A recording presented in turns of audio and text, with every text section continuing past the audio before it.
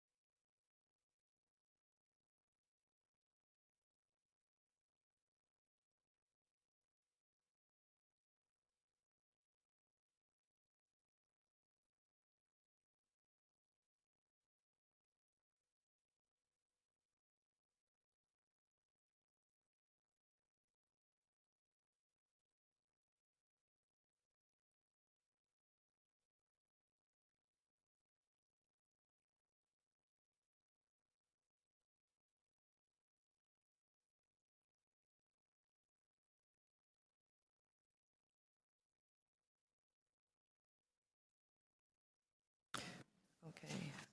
Thank you. We can begin our meeting and resume the agenda in momentarily. We do have a list of speakers. We're still on TE 27.6475 Yonge Street Zoning Amendment Application Final Report. I believe Eric Ma from Unite here is going to speak next. But before I call up Eric, hang on tight. I'm going to be asking members if they have any quick releases. I know that perhaps Councillor McMahon has a few items that she would like to deal with now. Very much. So first up is TE 27.9, 355, and 363 Coxwell Avenue zoning amendment, final report. And I will move staff recommendations and just say this is a great news story. Instead Co-op is building affordable housing in my neighborhood. Sorry, Councillor McMahon. I think because the item is a final report. Yeah, we need to check for speakers. You want to check, but no one's here. Yeah. And no one's here. Oh, okay. Sorry to interrupt. That's okay. Why don't we do that? We'll do a place for a call for speakers. Councillor McMahon is interested in dealing with item TE 27.9, 355 and 365 Coxwell Avenue zoning amendment application final report. I do have one speaker listed. I just want to call her name and make sure that she is here, or perhaps she's decided not to speak. Stephanie Quast. Hi, Stephanie. Are you here to speak to the item? Yeah, okay. Then that's okay. If you want to hang on tight, we'll come back to this item in order. So, okay. So then, once again, I'm just going to place a call to the public to see if there's any other members of the public who are interested in speaking to this item. We are once again on item number 9, 355 to 365 Coxwell Avenue zoning amendment application. Anyone else here to speak? Seeing none, Councillor McMahon, you have moved the motion and the staff recommendations. And just, I'll thank staff on behalf of the applicant and myself, and this is a great news story for 6 stories, 33 units of affordable housing with superb Instead Co-op in the East End. Okay. Thank you. Great. Thank you very much. And Councillor McMahon, congratulations. I remember your first 6 stories. And it did not go so smooth. She remembers those first 6 stories too. All those in favor of the staff recommendations? Okay. Any opposed? That carries. Thank you. Another quick release, Councillor McMahon? Well, if there's no speaker for TE 27.11, oh, there is a speaker, so. There's a speaker, so we'll continue to hold that. And that's it. Any other members with quick releases? I'll take them now. Okay, actually, before you go, Councillor Cressy, I think Councillor Lane's hand was up first. Thank you, Madam Speaker. The item number is TE 27.18. It's an 11 o'clock timed item. I don't believe there are any speakers. Okay, I'll just I'll read the title of the report. T 27.18, alterations to a designated heritage property at 2 Strawn Avenue. Are there any members of the public who are here to speak to this particular item? No members of the public for 27.18. And I will move the staff recommendations. Okay, all those in favor? Any opposed? That carries. Another one, Councillor Layton? Nope. Okay, Councillor Cressy? Item TE 27.10, that's 263 Adelaide. I have a quick amendment, and then I can release it. Before you do that, Councillor Cressy, there are 2 registered deputants. I just want to make a call. So there's a request to release item TE 27.10, 263 to 267 Adelaide Street West, renting housing demolition application final report.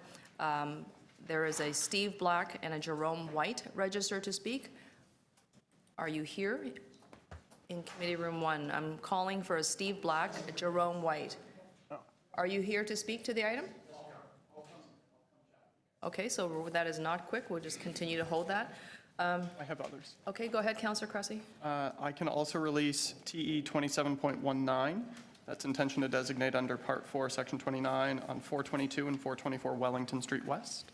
Okay, so there's a call for speakers on TE 27.19, intention to designate under Part 4, Section 29 of the Ontario Heritage Act, 422 and 427 Wellington Street West. Any members of the public here to speak to this item?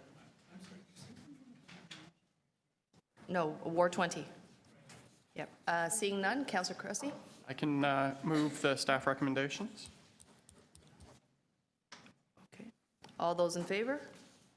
Okay. Any opposed? Seeing none, carried. Thank you. Anything else?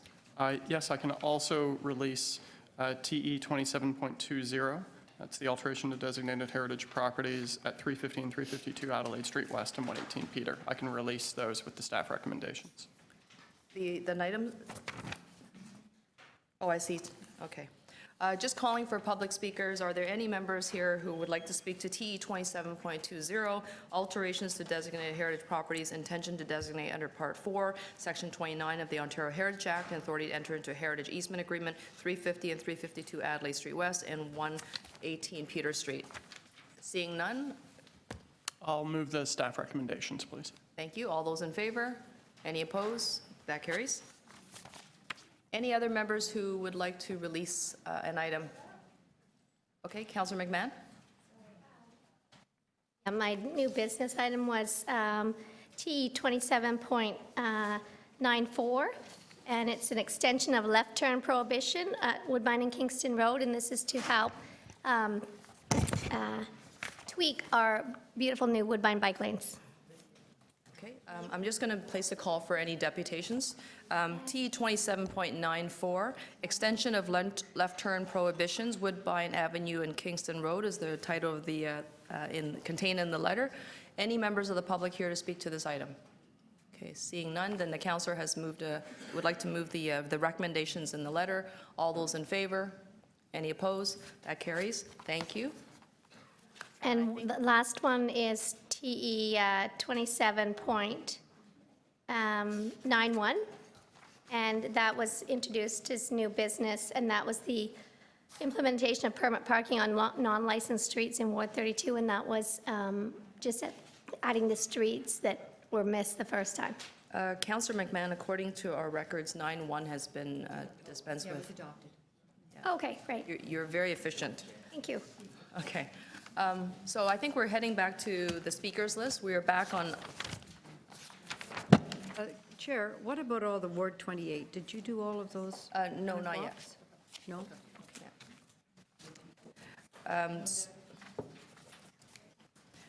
So we're now heading back to T 27.6, 475 Yonge Street zoning amendment application final report. Eric Ma, I know you're behind the column. Please proceed to the center of the room. There's a microphone, and I'll start your time when you're ready. You've got 5 minutes. Hello, councillors, and thank you for your time. My name is Eric Ma, and I work as a second cook at the Holiday Inn on Carlton, and I'm a proud member of Unite Here Local 75. I am here today as a father and someone that was born and raised in Toronto. I'm very concerned about the amount of hotel redevelopment happening in Toronto, especially in Ward 27. I have decent benefits, a pension. I get paid overtime and when I need to stay late, and I make $23.42 an hour. I get 3 weeks of vacation. I have some control over my scheduling and regular working hours. That gives me time to be a father and spend it with my 5-year-old daughter and another one on the way. I'm very concerned about the potential redevelopment of the Courtyard Hotel and the loss of so many hotel rooms in Ward 27. I wonder if my hotel will be next. In recent years, the Sutton Place Hotel and Primrose Hotel have both closed. Right now, we are talking about the Courtyard Hotel, and there is another item on today's agenda related to the possible redevelopment of the Chelsea Hotel. There are thousands of unionized hotel workers in Toronto, and we are under attack. When the auto industry threatens to close a plant, there's a national outcry. Not when thousands of hotel worker jobs are at risk.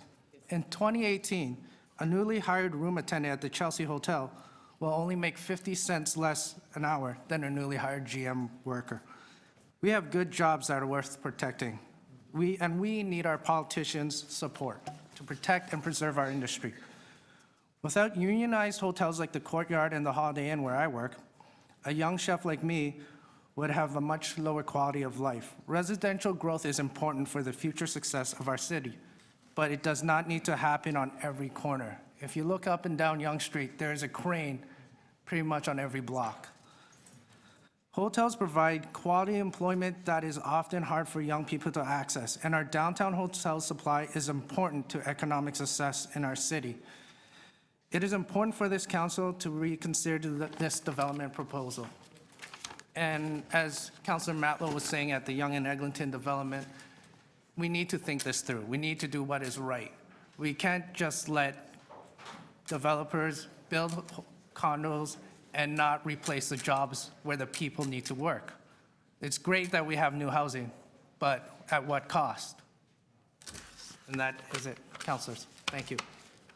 Eric, thank you for your deputation. Are there any members who have questions for the speaker? Okay, thank you to Eric. Thank you. Our next speaker is Roberta Williams, also from Unite here, Local 75. Alberta. Alberta, are you here? Okay.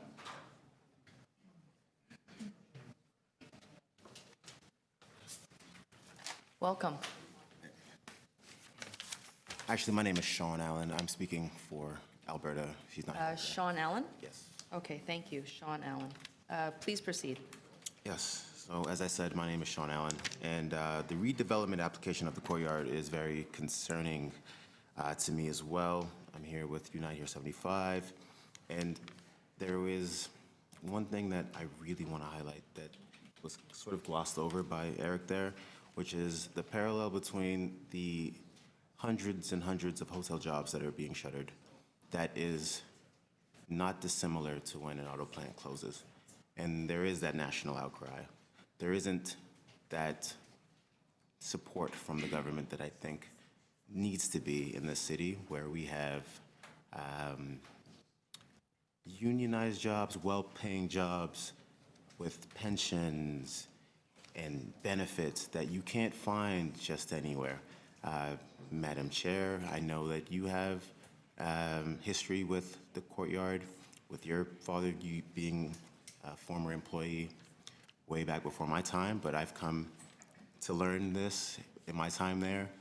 And I think it's very important that we kind of take a closer look at the number of hotels that are closing and what that means to people like me, younger people who do not have an opportunity to find, good paying jobs that will mean a brighter future, or the ability to one day afford one of the beautiful sky rises that are going up all over the place. So that being said, I'm keeping it short, but that is the gist of it. So thank you for your time. Thank you very much, Sean. Are there any members here who have questions for Sean? Okay. Then I'd like to call Medhen Gabre. Medhen, are you here? I see you. Okay. Come on up to the front of the room, and I'll start your clock when you're ready. Following Medhen is Patricia Campbell.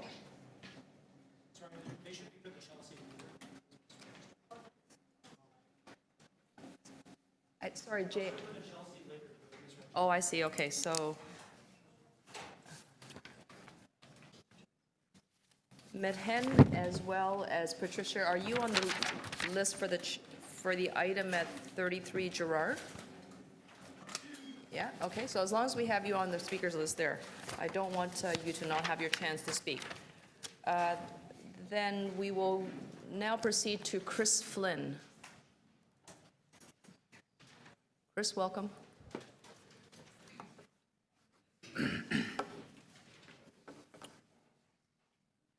Please proceed when you're ready. Good afternoon, everybody, and thanks for the opportunity to speak today. I'm coming here as a resident of Toronto, a lifelong resident of the GTA, a young worker, and a student.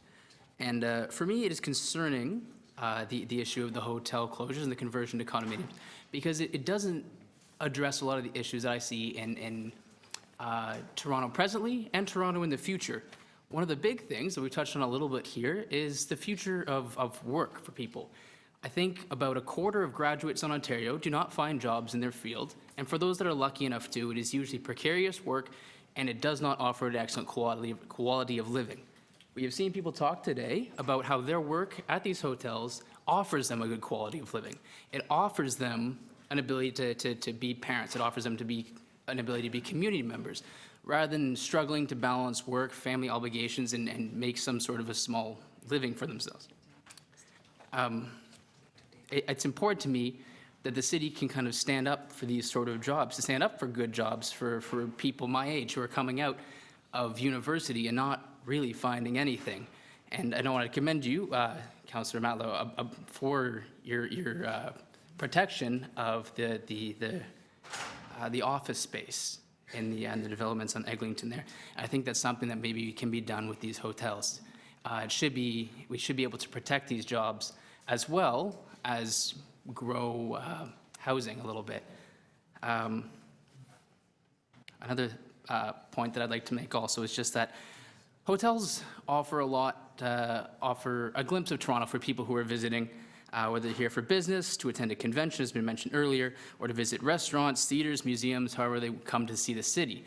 And one thing we have in Canada is we have a good reputation for being hospitable people. The people who are giving us this reputation are the people working in the hotel industry, the people who, when somebody comes to visit, they're the faces interacting with them, and they're the people who are responsible for this idea of Canadian hospitality that we all benefit from. And I think that's something that should not be overlooked, and we don't need to reduce that. We need to strengthen that in the city if we all want to benefit from that. And that's sort of the main points that I'd like to make. Thank you very much, Chris. Are there any questions of the speaker today? Okay, thank you. Thank you. Our next speaker is Kevin Murray. Is Kevin here? Calling for Kevin Murray. Okay. Are there any other members of the public who are here to speak to this particular item? We're on item number 6. 475 Yonge Street. I see Adam Brown and Tom Giancos. Okay, welcome. Thank you, Madam Chair. Members of Council, my name is Adam Brown, and I'm here with Tom Giancos from Kingset.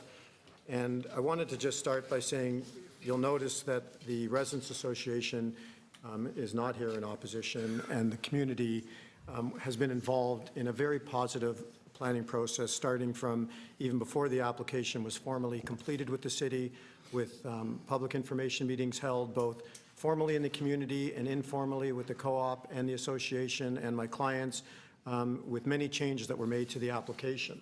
And it's an application where there's recommendations in the report before you that recognize the site being within the downtown and central area of the city and being a mixed-use designation. It's not employment lands. It's not a subject office replacement. I know people are trying to equate hotel development to office replacement. It doesn't have any such policies. It has the mixed-use policies. And these are some of the developments that you see surrounding the site, and I think most of you are well aware of them. So I'll just go to some of the changes. And as part of the process, there's been significant changes to the proposal. There's been a reduction in the overall height. There's been the elimination of the 20-story component. There's been a redesign of the podium to respect the heritage character of the street, and an opening up of the corner, I'll show you in a minute, to create an actual public park as well as a POPs on the other side of the site. So significant changes in response to the input of the community, the local council, planning staff, and all of which has also improved the surroundings of the site in terms of the sidewalk widths of 6 and 8.2 meters. And again, there's the increased park area, 15% of the site area on a downtown site. So much of what has happened through the process has been extremely positive.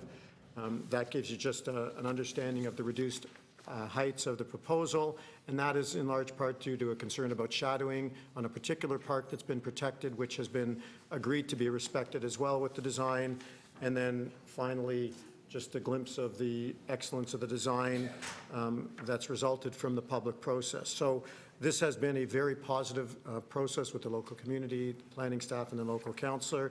And just a summary of the reductions to the proposal. I talked about the height, the floor plates, vehicular parking reduced, the elimination of that 20-story component, the 9-story massing about the connection, the parkland that's been provided at grade, in addition to the POPs that's been provided, the tower separations increased from 20 to 25 meters, the reduction in the floor plates, and then finally a Section 37 agreement that's been reached between, again, the city and ourselves for an $11.4 million contribution. That's all been, again, negotiated in good faith by a client that's listened throughout the process. So I want to thank city staff and the councillor and the community who took a lot of time to get through this process over the last almost 2 years, and it's been a very successful one, and we'd ask that you adopt the recommendations of staff that are before you today. I'd be happy to answer any questions you might have. Thank you very much. Tom, will you be speaking? If there's any questions asked of me, sure. Okay. Are there any members with questions for the speakers? Okay. I have a question. With respect to the request from Unite here to ensure that we have a healthy supply of hotel rooms, facilities to help foster cultural, sports, and overall tourism in the city, there is a significant loss of hotel rooms by way of this application. Are you absolutely settled on the number of hotel rooms being reintroduced, or is there an opportunity to continue the dialogue to explore further? So right now, the provision that's in the bylaw would allow up to about 160,000 square feet of non-residential uses in the development. So that's what we have now. Marriott only has a one-year lease remaining on the site. But as you're probably aware, Kingston with the Royal York Hotel has a pretty significant investment in hotels in the city. If there's an opportunity to bring a hotel of a greater size to the site, that's not something we would be averse to. But right now, we have 160,000 square foot permission for non-residential uses, and always we could come back if there's an opportunity to have a larger hotel on the site. Right now, again, Marriott expires in about a year. So it sounds like there is a willingness to continue to explore, should it be viable. And Absolutely. would you be willing to engage in conversations with the local union, who's well represented here today, to have those conversations? Sure, absolutely. Okay, and those conversations could also involve, of course, city planning staff? Absolutely. Okay. Are there any other members with questions? No? Okay, seeing none, thank you. Thank you. Are there any members of the public who would also like to speak to this item? We're on item number 6, 475 Yonge Street. Otherwise, we'll bring this right into Community Council for decisions. Okay. Any members with questions to staff? Okay, Councillor Matlow? Before I ask the question, may I just ask through you or the clerk, do we have somebody from Economic Development here? Yes. Oh, hi. Hi. Thank you. I appreciate that. I just want to get a reality check. With respect to hotels in the downtown area and the accommodation for visitors and for jobs, what is sort of this? What is the state of that industry currently? Are we concerned collectively as a city about the decline in both jobs and also availability for visitors? Could you just give us sort of your analysis, your take on that? Through the chair, we're actually coming forward next month with an information report on the state of hotel supply in the city. What it will say is that over the last 10 years... I'm so sorry, and I don't mean to be rude to the two of you, but I'm having trouble hearing from right behind Sorry. you. Thank you. Over the last 10 years, there's been flat, stagnant growth of hotel supply within the city. Employment as well has been flat within the accommodation sector. There's been healthy increase in supply in the airport region. But in the core of our city, But the core of our city, it's stagnant. it's stagnant. Do you believe that should be of concern to us? Yes. Thank you. Any other members with questions to staff? Just to clarify, staff, the report that you're going to be sending back to ECDEV, that's in response to a motion that was initiated by Councillor Bailao and myself, expressing concerns about the quantity of hotel rooms in the city. Is that the report that you're referring to? That's the pending report? Through you, that's correct. Okay, so technically you're late with that report. I think it was supposed to come back Q3 of 2017, I believe. But I'm glad to hear that it's coming back. I think you can probably expect a number of the members from Unite here at ECDEV to depute on that matter. Then a question to planning staff. With respect to earlier deputation regarding a request, regarding the application as, constituting good planning. In your opinion, after a 2-year planning process, have we achieved everything we need to achieve at the city to constitute that this project constitutes good planning? Through you, Chair, yes, we believe that it does constitute good planning. It also should be noted that the applicant was an appellant to the North Downtown Young OPA, and part of this report is a settlement of their site-specific appeal. They were an appellant to the overall OPA, and that has now been settled, and they do have a site-specific appeal for this site. Okay.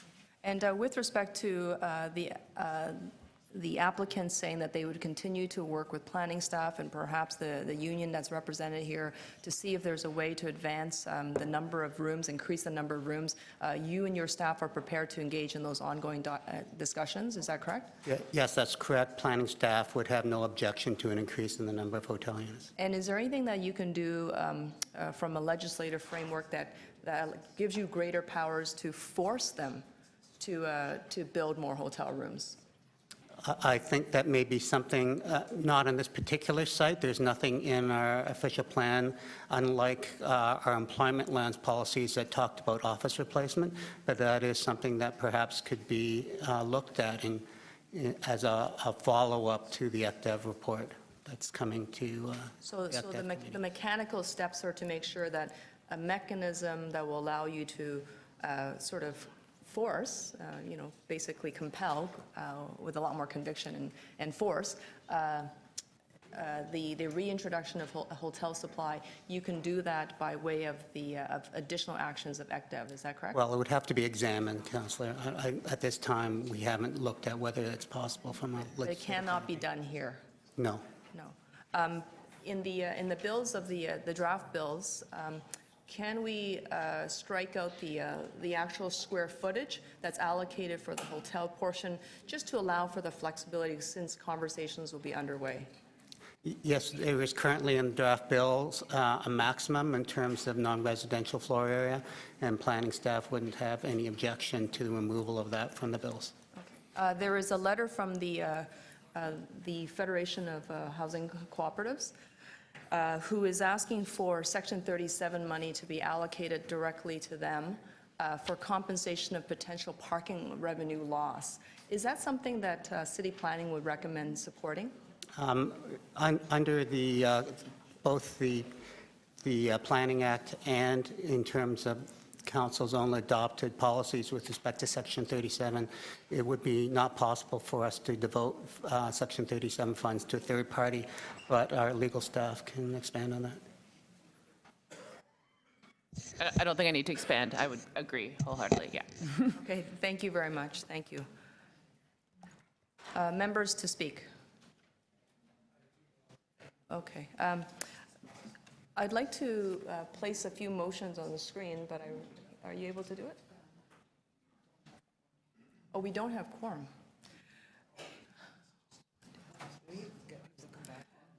Members of Toronto East Shore Community Council, members of Toronto East Shore Community Council, we need you coming right back into Committee Room 1. We've lost quorum. There are a number of very important items that we have to deliberate upon, not to mention the fact that we have got members of the public who've been waiting all day to be heard. Please come back to Committee Room 1 as soon as possible. Thank you.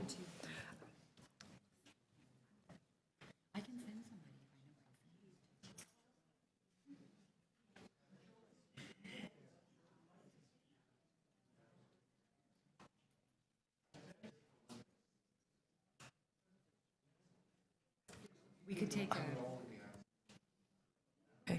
I'm going to propose that we break for 5 minutes, and we're going to find some counselors. Everyone, you are welcome to use the facilities in the building, and we're coming back in 5 minutes. Thank you.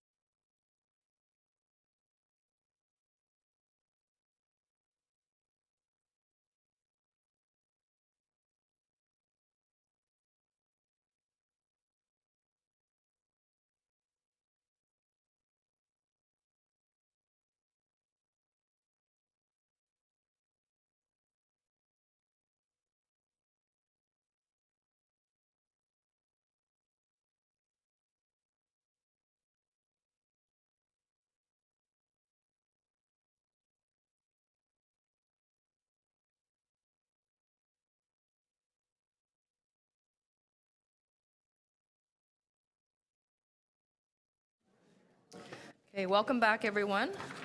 We are still on item T 27.6, 475 Yonge Street. Getting ready to move some motions so we can actually place a vote. Okay, I had called for members to speak to the item. Seeing none. I did want to. Okay. Did you want to speak? First of all, there is no greater champion of the hotel workers in the downtown core than Councillor Wong Tam, along with Councillor Bailao. And I have great confidence that if there was a policy that Councillor Wong Tam could have held up and shoved forward to protect those rooms and those spaces and those jobs, she would. That's who she is. And I think that by creating this dialogue where there's an opportunity to even look at opportunities is a successful next step that Councillor Wong Tam has been able to champion.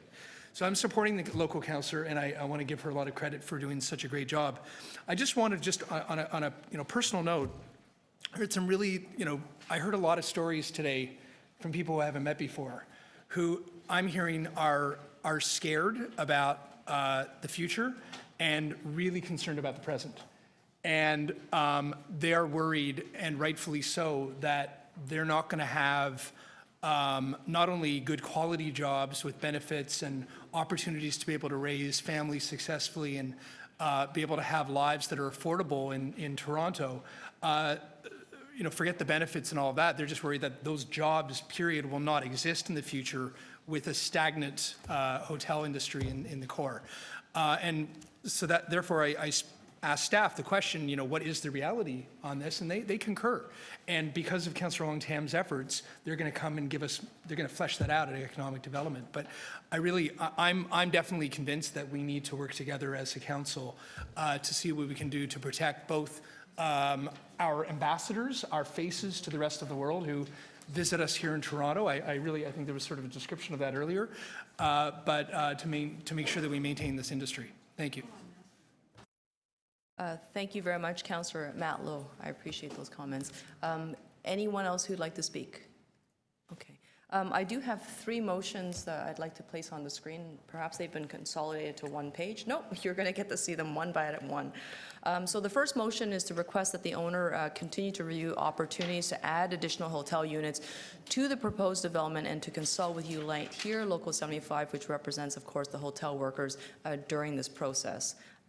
Motion number 2 is to request the owner to meet with the representatives of the City Park Co-op, which is the building adjacent and next door, and the Co-op Housing Federation of Toronto to discuss outstanding concerns with the development.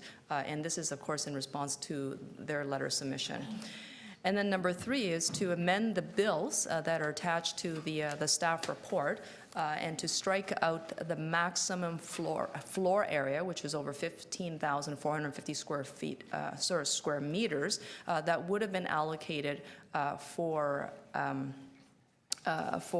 the residential floor space that's non-residential, and so basically we're stripping the ceiling of the GFA and designated space. So what that does is that it allows, hopefully, for some flexibility should the composition and program of the building change by way of discussion.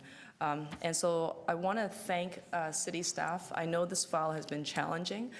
Yonge Street, as many people are aware, is a street of evolution. I never thought when I took office that we'd see so many applications march down the street on the downtown portion of Yonge Street. I know Councillor Matlow is experiencing it from his midtown portion of Yonge Street, and we are all grappling and trying to control and sort of shape the development so it actually makes sense in the local community. But while we're trying to implement these planning frameworks that take years to develop, and then oftentimes are appealed to the Ontario Municipal Board, we're oftentimes sort of in limbo. But I do think that we're starting to see the crescent, where the reports are, the city-initiated OP amendments, the secondary plans, all the sort of proactive planning pieces have now fallen into place largely, including the Heritage Conservation District.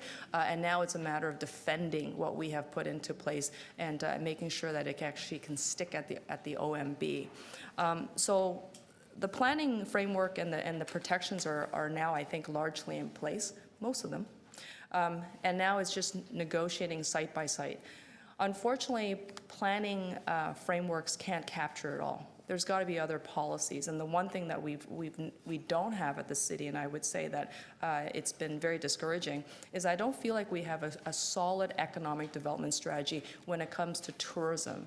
Not just waving the Toronto flag, saying, "Come and visit. Aren't we a great place to chill out and to visit our museums and visit the concerts?" But rather a proactive strategy that actually includes good quality jobs, that partners up with our hospitality sector so it's not an afterthought, but it's actually part of the discussion moving forward, and to leverage all the assets and strengths that we have. And that's been something that I, as a sort of downtown, midtown councillor, has found it to be rather troubling.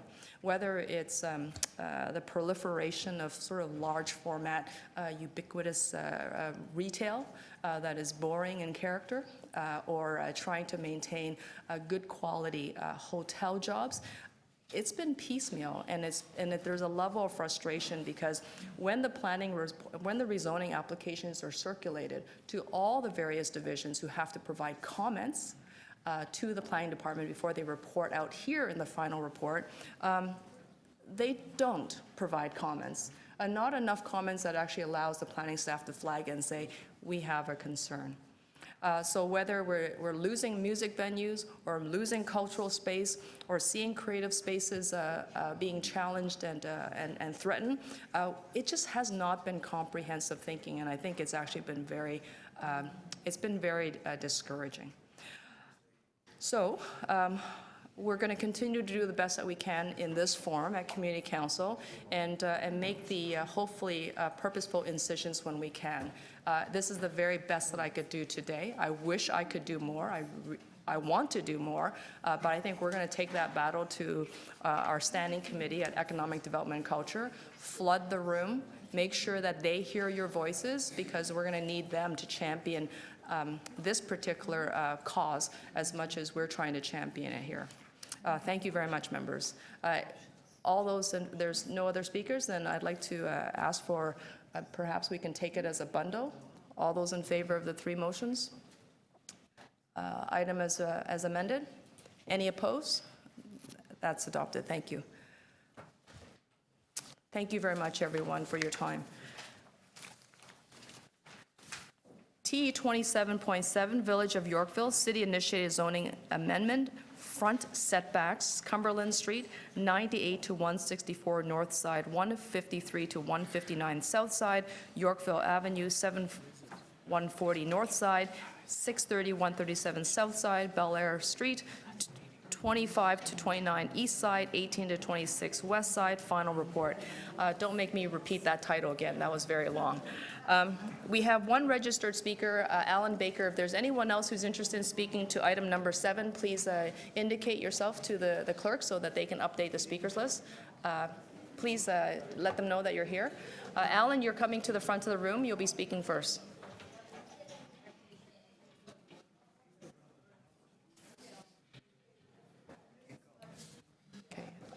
You've got 5 minutes when you're ready. Good afternoon, Madam Chair and council members.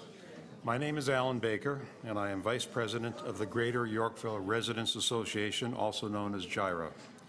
GYRA represents 39 condominium buildings with over 5,000 residents.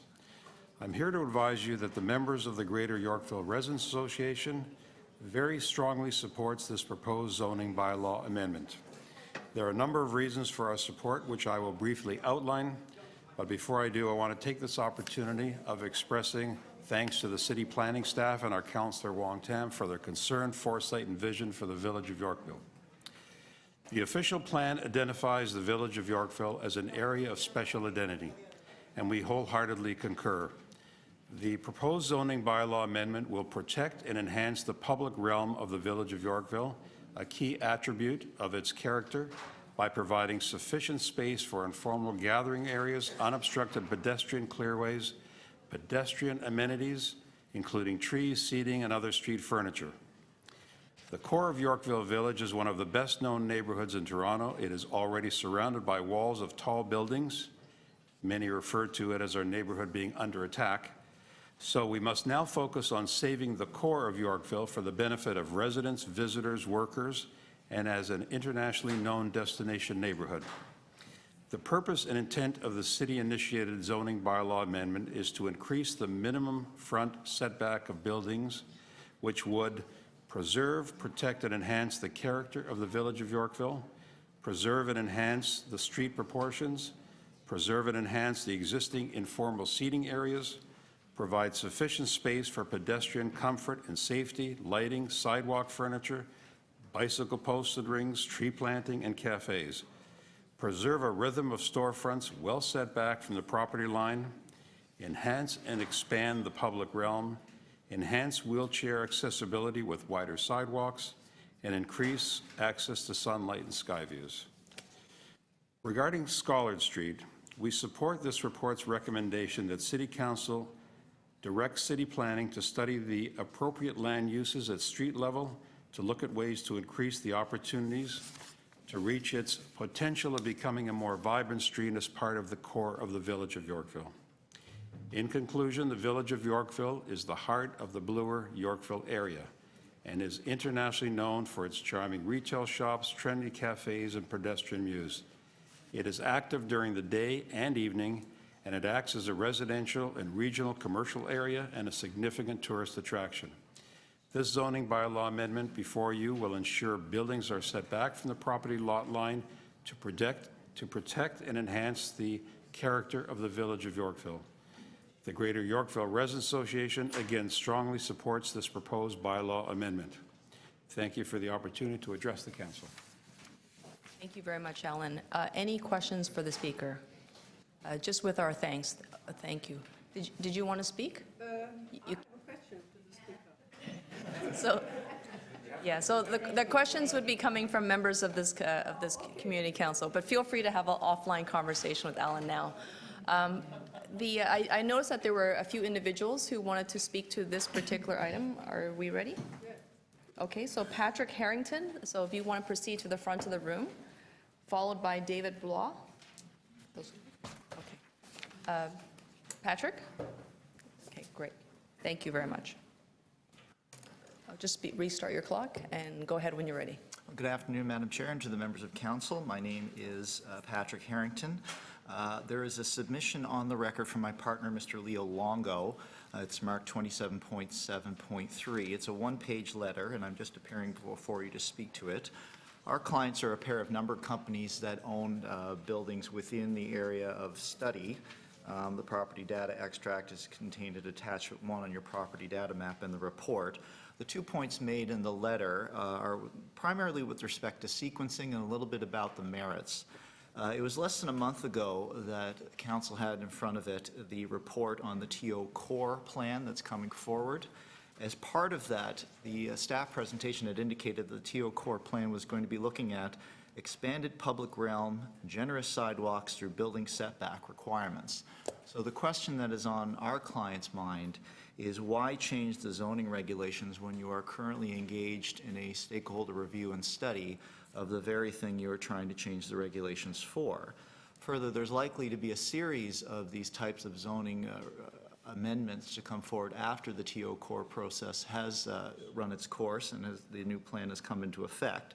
And our client would like the opportunity to consider what the totality of the zoning amendments are going to be after the TO Core plan has come through, rather than looking at them piecemeal. The second half of the letter talks about a bit about the merits of a standard setback throughout the district. And if you look at the property data map, you'll see that there's a significant amount of articulation of the frontages, particularly along Cumberland and along Yorkville and a little bit along Bel Air. And we would like you to not be so quick as to dismiss the contribution that that articulation makes to the character of the neighborhood. This is, as the previous deputant said, a world-class neighborhood. And there really isn't, we think, necessarily a justification for a standard setback throughout the neighborhood. And if there is going to be, it should be coming in the form of the higher-level planning instrument of the TO core plan rather than the one-off amendment to the setbacks as proposed through the zoning amendment. So that is the nature of my client's concerns about what's proposed to today, the first being the sequencing, and that we would ask that this be put off or at least delayed to be considered as part of the TO core planning process.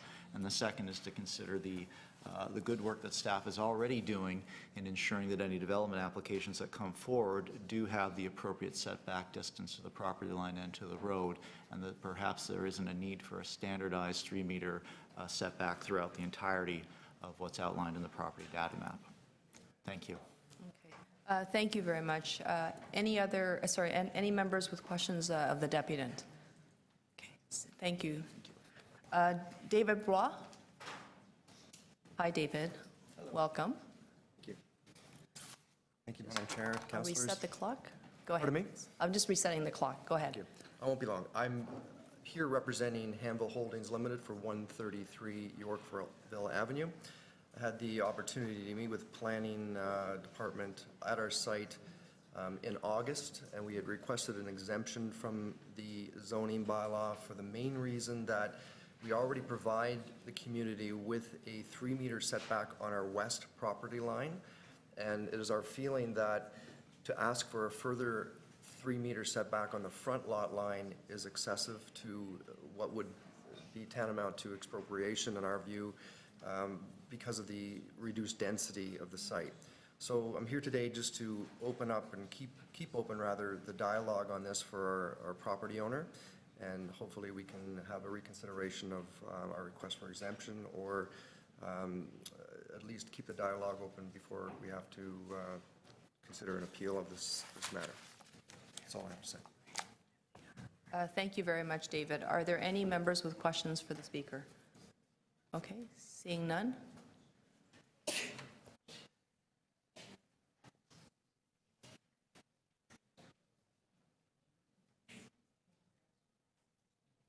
Eula Ojelic? Ojelic. I'm sorry, I always mess up your last name. I'm going to learn to pronounce it. I apologize. Is it my turn? Yes, it is your turn. Welcome. We're going to set your clock, and you have 5 minutes. You can keep an eye on it there. Okay. I hadn't planned on speaking. I think there's an objection to this. Was sent by a lawyer, which was not just for our property, but for other properties as well. We object to this taking of land because it seems to all benefit the big developers by keeping us low at the periphery. I have several properties in Yorkville, and I would be really massively affected by this. For also the simple reason that we have been affected by City Council or by the Planning Department, the OMB, allowing the builder to not adhere to proper setbacks. So if we were to build, we have to make up for the setbacks and, cannot open anything. This further taking, I don't know, is it appropriation? How do you call it? Is there a benefit to us ever? It would not allow us to build at all. The buildings are getting older. We have to maybe also repair. We are pressed into a corner. We are pressed into possibly selling. And the value of the property is very much diminished by all this. So in many cases, we cannot do anything anymore. We are just staying low, and the center, which is high-rise, benefits in view, light, etc., from the periphery staying low. I do not understand why people like the corner property, Yorkville and Cumberland, do not have to adhere to this setback, when this was such a great plan to keep Yorkville pedestrian, or Yorkville could eventually become pedestrian, and you do not have to appropriate the land. Now, if you appropriate the land, do we get compensated? Is there a way of compensating us? If there was compensation, how is that established? Is it established on so many square feet? Is it established on the way that the rest of the land becomes useless? Those are questions I haven't seen in the report. And I like an answer to that, so we can sort of talk about it in detail. I'm not a good speaker, but I felt that there was nobody here to ask those questions, and nobody has so far addressed this to me.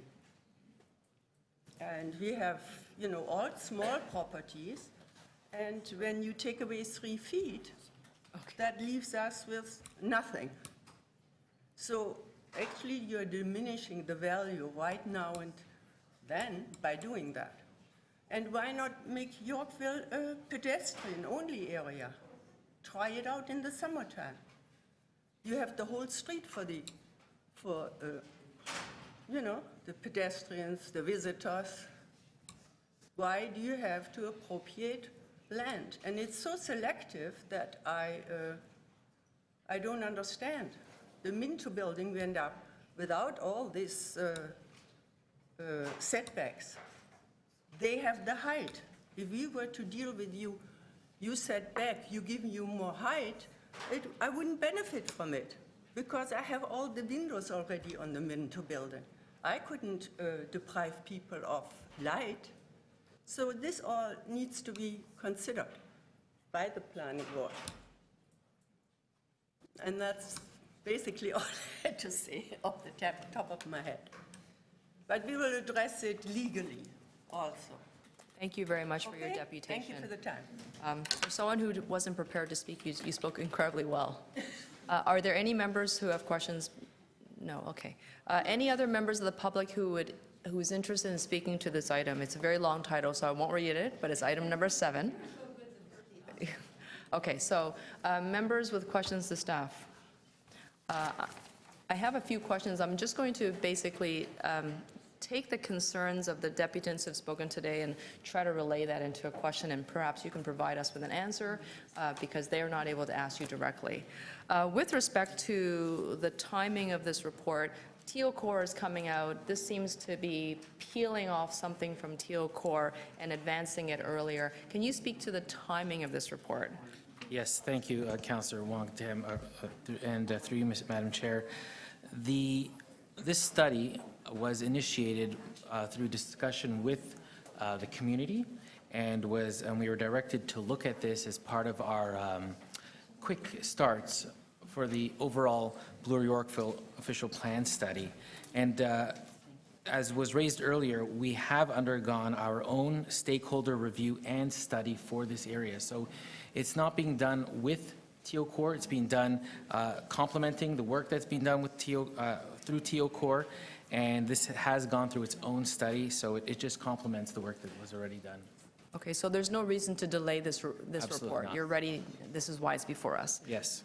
With respect to the 3-meter front setback, there was a deputant, Mr. David Blois, who said, my property already has a sort of a side yard, 3-meter setback. Is he compelled to still comply with the 3-meter front setback now?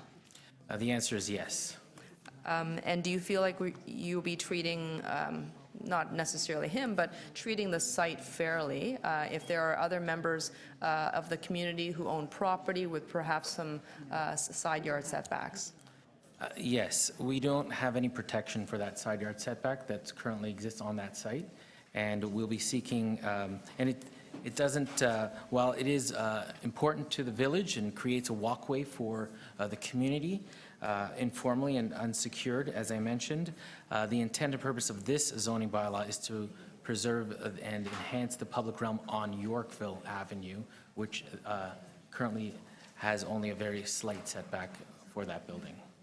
And thank you very much for that answer. How would you respond to deputants today who have it pretty much equated the effect of this report as an act of expropriation. You're taking away 3 meters from the front of the property to the property line, and perhaps any type of GFA in the future that they may be asking for.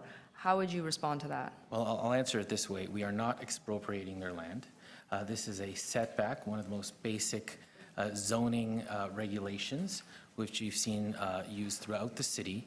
This remains their land. Should the buildings have to be set back, what we're doing is preserving that space for landscaping, seating, and as you would understand, many of you around this table, the character of Yorkville isn't one of just walking along a sidewalk. It's stopping, it's sitting, it's hanging out, seeing and be seen, and it's that sticky factor that we have in the village of Yorkville, which is what we're trying to preserve. And so while setting back the buildings, those spaces will remain private. We will look to secure any sort of public accessibility to that site, that area, but they can remain as private patios and whatnot. We're simply trying to preserve the space that already exists within the village of Yorkville and further expand areas where possible. With respect to the building type form in the village of Yorkville, not on Bloor Street or Bay Street or Avenue Road, but right in the heart of the village. We have buildings that are 2 or 3 stories, oftentimes with steps down, steps up. They do not necessarily have a sort of a building face wall that comes right down to the property line. Is that what you're trying to preserve as properties are being considered for redevelopment or for revitalization? Yes, absolutely. I have some images of that area I can show you on the screen, but otherwise... Sure, you have, you want to take up my 45 seconds? Go ahead. They say a picture speaks 1,000 words, right? So we'll see it. So I'll just take you through a number of photos here, and you'll see that these setbacks currently, these buildings are currently set back approximately 3 meters. In this case, here we have informal gathering spaces where buildings are set back further than 3 meters from the property line. In cases where buildings are currently set back further than 3 meters, we will be securing those spaces in excess of 3 meter setback. You can see this is Bel Air Street here. This is Yorkville. So a number of situations where we have these setbacks and we have these tree canopies that are growing within those setbacks and they're landscaped. And along Cumberland Street here, you can see this line indicates approximately where that 3 meter setback would be located. It's in fact just, again, for the most part, preserving the setback that currently exists and then again enhancing that where possible. Okay. Thank you very much. Thank you. Any other members who would like to speak or ask questions? Sorry, members to speak then.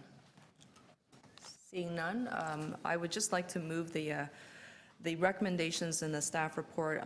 I want to thank the deputants for coming out. I recognize that that many of you, I mean, obviously are property owners, and you've been watching a lot of change happening, and not just in the village of Yorkville. There's some small infill sites, but also bigger applications around the village of Yorkville. Streets on Bay, on Yonge, on Avenue, on Bloor, and even to a certain degree, just north of us on Davenport. So why here in the village of Yorkville is this this city-initiated report before us? And hopefully the city planner was able to sort of illustrate what it is that they're actually trying to preserve in the village. And I know that it can seem difficult because it may seem unfair. And I wish I could give you a quick resolution or an answer that will bring everybody to a place of fuller understanding. And I know that it's not that you don't comprehend what we're trying to do, but perhaps there might be some disagreement on the strategy right now. And I just want to acknowledge that. I think it's important for us to at least acknowledge that what you said is important. But I think what I'd like to convey today is the purpose of city building. The village of Yorkville is so unique and special, and I think largely it's unique and special because of these wonderful little spaces. We've talked about mid-block connections, we've talked about the laneway connections, and all the little spaces that make Yorkville unique, not unlike what we see in Kensington Market or any other sort of small-scale neighborhood. While the onslaught of development is all around us, it does sometimes feel like that vitality, the essence of Yorkville is oftentimes threatened and sometimes compromised, which is why even when large developments are proposed, they try to recapture the old spirit of Yorkville with fine-grained retail, with a rhythm and pattern that makes sense, with lower style podiums.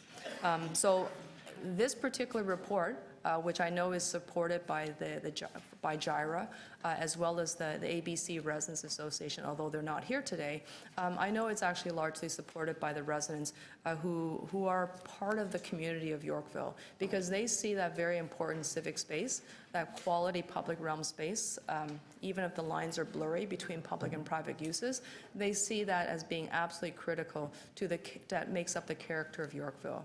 So that's what this report is about. I want to just thank staff for their contributions and making sure that this comes out in advance. And this report may actually be the report, if we defend it successfully at the Ontario Municipal Board, which I'm sure this is where we're going. If you want to stand down your appeal, that's good for us as well. But in case you don't, and hopefully the city will prevail, this report might be the report that sort of we can point back to in 20 years and say, it's this report that actually helped us continue to preserve the physical spaces that make up that unique character of Yorkville. As even though the title is very weird, and I can't stand this title, but this might be that document that helps us capture the essence of Yorkville from a public realm, civic sort of space perspective. And so I want to thank staff for that. All those in favor of the recommendations in the staff report? Okay, any opposed? That carries. Thank you. I believe we are heading to TE 27.8.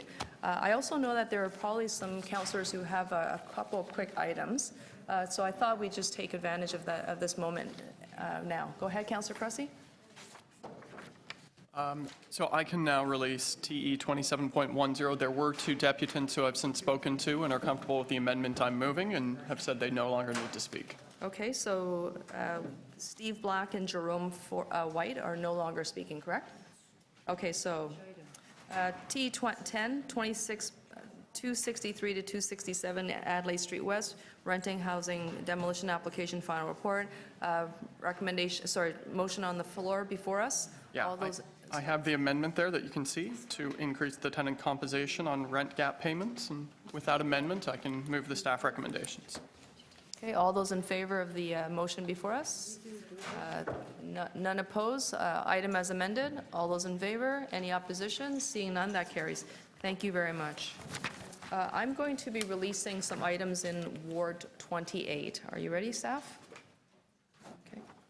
In particular, item number 17, item number 17, which was a timed item, but I don't believe there's any speakers. I'm just going to read the title. TE 27.17, 55 to 95 Lakeshore Boulevard East, 33 to 53 Freeland Street, and 15 Cooper Street. Official plan amendment and zoning amendment application request for directions report. Are there any speakers to this item? Okay, seeing none, then I move that we adopt the recommendations in the staff report. All those in favor? Okay, no opposition, that carries. Thank you.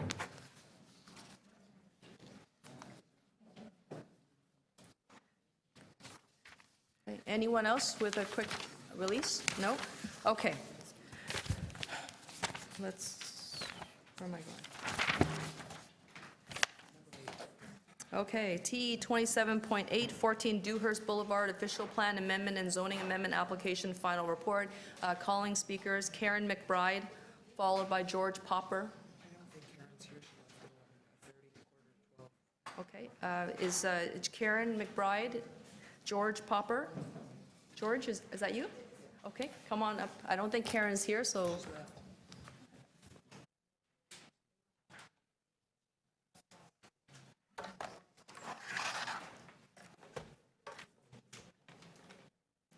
Is there anyone else, may I ask, if there's anyone else speaking today on I this matter? believe you may be the only one, sir. Thank you. Oh, I'm sorry, somebody just indicated their desire to speak. Sir, if you want to just register with oh, you did? Okay, wonderful. We'll be calling you shortly then.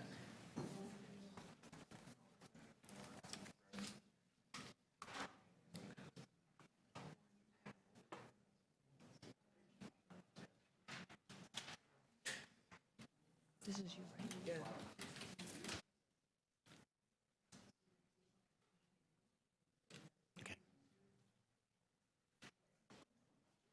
They have to have them copied ahead of time. Okay. You're ready, I'll begin your clock. Members of the committee and chair, my name is George Popper. I'm the architect for the project. Thank you for giving us the opportunity to speak. This project, which is on your monitors, has been in the works for over 3 years. We worked very closely with Heritage Services for over a year until we arrived at a design that the heritage features were preserved that were the most important to the staff, while giving this new life to this building. There you can see the picture of the building in the corner.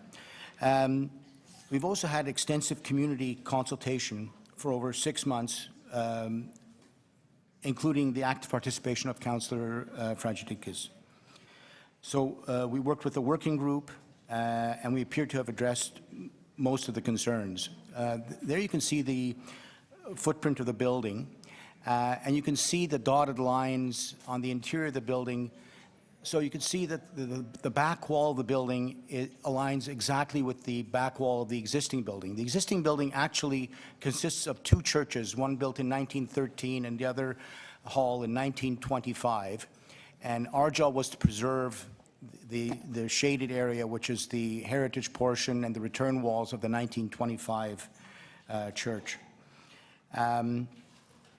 Along with that, on the right-hand side of the screen, you can see there is a linear park, which was proposed by the planning staff and urban design staff, and which we incorporated into our design concept. So that's going to be a public space, a public park, that's going to be part of a system of linear parks and walkways that run parallel to the Danforth. And we're very excited about this because it's going to be a very beautiful addition to the public realm. Let me talk to you a little bit more about the project. It's a 32-unit, 4-story project. The site is immediately behind the commercial properties on the Danforth, so it's kind of at the edge of a residential district, and it's right across the street from the proposed second exit to the Donland station, so it'll be directly across the street from the subway. We also have 25 parking spaces for our 32 units, so this is a very high parking ratio considering the fact that we're virtually on the TTC. There's already a very large building on the site, and the proposed building generally follows the footprint of this existing building. So the facade of the 1925 church is retained, with the entrance to the church, as you can see on this photograph or this drawing, being now entrances to 2 of the condominium units that are proposed. And the main entrance will be to the left of this heritage portion. Leaded glass windows will be rebuilt with existing glass reused and new frames as coordinated by our heritage architects ERA. The impact on the existing homes in the neighborhood is minimal. In fact, the neighbor to the north that you could see on the left-hand side of this drawing is potentially the one that's most impacted by the development, and they support the project. Now, I want to talk to you, and this is some of the graphic images of the linear park that we worked very closely with Councillor Fragedakis and all the park staff and planners and urban designers, and we're very excited about that. This is going to be a very beautiful space with some really fine materials. And there's the drawing of the linear park. Now, this is an important diagram that I want to spend a few minutes talking to you about because it addresses the potential impacts on the homes on Langford, which is the street behind the project. But right behind the project, you'll notice there's a 6-meter wide lane. This is a full double-width lane that serves the community and serves this site. It is in fact the largest lane conceived of by the city in their DIPS policy. So this is a full two-way lane. And I believe the gentleman who's going to be speaking after me is one of the residents on Langford, and so that would be the house on the right-hand side of this screen. And you can see that those homes are separated by the back wall of the proposed building, which is in line with the existing building that's there presently, by a distance of over 25 meters, almost 26 meters. The urban design guidelines call for this dimension to be 15 meters, so we're approaching double this dimension. And the lane will be snow plowed, which will be an enhancement of the existing condition. So we believe that there's no impact, and this is a win-win situation for the city, and I ask for the committee's support of this project. Thank you. Thank you very much, George. Are there any questions for the speaker? No? Okay, thank you. Our next speaker is Phil Birkenhire.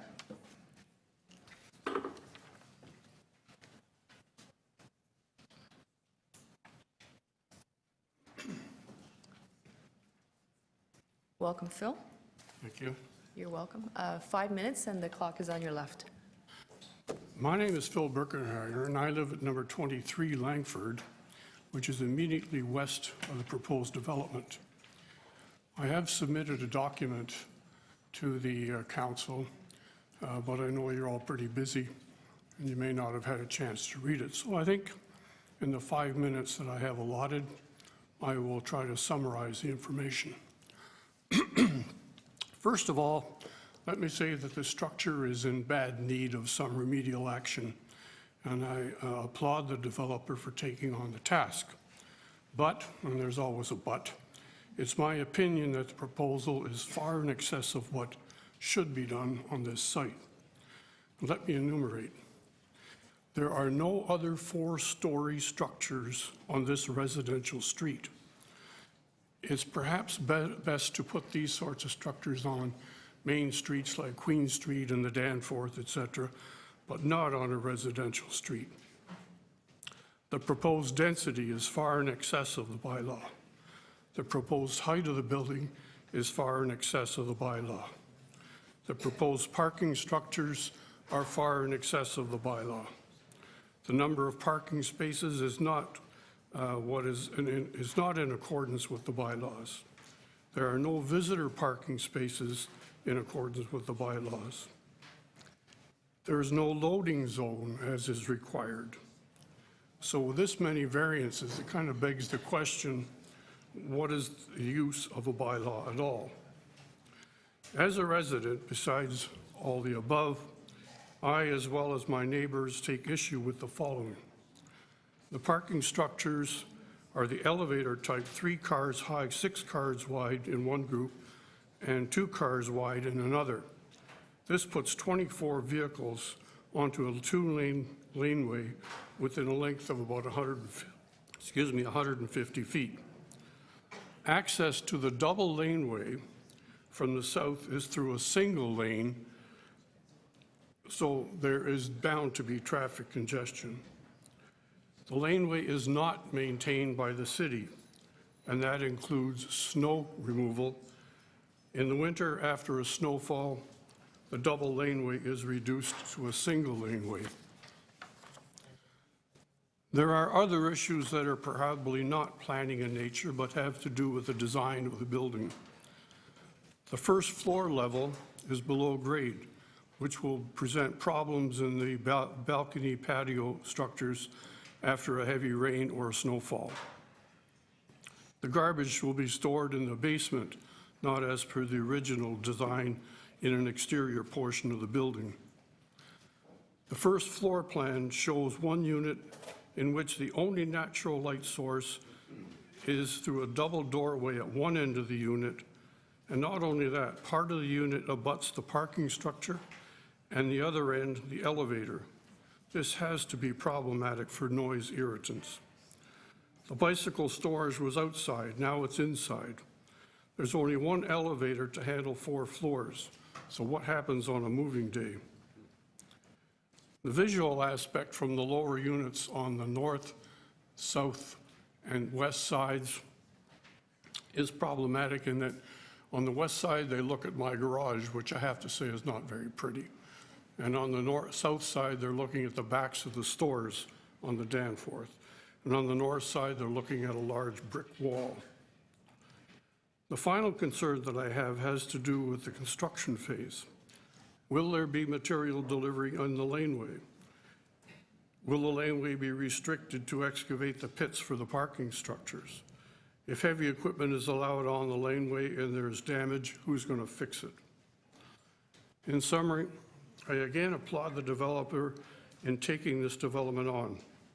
I do, however, submit that they are trying to get too much out of this particular site. Thank you. Thank you very much, Phil, for your comments. Are there any questions for the speaker? Councillor Davis. So this building is very close to the Danforth. You would agree that it is virtually beside the Danforth. It still is a residential street. Okay. And the height, how much higher is this proposed development than the current height? I'm sorry, I didn't come prepared to speak today, so I don't have the information with me, but it is significantly higher than all the other buildings in that area. And it will have an impact on my particular location in late fall, winter, and early spring in terms of sunlight. And that is a concern to me and a few of my neighbors. So you object to what's been added to the building, or you think I guess I'm trying to understand what you think would be better. To have it taken down completely? No, definitely not. I think that facade should be preserved, but I don't think it should be any higher than what it is now. I can live with what's there now, but if you start going higher and wider, and particularly the parking structures are going to be a major concern. Okay. Particularly since I exit my garage on that laneway. Thank you very much. I'll ask questions of staff. Any other members with questions? Thank you very much, Bill. Any other members of the public who would like to speak to this item? And if seeing none, then I'll just ask members if they have questions of staff. Okay. Councillor Davis? Wondered if you could comment on the difference between the height of the existing building and the height of the proposed building. As my look at this is it's not significant. Through you, Madam Chair, thank you, Councillor, for that question. The existing building is 13.25 meters tall, and then the proposed building is 13.8 meters tall. But then there is also the mechanical, which brings it up to about 16.1 meters. But that mechanical is set back, so there won't be any impact from a shadow perspective or from a view perspective. Thank you. Okay. Any other members with questions? Okay. Members to speak. Councillor Fragedakis. So I have a motion with some amendments to the staff recommendations. So I'll be moving this and the staff recommendations. And want to take this opportunity to thank everyone that's been involved in this project, from the neighbors that have come out to both the large public meeting and the working group and the applicant and the staff. We have, in effect, had a derelict building for a very long time, and we've had somebody come to develop it. It was declared a heritage, which I'm very happy about, and I think probably most everybody in the neighborhood is excited about the fact that a building that is over 100 years old is actually going to remain standing and continue to be a part of our community, because it's probably one of the first buildings of this size that was built after the Bloor Viaduct was built, as people started to expand into the East End. So obviously, we've heard from a deputant who's expressed some concerns with the application, and we've tried to address some of those through the amendments that I'm moving here today. But by and large, I mean, the feedback that I have received from most people in the community is that they're excited about this project, and the biggest concern that they have is around parking, surprise, surprise. So one of the amendments is actually going to be, deals with the parking. This is a beautiful building. I don't know if any of you on this community council have ever passed by it, but it's got a new neighbor, Starbucks, so you may have.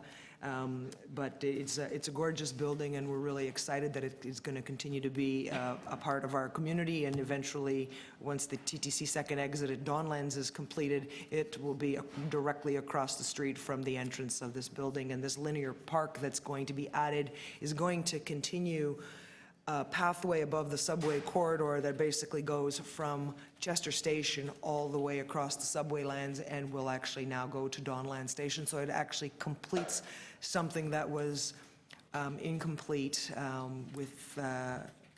without this application, where we're actually creating a linear park. So we're very excited about that new addition to our community as well. So I don't know if anyone has any questions, but that concludes my remarks. Thank you very much, Councillor. Anyone else who'd like to speak to the item? Okay, Councillor Davis, go ahead, please. I would just say that I think this is quite appropriate development. I am familiar, being from the East End, familiar with this beautiful building. And I think it has been, the character of this building has been maintained in this design, and I think a very tasteful redevelopment for this site that is essentially beside the Danforth. And as Councillor Fragadakis says, and I want to commend her for this, it completes the linear connections that run along the north side of the Danforth. I think it's completely appropriate and a very good outcome of this planning process. Great. Thank you very much, Councillor, for your remarks. Madam Speaker, or Madam Chair, can we also deal with the heritage item that's also on the agenda once we vote on this as well? It's, yes, they're to be dealt with, I mean, they're side by side to one another. Okay, So yes, that's great. Thanks very much. So I'll move those as well. okay. So we have the amendment on the screen from Councillor Fragadakis. All those in favor of the amendment? Okay, that carries. Item as amended? Okay. Any opposition? No? That carries, thank you. Then the accompanying report.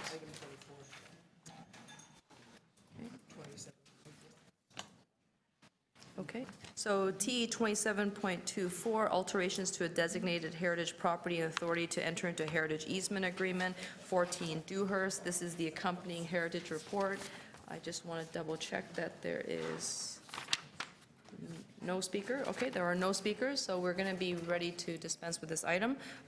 Councillor Fragadakis has moved the recommendations in the staff report. All those in favor? Any opposed? That carries. Thank you very much. Okay, well done. And we're now moving on to TE 27.9, which has been dealt with. Yes. Yes, that has been dealt with, as well as TE 27.10, that has also been dealt with.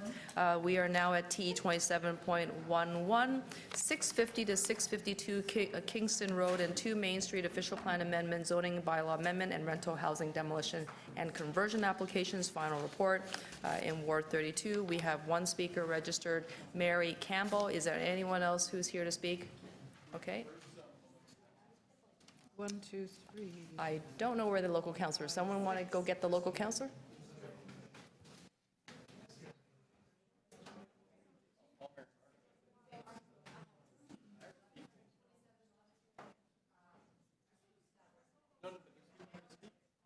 Sorry, Mary, we're just sort of organizing ourselves. Please proceed to the front of the room. Please proceed to the front of the room. I'll be giving you 5 minutes to speak. This is a large development, or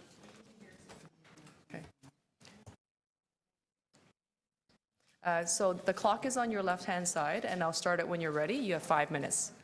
Okay. Yeah. I've been a resident of the immediate area of this proposal since I was 3 years old, so I've seen a lot of changes over the years, not earlier on, but along Kingston Road over time, there have been quite a few buildings over the 4-story guideline that prevails. But most of them were spread out and set back from the street a little bit, so they don't have the same negative effect as what is proposed here.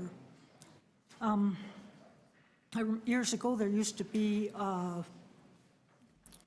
allowances for landscaped open space, which doesn't seem to pertain now. So the buildings that have been built recently have been built out pretty well to the sidewalk, so they have much more of an impact. Unfortunately for this corner property,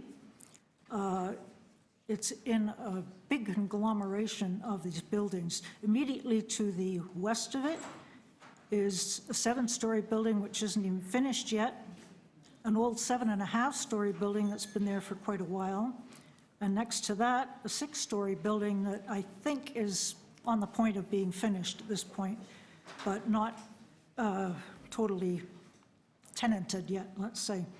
Across the street to the east is a 5 to 6-story building, which spreads out up Main Street. Across the street to the south is a 6-story development that covers about half the block. Doesn't go quite to the corner, but farther on it's about half a block long, which is quite considerable. And on the opposite corner, on the southeast corner, is a 7-story development that is still being worked on. So there's a lot of new tenants, or whatever you call it, residents, households being added to the neighborhood, and the result of that hasn't been assessed yet because they haven't been finished being built. Kingston Road is not very wide at this point. It's basically one lane of traffic either way with intermittent parking along each side. So it's functioning as the main street of the community there, the neighborhood that I've lived in most of my life.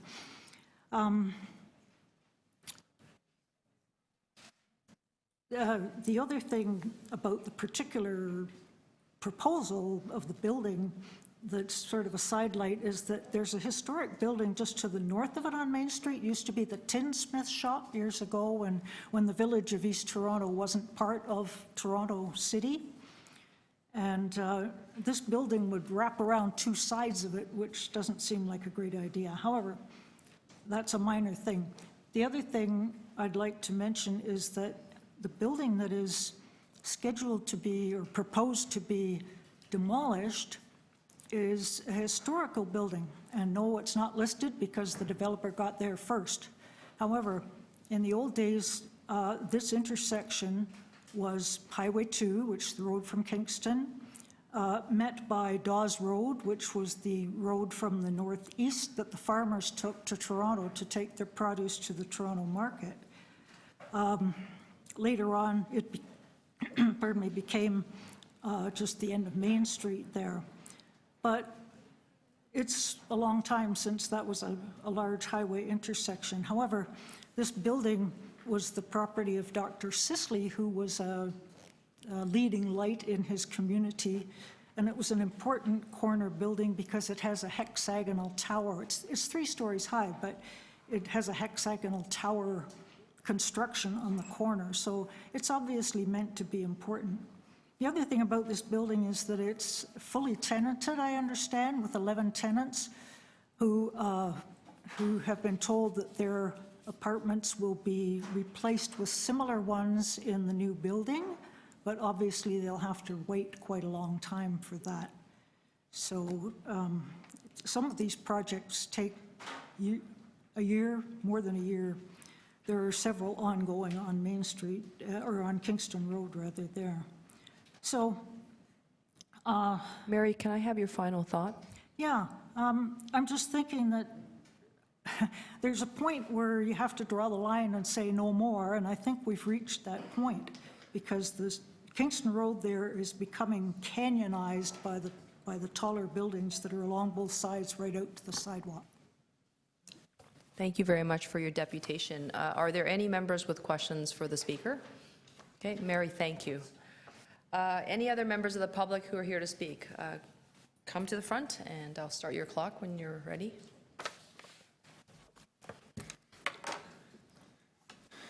Okay, go ahead. Thank you. Chair, members of Community Council, my name is Craig Hunter. I'm the planning consultant and applicant on behalf of the owner, which, as it will say in the staff report, is a numbered company, but very much a local beach resident. His name's Costa Demirov. Costa is not only a resident, he's owned this property for many years, and he's intending to make this his first mid-rise development project. As you can see from the image up, I think it's very fitting in terms of what Ms. Campbell just said. The pattern of development along Kingston Road is one that is well set. The yellow buildings are all established mid-rise condominium and rental apartment buildings, one cooperative. And the pink buildings that are shown are recently approved buildings that are now actually built. They're being finished off, and notably, this property here and this property here are by streetcar developments and are known as the Southwood. They were developed together. Our client's property is right on the corner. It's a 2.5-story apartment building with 11 tenants and an auto garage. This project itself is very much fitting for the place. These are all various images, but the building that is proposed, and all in the same color and scale, is an appropriately designed mid-rise building that terraces up from the street and terraces down towards the neighborhood. And notably, on the corner, the design by Roland Ronkoltoff at RAW is again one that keeps the street wall, that brings in small amount of retail space in the corner, that is going to actually expand the sidewalks, which was one of Mrs. Campbell's interests. We worked together with Streetscapes to improve that boulevard edge, and the building then steps down to the north. Notably, unlike many of the more recent proposals, this is a rental apartment building project that our client's building. He intends to own it, maintain it, and manage it just as he has with his existing tenants, where we are replacing the 11 units. We've worked closely with staff to achieve that. We are here today asking for your support. It's one which we appreciate staff's effort, particularly those involved in planning, urban design, and housing policy. And we've had a very consultative process, both with the tenants of the building itself and the broader community. And we look forward to your support. Thank you. Thank you very much for your deputation. Any questions of the speaker? Okay, oh, sorry, there's a question from Councillor Davis. It is a unique existing building, and and I'm going to ask about heritage, but I'm wondering if you are going to reflect in any way the heritage of that site. Through the within chair. the building. Yeah, Councillor Davis, it was brought up earlier in the process by staff as well in terms of this, and some members at our first community meeting. And other than the corner turret itself, the building itself is in fairly rough shape. And it was perceived as being a better opportunity to come in with something more contemporary that reflected the recent buildings. So no, there's no turret. No, I'm not talking about maintaining the architectural features, but reflecting in some way within the building any of the cultural heritage of the site. No, not on this particular site, and we have worked with Councillor Matlow on other sites where that has exactly come up, where it wasn't architectural but cultural. But this has not come up until this meeting today. Oh, okay. Other than a very general way that people have recognized that corner turret was an interesting, older-looking corner turret. But that was it.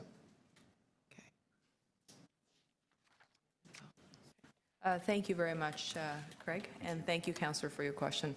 Any other members who would like to speak? Okay, seeing none, we'll just bring this right into Community Council. Members with questions to staff? No? Okay, then Councillor Bailao, I believe you've got the file. I have a motion that I'm moving on behalf of the local councillor, and Is your microphone on, Councillor? Yes, it's just very far away from my face. Bring it just a little bit Yes, closer so to I'm your lips. moving this motion forward on behalf of the local councillor and to ask for your support for the motion and the staff recommendations. Okay, all those in favor of the motion before us? Okay, any opposed? Okay, item as amended? Any opposed? That carries. Thank you very much.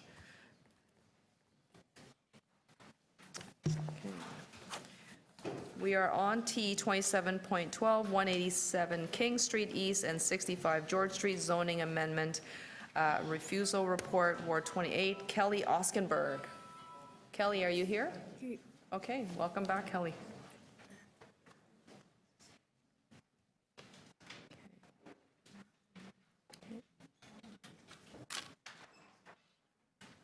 When you're ready, you have 5 minutes. Thank you, Madam Chair. I'm back again on a different item. I am here this afternoon on behalf of York London Holdings. York London Holdings is the owner of the subject properties. With respect to this rezoning application, those properties are 187 King Street East and 65 George Street. An application was submitted by my client's planner, Walker Knott and Associates, and we have very recently had the opportunity to review the staff report recommending refusal of the rezoning applications. We respectfully disagree with those recommendations. We submit that the proposal incorporates a high-quality, striking architectural response. The proposal involves a 17-story slender building with a floor plate size between 197 to 221 square meters. Each story above the ground floor is comprised of a 2-bedroom plus den unit with private outdoor space. The proposal represents an opportunity to achieve an appropriately scaled development comprised entirely of larger units, which implements city policies that encourage family-size units. At 17 stories, this proposal responds to its existing and emerging built form context, with an immediately adjacent 10-story building to the south of the properties and several 15-story buildings in the immediate area along King Street East. Within the surrounding area, there have been a number of recent approvals for heights that exceed those proposed, those heights ranging up to 29 stories. The area is also subject to a number of recent applications for greater heights than those proposed. The property is located along King Street East, which in growth plan terms is an intensification corridor. The properties are also in close proximity to a major transit station area. These are areas where intensification is to be directed. The proposal has also been the subject of a highly iterative pre-application process. There have been a number of pre-application meetings between my client's planner and its heritage consultant and city planning and heritage staff. The overall approach to the deployment of massing was discussed with heritage staff prior to the submission of the application. An earlier iteration of the proposal was before staff. It had a lower height and portions of the building that were designed to go over the top of the heritage building at 187 King Street East. Staff recommended that all of the new building be pushed off of the designated King Street property. The current proposal will retain the heritage property at King Street East in its entirety, with only minor alterations being proposed to the building. While the property at 65 George Street is proposed to be demolished, unlike the King Street property, it is only a heritage-listed building, and the building has been substantially altered through an addition that was constructed in the 1980s. We are very concerned with staff's recommendation to move to a refusal without even the benefit of a preliminary staff report. We believe that there is an opportunity for continued dialogue with staff and community and local stakeholders, which we hope to continue as part of the next phase of this process. Thank you very much for your comments. Any questions of the speaker? Okay, thanks, Kelly. Any other members of the public who are here to speak to this item? Okay. Seeing none, members with questions to staff? Okay. Seeing none, members to speak? Okay. I'd like to move the recommendations in the staff report, and also to add some comments. The application is not appropriate for the site. The proposed development does not have the adequate separation distances to the adjoining properties. It's too tall. It proposes the demolition of a heritage building. It does not conform with the official plan. It's inconsistent with council-approved guidelines and the St. Lawrence Heritage Conservation District policies, and it does not fit within the existing and planned context of the St. Lawrence neighborhood. I know that there's a lot of development pressures, and as sites large and small are sort of rapidly disappearing, or they become new developments, we have smaller sites, and people still want to operate as if they are much larger projects. And in this case, that is not the opinion of staff. So I hope that everyone here can support the recommendations of staff and to oppose the application. All those in favor? Okay, well, that was a very compelling case. And any opposed? Seeing none, that carries. Thank you. T 27.13, 284 King Street East, zoning amendment refusal report. We're still in Ward 28, folks. Any members of the public who would like to speak to this item? Okay, seeing none. Any members with questions of staff? Okay, seeing none. Then I'd like to move the recommendations in the staff report, and once again to refuse this application as well. I won't go into the details, but we're here. All those in favor of the recommendations of the staff report to refuse? Okay. Any opposed? That carries. Thank you very much. Okay. T 27.14, 33 Gerrard Street West and 22 Elm Street zoning amendment application. We are at the 10:30 items. Request for directions report. We have some speakers. Mark Noskovitz. Mark, I saw you in the corner. Hi, Mark. Welcome back. Following Mark, we have Mahid Gabran, and then Patricia Campbell and David Phillips. Mark, the floor is yours. That looks better. Thank you, Madam Chair, members of the committee. I'm here for the applicant, Great Eagle Hotels Canada Limited. I'll try to be brief. The directions report before you recommends that the City oppose our client's OMB appeal. It also recommends that City staff continue discussions with our client to attempt to reach agreement on an appropriate built form and community benefits. And my main message to you today is that our client has already made refinements to its plans to try to address staff concerns, and it's committed to continuing discussions with City staff, with Councillor Wong Tam and other stakeholders to try to arrive at a consensus on its redevelopment plans. There was a report before you last month, the Young Gerrard Focus Area Report, that noted that the Chelsea site is large enough to accommodate multiple towers with appropriate separation distances and deliver other community benefits.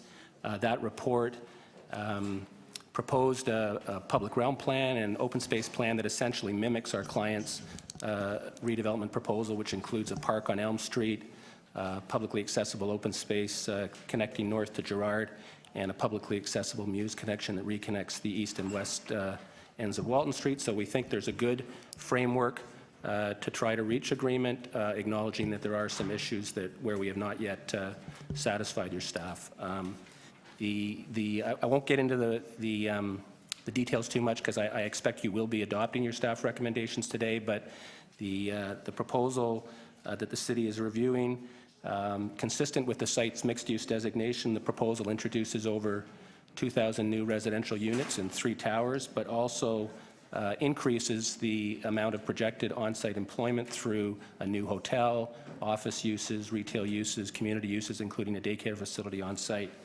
And as I mentioned, the proposal also includes a public park and the publicly accessible open space.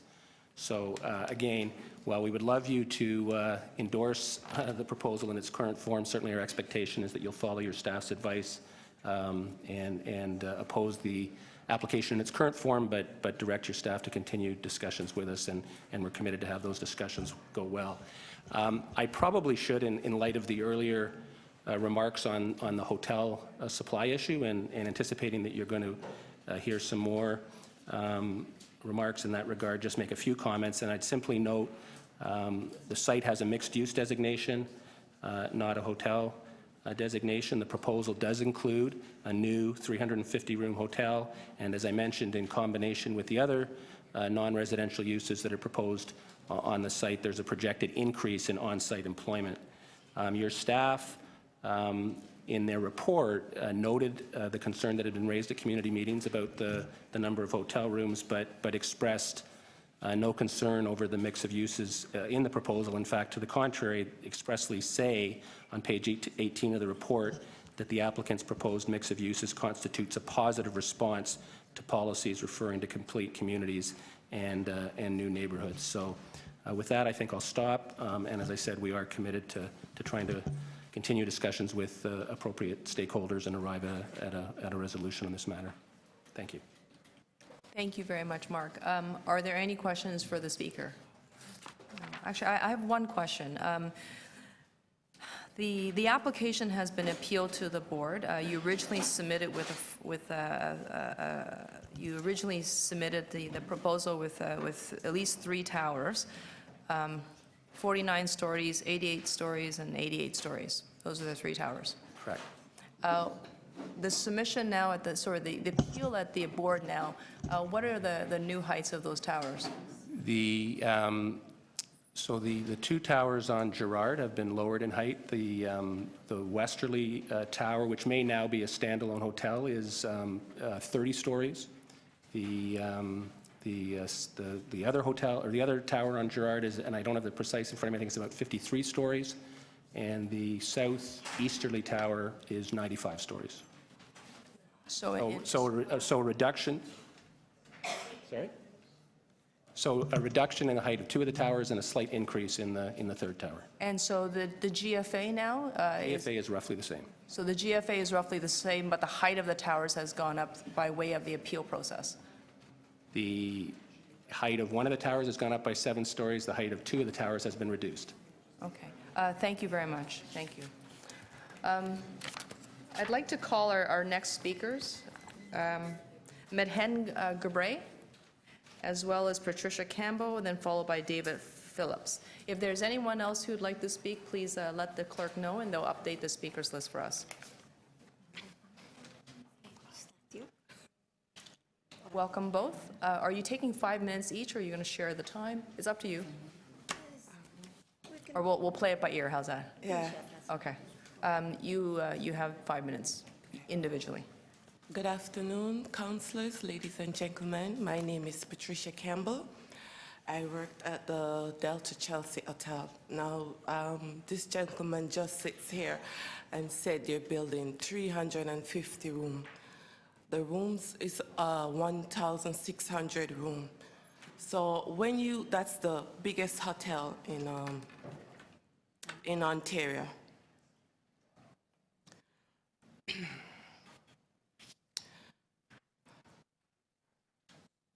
Over the years, Chelsea welcomed many tourists to Toronto. They host many conferences, conventions, which had provide works for people at Chelsea, good paying job with benefits.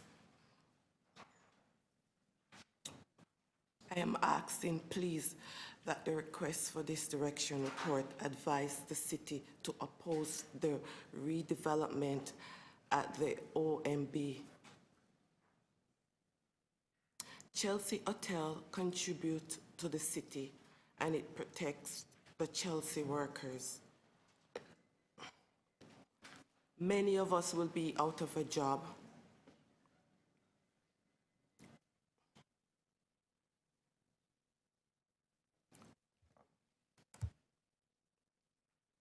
I understand that there has been discussion about introducing a hotel tax, but much of this potential tax base is at risk of disappearing. While there are many hotels that are facing redevelopment, Chelsea Hotel is particularly important to its size, location, affordability.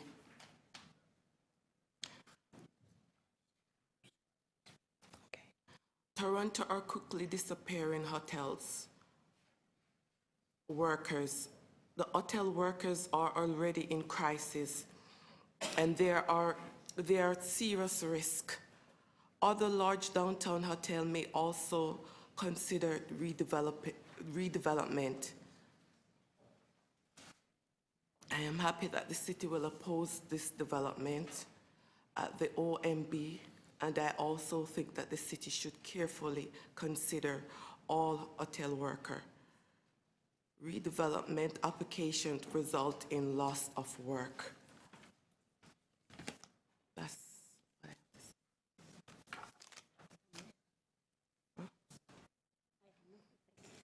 have to say.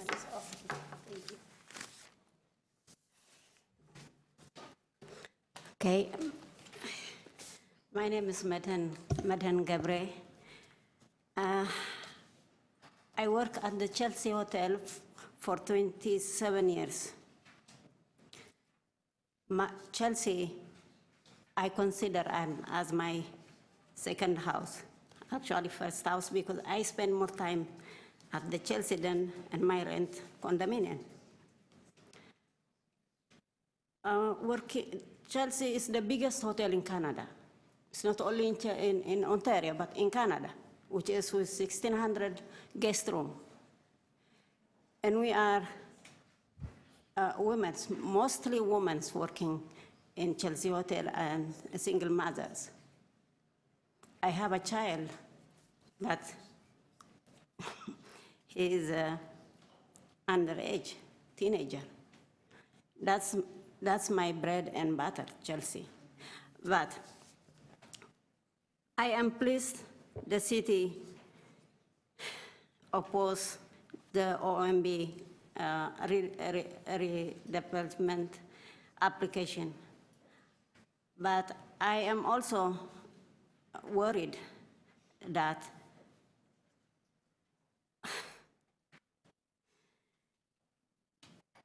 my hotel, I can call it my hotel, is disappearing. And the application from the last time right now is changing. We have no information at all what's going on. The workers are asking, we are scrambling. We don't know how long we're going to work there.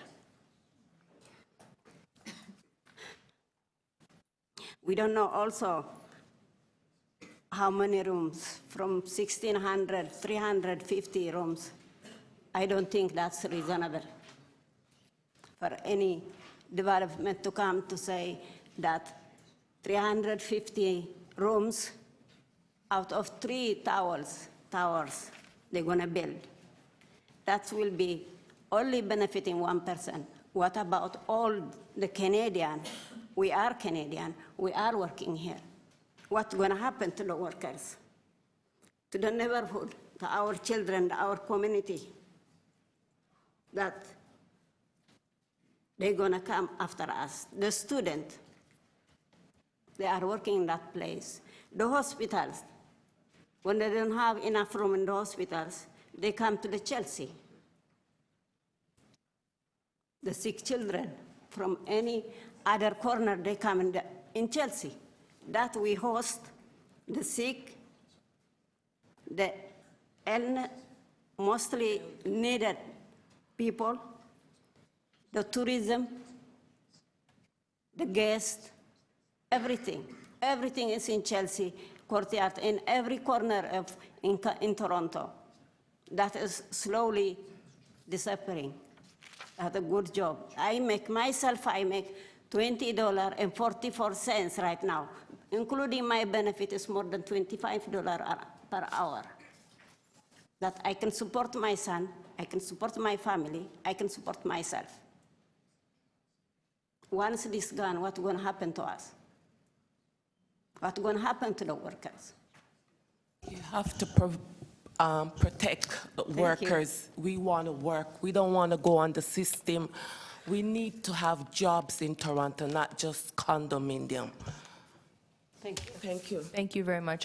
Before you go, are there any members who have questions for the speakers?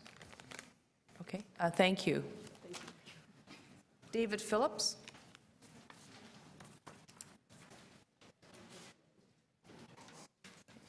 Welcome.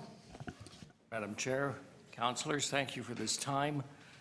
My name is David Phillips. I am president of the Arts and Letters Club of Toronto. We are generally supportive of the recommendations from staff on this matter. The Arts and Letters Club of Toronto is located at 14 Elm Street, which is due south, immediately south of the Chelsea development. The building is 126 years old. It's a heritage site. It's also a National Historic Site. Our concern, quite obviously, is that this massive development is not good for the health and well-being of our heritage building. If you walk by 14 Elm Street today, you'll see outside scaffolding in front of the building. And what's happening behind that scaffolding is restoration work. This is restoration work which is 50% funded by the members of our organization and the other 50% matched by the federal government. And when you see that scaffolding, you see our commitment to maintaining and enhancing the quality of this heritage building. We have requested party status before the OMB hearing in this matter, which we understand will take place about a year from now.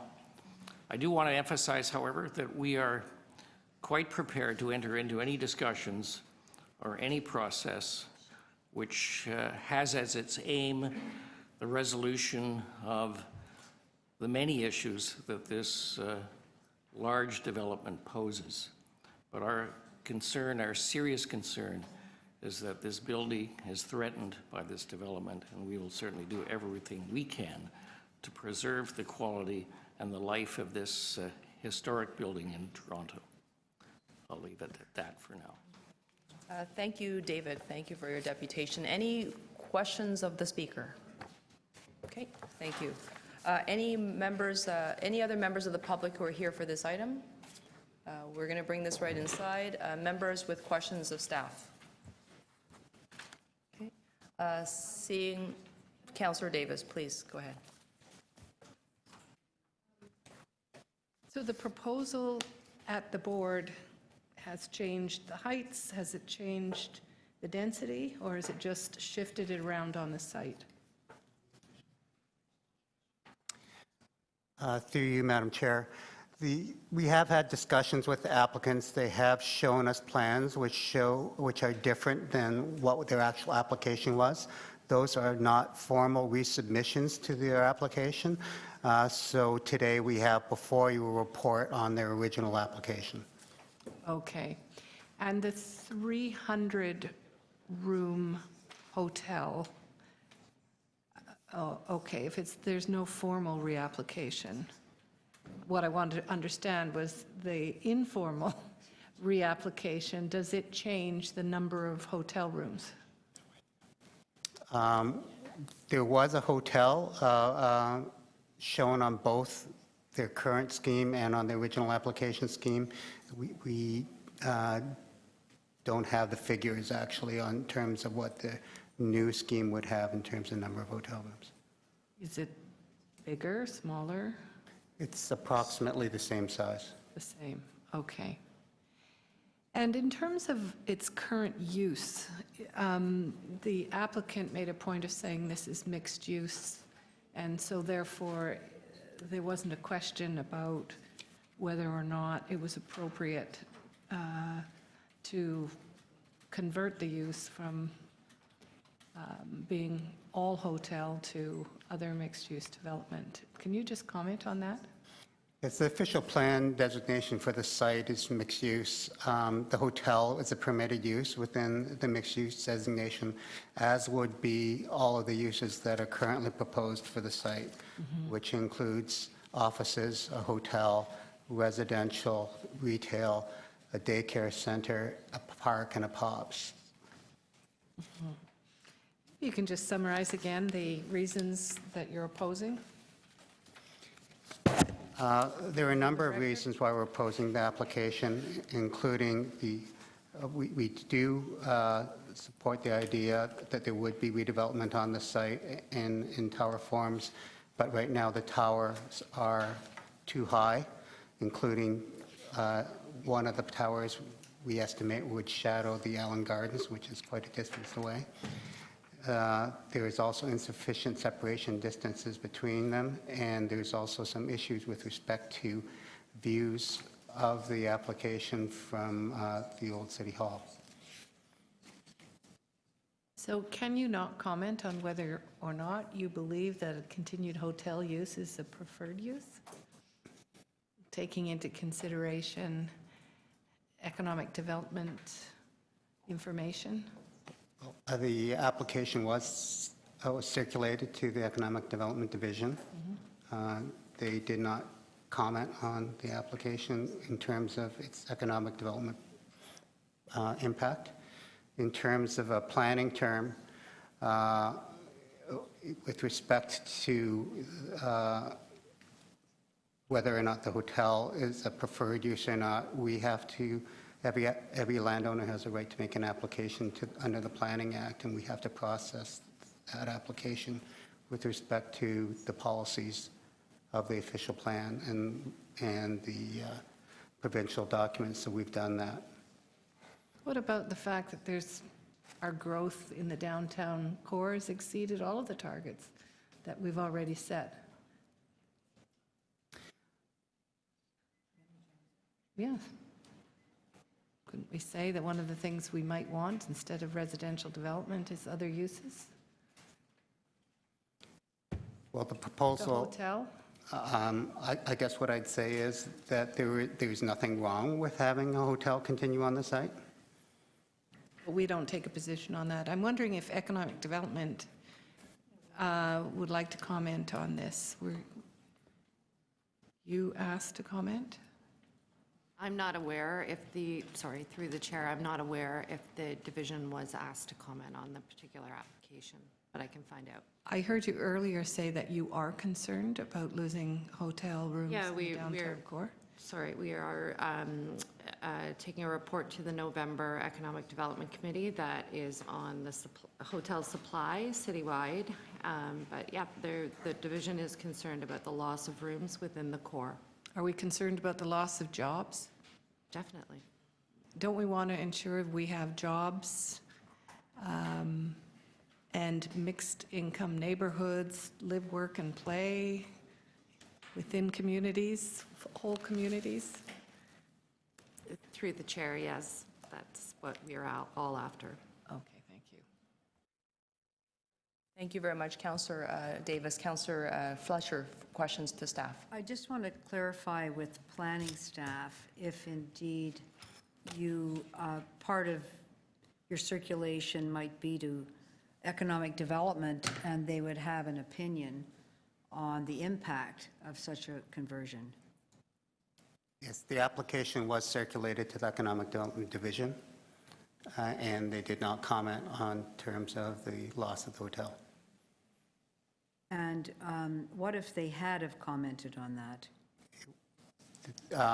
The comments from all city divisions are included in the city staff report, and it's hard to speculate because I don't really know exactly what they might have said, but certainly it would be considered. I do note, though, that there are no official plan policies that are currently in force that are related to the protection of hotel rooms. And are you taking any steps to implement or introduce any official plan policies? I think this is the second big hotel that we will be. Yes, the Economic Development Division Economic Development and Culture is preparing a report to the Economic Development Committee. It's targeted for shortly for the November or meeting thereafter after that with respect to this issue. But I'm actually asking planning around official plan amendments. I would say, Yeah, maybe pending the outcome of that report, which I have not seen, there may be an opportunity. This is a policy matter, so I think I'll ask our director what steps that you're envisioning you'll be taking, given what is turning into a crisis around hotels and the economy in downtown Toronto. Through you, Madam Chair, we have had some conversations with Economic Development about the hotel issue with Mike Williams. It does affect a lot of things, the employment, but it also affects our competitiveness in the tourism market. So we will continue the conversation with Economic Development about how we can work together. I will commit to take this back to our policy team and have a conversation with them about how we've considered this in terms of our employment policies and particularly some of the work that we've been doing in TO Core about the sort of comprehensive review, including other areas. It's not just a downtown issue.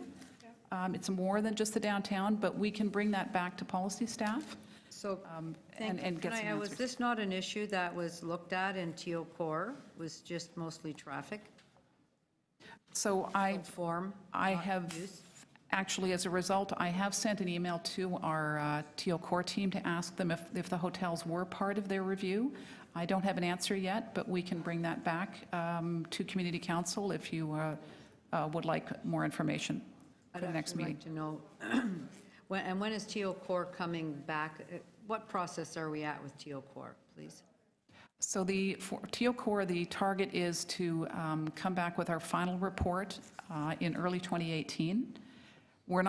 It may not be the first quarter. We think it might slip into the second quarter, but it will be early 2018. We will build on the policies, the draft policies that we already brought forward and finalize them. So there's definitely a chance from the Economic Development Committee to include some of those findings into TO Core if it's not there yet, as on an emergency basis. So again, I will have to defer to my colleagues in policy, but I will raise it with them, and I certainly think there's definitely the opportunity, given the timing of the report coming from Economic Development. Thank you. Any other members with questions of staff? Members to speak. Councillor Cressy? Just very briefly, I will be supporting the staff recommendations to oppose. And like a lot of the conversation here, there is a growing concern related to the loss of hotel units and the corresponding impact on people's lives. And I want to thank the two women who came to speak, as well as the impact on competitiveness and tourism. I think, as we've heard under questioning, the situation today is, one, there's no official plan policy on the planning side, and two, there is no economic development and culture policy. There is a report that's forthcoming in EDC, and we've heard that there's a willingness to look at, through TO Core, how this might connect. Not that all hotel use and the diminishing hotel units are located in the downtown, but a disproportionate number are. I guess the problem is, where we're sitting today, we have very few tools, if any. And it's not like we can use Section 37 funding for non-capital go towards job replacement, job rehire, or severance programs. In fact, today our tools are limited in large part to encouragement through the approval process and encouragement after the fact for people to negotiate, and negotiate well through a settlement process. But that's it. And so it's just to say here today, building on Councillor Davis and Fletcher's questions, that the report coming to EDC, I think we all should be looking at closely. And I am encouraged by what I've heard from our acting director, Linda McDonald, that we should be looking at this as in the context of TO Core as well, as a policy lens. And think really seriously about a one-to-one replacement on units, and whether that is something that merits consideration as part of TO Core, if not more broadly. Thank you. Councillor Fletcher. I'm just going to agree with my councillor colleague and say that if we were in a building, we'd be yelling fire at the moment because of the number of units, the number of rooms that are being lost, the number of jobs that are being lost, and they're good-paying jobs in the center, in TO Core, and people making a good living, people giving a good service, and the hotels being an important part of our competitiveness in the city of Toronto. When people are coming to visit the city, they like to be where it's at. They want to be in a hotel downtown. So what all these conversions and what's driving these conversions, I want to make sure that is on the report that economic development is going to be looking at. And what, is there any city policies that have assisted in driving that conversion? When we look up and down Bay Street and see the number of condo towers, is first Sutton Place went, then this one, then others, is that having an impact? So let's be really fine-grained in how we look at it and have our economic development division and our planning division work very, very closely together. We've had to do that on all of our film files because planning's here, ECDEV's here, or employment use files. Coming together makes a big difference. Having joint reports, thinking about things as part of the economy rather than simply the land use piece is very, very important.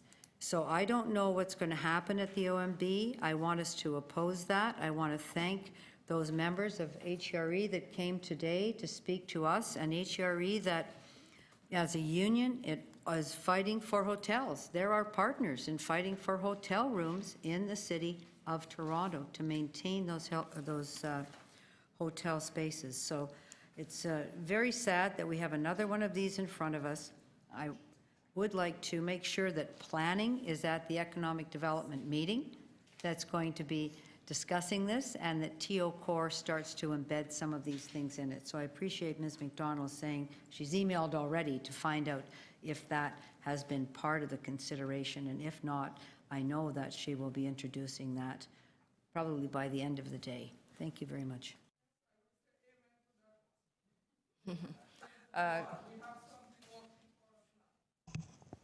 Any other members who would like to speak? Councillor Bailão. Just very briefly, and to follow up on some points that Councillor Fletcher said, just because it has a huge impact on our hotel workers and that industry, but it's also all the other industries. The impact that this will have on attracting conventions and our convention business, the restaurants, the culture sector, all these people that make our city vibrant, and that we need to maintain and remain competitive to continue to attract these businesses and to make sure that our city is a destination. So hotels play a key role in that, and I think we're not looking at that lens and how much of an impact it can have in our city. So I echo some of the comments that were made in here that this is an important issue, and I think we need to bring together the planning and the economic development aspects to this file. Councillor Fragedakis, and then Councillor Davis. Thanks very much, Madam Chair. I'm not going to repeat everything that's been said by others, but I'm terribly concerned. I don't know how we're going to be bidding on big conventions going forward if we actually don't have the bedrooms to put in those bids. It's actually very serious if we don't have, like a minimum of, and for some of these larger conferences that require a minimum of 10,000 bedrooms, if we don't actually have any hotels left. Because you can't go on Airbnb numbers because those don't actually exist. They are actually imaginary because at any given time you cannot say that you have that many bedrooms available. So anyways, I'm looking forward to the conversation with all concerned divisions to address some of those issues because we are going to lose our competitiveness. Councillor Davis. I too want to thank the hotel workers who came today, and I understand when they say that the hotel closure is kind of overlooked in terms of its economic impact as compared to male-dominated jobs in male workplaces, in manufacturing, the auto sector. They're absolutely right. 650 jobs could be lost in a snap. when that hotel goes. And that is predominantly a female workforce. And many, as the deputies today said, allow them to support their families. These are significant and important jobs. I hope that when the economic development report comes forward, that it's coordinated in some way with the planning side of this. And I'm not sure how you would do this, because you're talking about a planning policy, they're talking about economic policy. So somehow, if those could be coordinated, it would be very helpful for us, I think. And certainly, I would assume that that kind of information would be helpful for the applications that are coming before us, so sooner rather than later. Thank you. Thank you very much, Councillor Davis. Anyone else to speak? Okay. I would just like to move the recommendations in the staff report, but also to move one more motion. It's the same motion I moved earlier on item 475 Yonge Street, and again, it's to have City Council request the owner review the opportunities to add additional hotel units to the proposed development and to consult with Unite Here, Local 75, which represents the hotel workers during this process. And then, of course, to remove the recommendations in the staff report, which is to stand in opposition of the appeal at the Ontario Municipal Board. This particular file has been very challenging for myself as a local councillor. I know it's been very challenging with planning staff. It is not I mean, the built form of the existing hotel is enormous by every measurement of downtown buildings. The height, not so much troubling, but it's just the size of the hotel. When we first heard that the hotel was going to be demolished and made way for a massive redevelopment site, the first thing that all of us said was like, that just doesn't make any sense. It's just enormous. But I want to take us back a few years, because I think it's important to contextualize that the Chelsea has actually gone through several years and waves of rebranding. So at first we heard there was an application coming in, we're going to see it potentially become something different than what it is currently built as today. And then we heard that it was off the table, and they were going to keep the hotel, and they were going to change it up. And then we heard another wave of discussions, and it kept going back and forth. So for the workers in the hotel, certainly that's very confusing, as everybody wants job security, number one.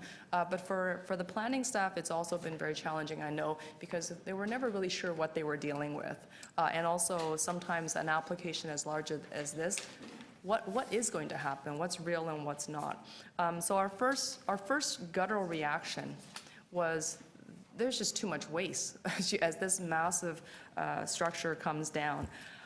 But we operate under the Ontario Planning Act. We operate under a provincial regulated framework on land use planning and development, and we have to respond within that context. So there are a number of things that are perhaps a challenge at the moment, given the physical built form, the height, the towers, the shadow impacts, the servicing, the path connections, if we have one, and so forth. So I won't go into them because I think they're clearly itemized and articulated in the report.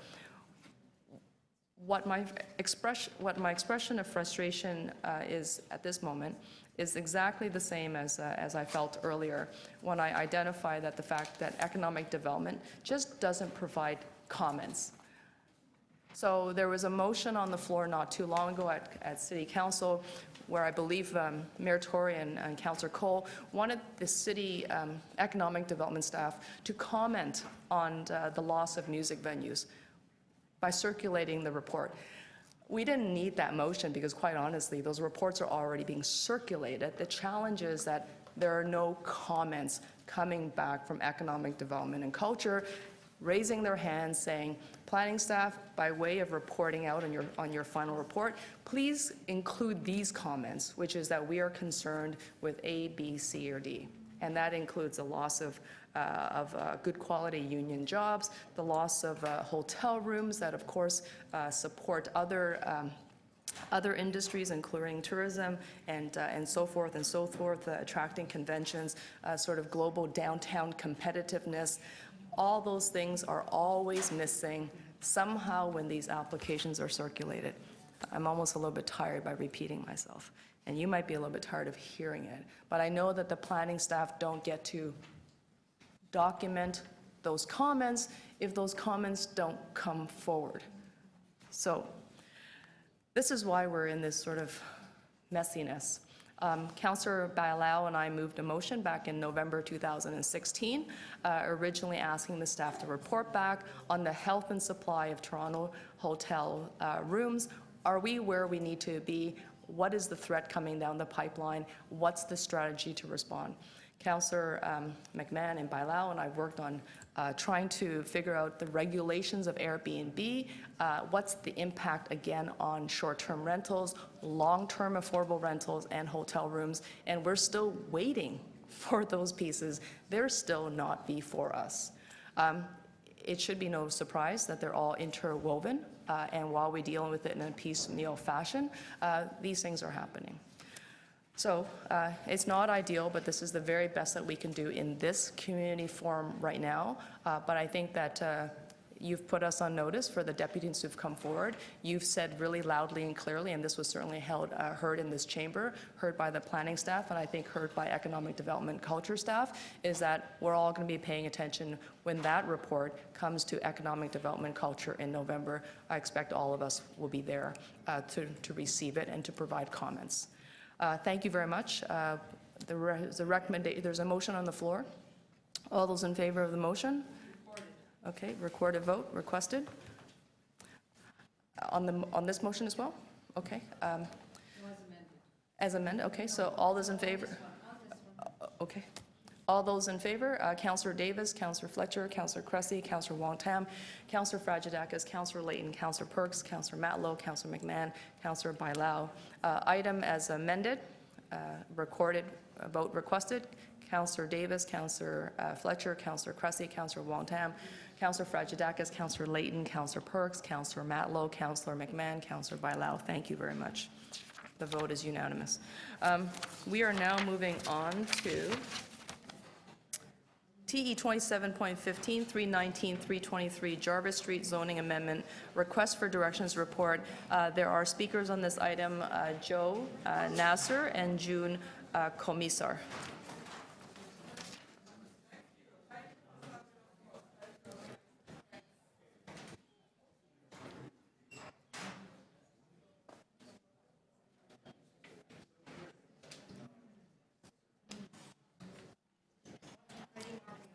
We are on item number 15. Yes, we're getting there. Okay. Go ahead. Go ahead, Joe. And June, are you sharing your time? No. Okay. But probably 5 minutes each. Go ahead. Thanks for the opportunity to speak about this proposal. My wife, June Komisar, and I have lived for 12 years in a house that is as old as Canada on Gerrard Street, just off Jarvis, immediately north of the property for which this tower is proposed. And by the way, a tower that is replacing, again, a hotel, and this would be the second loss of a hotel in this block alone. We have been lovingly investing in this property, as have our neighbors. One can imagine the impact, the direct impact of such a proposal of a 50-story tower on our property, on our surrounding community, and the historic conservation district that has been recently approved by the city for this area. I will leave it to June to talk about that. I will focus today on the impact of this, if I may say so, monstrosity on the heart of this whole neighborhood and one of the city's crown jewels among its public spaces and parks, and which is Allan Gardens.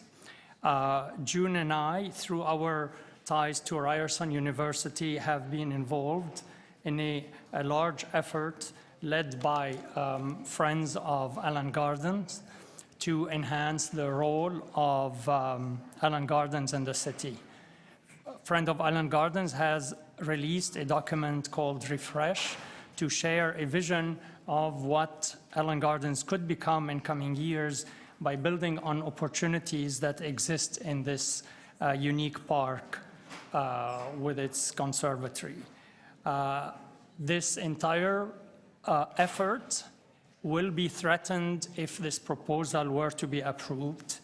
The shading that the tower would create year-round on the entire park would have a significant impact on it year-round, but in particularly in winter when it's most critical.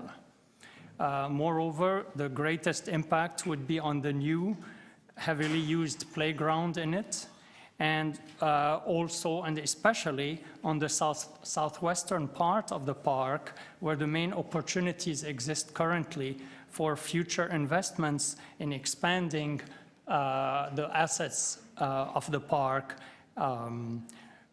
So for all these reasons in particular, so I'm here not just as a resident, but as someone who cares strongly for Island Gardens, and beyond that, more generally about the key parks in the city. And so on that basis, we strongly urge this community council to reject this egregious proposal. Thank you. Thank you very much, Joe. June, go ahead, please begin. Good afternoon, councillors and staff. I'd like to reiterate that this project also is a loss of hotel rooms, as we had been discussing earlier. The extreme height and density of this project looms over the brand-new historic district that is part of our collective heritage. This proposed building backs right up to this new district. And yes, a busy street like Jarvis could handle some densification, but it is to our advantage to calm Jarvis, to make it more pedestrian-friendly, to acknowledge the many schools and the university nearby that people are walking to. Pedestrian-friendly streets include trees, safe intersections, but also human-scale buildings that don't block sunlight for much of the day, particularly in winter. I do advocate more density, but scaled back to a mid-rise that is more neighborhood-friendly and streetscape-friendly, human-scaled. With new developments, we need to address questions such as, how many family-sized units will the building provide? How many affordable units will the building provide? And how will this building contribute to strengthening our vulnerable historic district that sits between Allen Gardens, Moss Park, Ryerson, and many community buildings and a very busy pedestrian corridor? Thank you. Thank you very much. Are there any questions of the speaker? Okay. Thank you very much for your comments today. I know it's been a very long wait for you both. Any members with questions? Are there any other members of the public who'd like to speak? Seeing none, any questions of staff? I don't believe there are any. Then members to speak. Seeing none, okay. I would like to move the recommendations in the staff report and to direct City Legal, together with City Planning, to attend the Ontario Municipal Board to oppose this application and the appeal at the board. I won't go into the details on the reasons why. They're clearly articulated in the report, but just to say thank you, staff. I know that this is a very challenging file simply because it has a very direct impact on the adjacent parks, especially from a shadow impact, and I know that you have not supported it from day one. You expressed to the applicant that this was not a tall building site, so you've been very consistent. All those in favor of the recommendations in the staff report? Any opposed? That carries. Thank you. We are on TE 2716, 34 to 50 King Street East and 2 Toronto Street zoning amendment application, request for directions report. Are there any members of the public who are here to speak to this matter? I don't see anyone. Then are there members with questions of staff? I don't believe there are any. Then members to speak. Do we have quorum? Yeah. Okay. I would like to move the recommendations in the staff report and to direct staff to oppose the appeal at the Ontario Municipal Board. And with that, to thank you in advance for your hard work as you get to the board to defend this. Thank you. All those in favor in the recommendations in the staff report? Any opposed? That carries. Okay, so just to keep it very interesting, folks, I'd like a motion to introduce 3 new items to lengthen our agenda. Can I have you, sorry, I'd like to have a mover to introduce 3 new items, item number 95 to 97. Okay, I see Councillor Davis's hand. Thank you. Okay, so all those in favor of introducing those new items, that carries. Thank you. Okay, so we have dealt with 17, 18, 19, and 20. We are now at item TE 2721. Intention to designate Part 4, Section 29 of the Ontario Heritage Act, 170 Merton Street. Are there members of the public who would like to speak to this item? No? Okay, you all spoke at the Preservation Board then. Any members with questions of staff? Members to speak. Councillor Mallow. I move these staff recommendations. Good job. All those in favor of the recommendations in the staff report and the recommendations from the Preservation Board? Okay. Any opposed? Am I going too fast?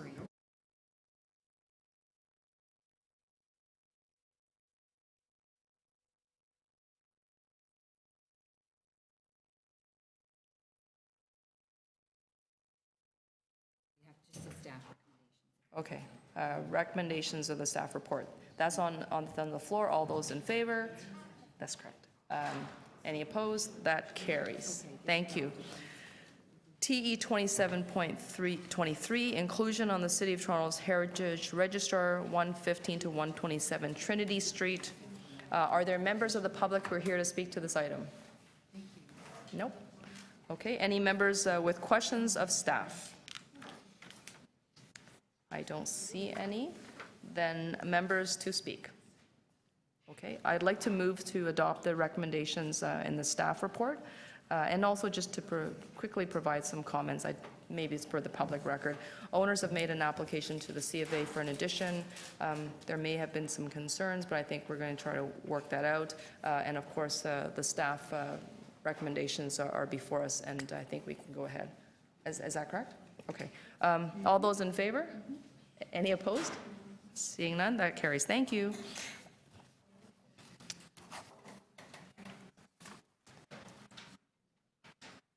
T 27.25, ooh, look at that. We're at 130 items. Good.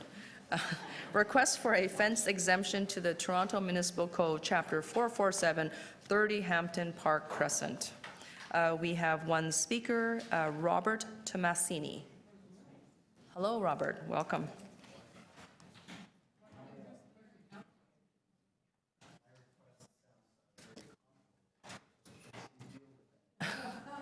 We'll see.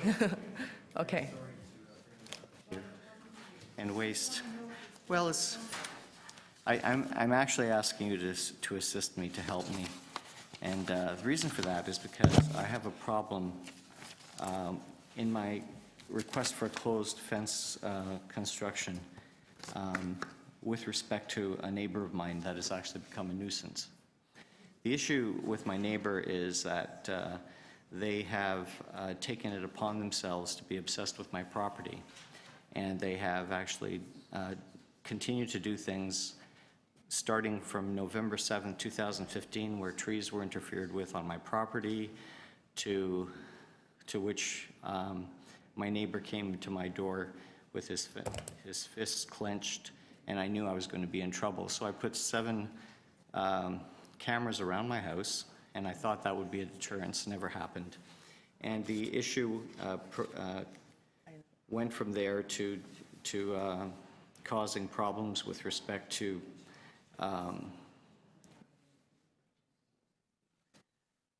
putting up putting up encroachments, making barriers, and trespassing. So the trespassing situation caught on my security cameras just couldn't stop.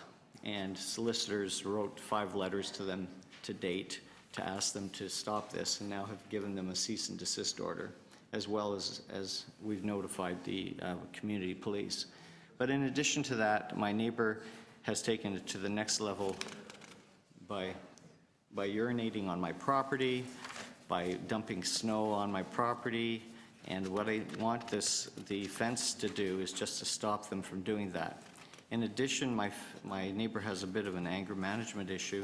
Sir, if I can, sorry, Mr. Tomasini, if I can ask you to contain your remarks specifically to the physical elements of the fence. You're here to ask us for a fence exemption. Well, That's the reason I'm showing you this is because they've taken it upon themselves to interfere with my property and to become nuisances and to dump snow on my property, and the snow includes salt from the salters that come by, and that actually is destroying my bushes and destroying my property. So the issue I have is I want to, this is a picture of the actual... Can you speak to the fence issue? The fence issue. The fence issue is basically what I'm trying to do is have a close construction fence that is 4.3 inches higher than the neighbor's driveway bushes and 24 inches above their driveway. And their driveway wall, which their driveway wall encroaches on my view of their sidewalk because it goes to the property line, beyond the property line rather, to the sidewalk on the city property, and mine does not. So the close construction is preferred with wood, as it would be immune to shattering and from hammer attacks and stones, keep the salt and snow off my hedges and driveway, and it's only 1.2 meters high and 2.4 meters long. So it's a very small area of fence. It would be like the size of this table. So it's not a big deal. I'm entitled to build a fence, and my counselor, Mary, gave me the best advice in the world that said, good fences make good neighbors. And the fence hasn't been built. I'm asking permission to build the fence so that the nuisance neighbor will not bother city with respect to needless complaints, because that's exactly what she's done in the past. And the issue is that if you permit me to build the fence, then you will be immune to any problems with her, and I will be immune to the same. Okay, thank you very much. Are there any questions for the deputant? Yeah, Mary. Okay. So, Robert, you and I have spoken, and I had mentioned to you about if you would consider building the extension with glass or plastic, so that there wouldn't be any sightline issues, perceived or otherwise. So I'm wondering if you're still open, if you're possibly open to that. The glass thing was not something that the fence builder will accommodate me with, because the fence, that area has settled quite a bit. It's still settling, and they don't believe that they can put it in unless it's in concrete to make it not shatter over time. And also plastic, I'm not sure plastic is allowed. I think that the only other option is a chain link fence of 1.2. I'm not aware that plastic is allowed. Okay, during our questioning of staff, I'll ask to get that clarified from staff. I think that the bylaw says that you can have either wood, a chain link fence or a glass fence. Okay. But as a driveway fence, this fence would only be about 4.3 inches higher than their existing bushes, and only 24 inches higher than their driveway wall as it is. So from my line of sight, it's already a problem. Their bushes acting as a fence already obstructs my view. I'm only trying to prevent a set of boundaries so that I don't have issues with them any further. Okay, well, thanks very much for coming out to Depute and actually for waiting as long as you have, because your item was, I believe, a 1:30 item, so Yeah. I'm going to, Well, I actually waited since May to build a fence, which was it actually... was only on the agenda for Community Council in September, so we only asked for a deferral. Reminder actually suggested bringing it to council in May, and I had no idea what council was about, and actually watching you guys do this today just amazes me, all the important decisions that you have to make that affect the life of the city and the metropolis. And also, it makes me feel sort of foolish that my little question is actually, my little, request is such an insignificant one to the questions that you deal with on a daily basis. But it may put an end to a problem, an ongoing problem, and I thank you once again for your advice about the fence. Thanks, Robert. Okay. Thank you, Robert. Councillor Davis, did you have questions? No? Okay, so, thank you very much. Any other members in the public who want to speak to this matter? Seeing none, any members with questions to staff? Councillor Fragedakis? So through you to staff, I'm wondering if you could tell us about the sightline issues that have been brought to my attention with respect to this fence and the driveway and the, actually, it's not for you, Robert, it's for the city staff, about the shape of the street, the slope of the driveway, and your professional opinion as to whether this would be a sightline obstruction. Through you, Madam Chair, Councillor Fragedakis, yes, it would be. The intent of the bylaw for fences in front yards is to provide a clear sight line for either pedestrian traffic navigating the sidewalk or for cars and pedestrians coming from the driveway over the sidewalk onto the street. And in this case, the applicant's proposal is in violation of the fence bylaw. So the applicant actually mentioned, I had mentioned to the applicant about having plastic in the fence extension for the section above what is permitted, and he indicated that he thought the only solution was really a chain link fence, and I was wondering about plastic, and does that require a fence exemption? Is that something that could be built without an exemption? Through you, Madam Chair, Councillor Fragedakis, plastic or plexiglass is an alternative to glass. It's not a prohibited material in the fence bylaw. So,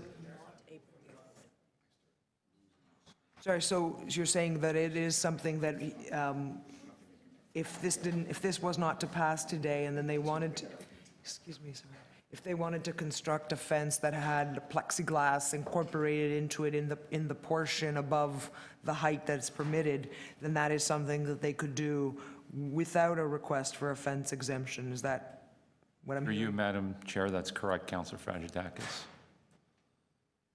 Okay, thank you. Any other members with questions of staff? Members to speak? Councillor Fragedakis. So I guess I'll move my motion, which is to refuse to grant the application for an exemption permit. I have spoken to Robert at length, and I've seen the photos. I'm quite disturbed by some of what I've seen, what I've read and heard, and I don't make this decision all that lightly. At the same time, staff have advised me that it is a sightline obstruction, and I would feel actually even worse if somebody was to get hit walking on the sidewalk past this driveway, and yet at the same time, I'm concerned a little bit, obviously more than a little bit, about others and the height of their natural fences, if you could call it that, but that's actually not before us today, and this one is. So that's how I'll be voting. Members can vote however they see fit, but I feel conflicted about this, and so I'm going to be supporting the refusal. Thank you very much. Any other speakers? Members, you have a motion on the screen. All those in favor to refuse to grant the application? Any opposed? That carries. Thank you very much. Thank you, sir. TE 27.26, front yard parking appeal, 198 Warren Road, Samantha Lampert. Please come on up to the front of the room, Samantha. And I'll begin your clock when you're ready to speak.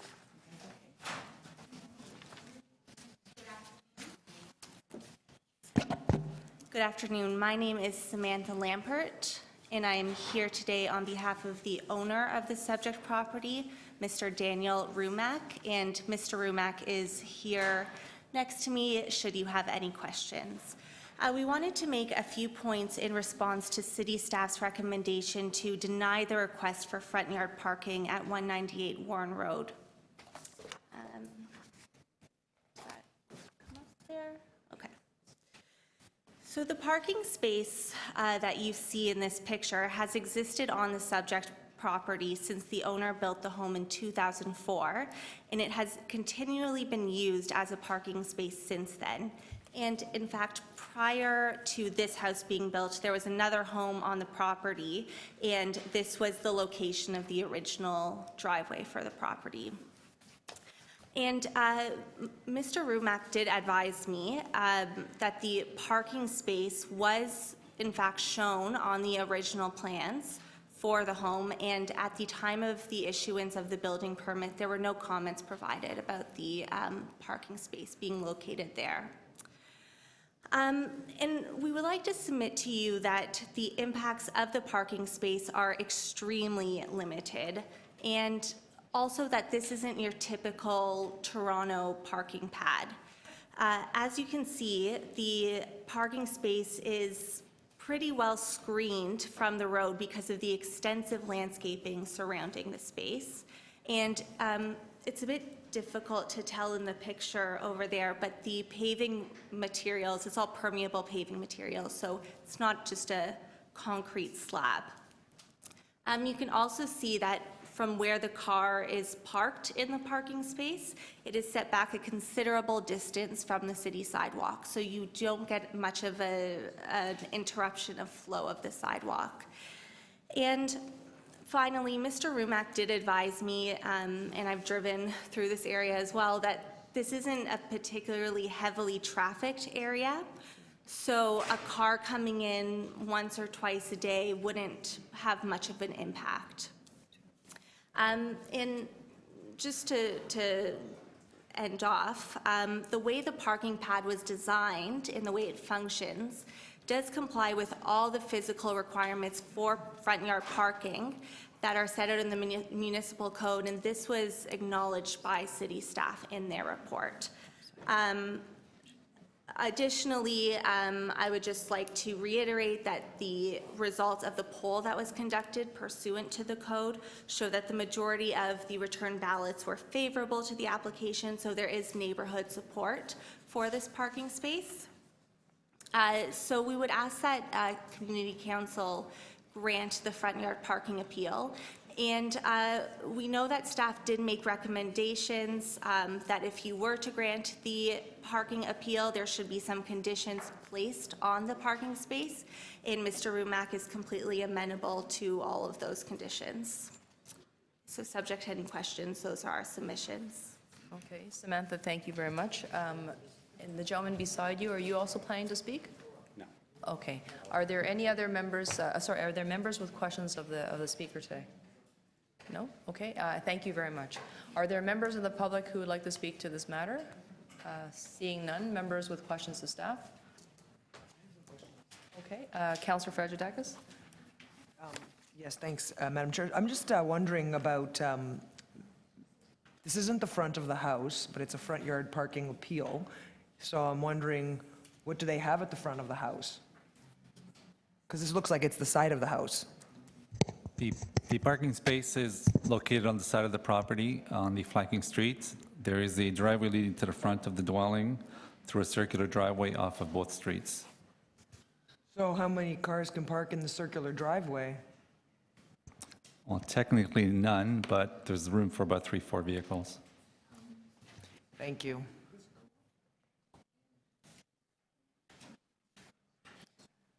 Any other members with questions of staff? Councillor Perks, go ahead. Am I understanding this right? There's also a garage on the property? That's correct. Thank you. Councillor Layton, questions of staff? So thank you. If I look at this picture correctly, there's not only one curb cut, not only two curb cuts, but they're looking for a third curb cut. That's correct. Would it be appropriate to move a motion to eliminate 2 of the 3 curb cuts? No. Why not? That's a question of staff. Staff, please answer the question. The 2 curb cuts are for the illegal circular driveway leading to the garage. So it's permissible to have 2 curb cuts, but not 3 curb cuts, unless this is approved? If this is approved, it'd be the 3rd curb cut, correct? And there's not currently a curb cut at the location where the parking pad, the illegal parking pad is located? That's correct. Did you look to the previous building application to see? No, we did not. Okay. But when was the bylaw enacted for front yard parking pads? The initial one, 1981. 81. Okay, thank you. Okay. Any other members with questions of staff? Okay, members to speak. Councillor Matlow? So I'm going to be moving the alternate recommendations in support of the appellant. This is, I see my colleague's finger in.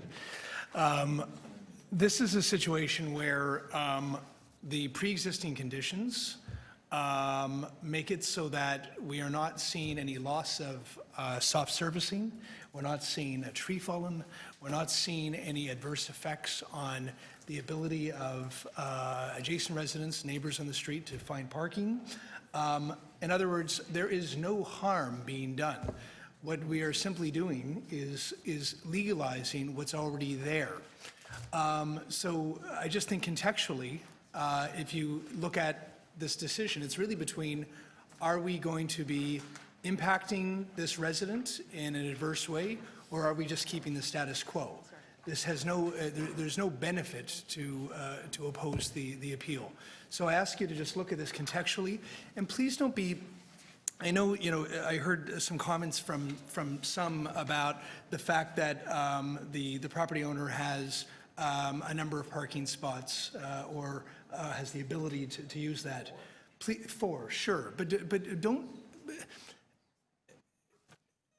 The question is the appeal reasonable? And I wouldn't, just like you wouldn't want to stereotype or put it into a box somebody who has a different type of home, you wouldn't want to do it to this individual too.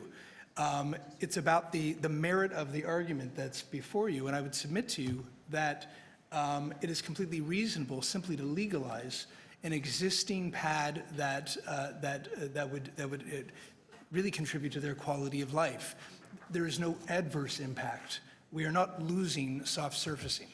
And I think just contextually in this specific case, there's no reasonable argument against this appeal. Thank you.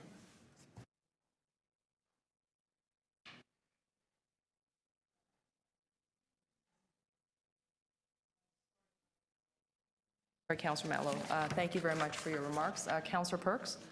Thank you. For the reasons noted in the staff report, I'm going to move that we deny the application. Okay. Any other speakers to this matter? Okay. We're voting on Councillor Matlow's recommendation first. All those in favor, please indicate your support. 1. All those opposed? 1, 2, 3, 4, 5, 6, 8. That loses 8-1. Okay. Thank you very much. Oh, sorry. Item as amended.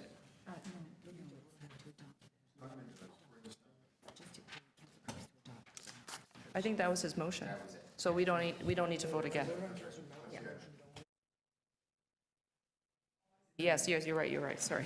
It's been a long day. That's okay. I'm good. We need a vote on the staff recommendations before us. Thank you. All those in favor of the staff recs, please indicate your support. Any opposed? Okay. That carries. Thank you very much. Sorry, clerks, I want to help clarify. Go ahead. I'm wondering, on a point of order, I know that one of our staff, Mr. I was going to say Filippetti, and it's not. Lafreddy. Lafreddy has to leave, and I'm just wondering if we could move up item 49. So why don't we do this? This is a request because there's a personal matter that a staff has to attend to. We won't go into the details, but as a courtesy to the staff person, we'd like to just reorder the items. T20, before you know what it is, it's TE 27.49, potential policy changes and/or bylaw amendments required to implement residential on-street permit parking on streets that do not have permit parking in the Toronto and East York District. There are 3 registered speakers. I just want to know, are you here? Please indicate yourself and show your presence. Mary Dowler, Michael Haynes, and Michael Wilkie. Okay, so we do have speakers. There's a motion from Councillor Davis to reorder. All those in favor? This is the next item we deal with. Any opposed? That carries. Okay, so calling the speakers once again, we're on item number 49. Mary Dowler, Michael Haynes, followed by Michael Wilkie. Please step forward.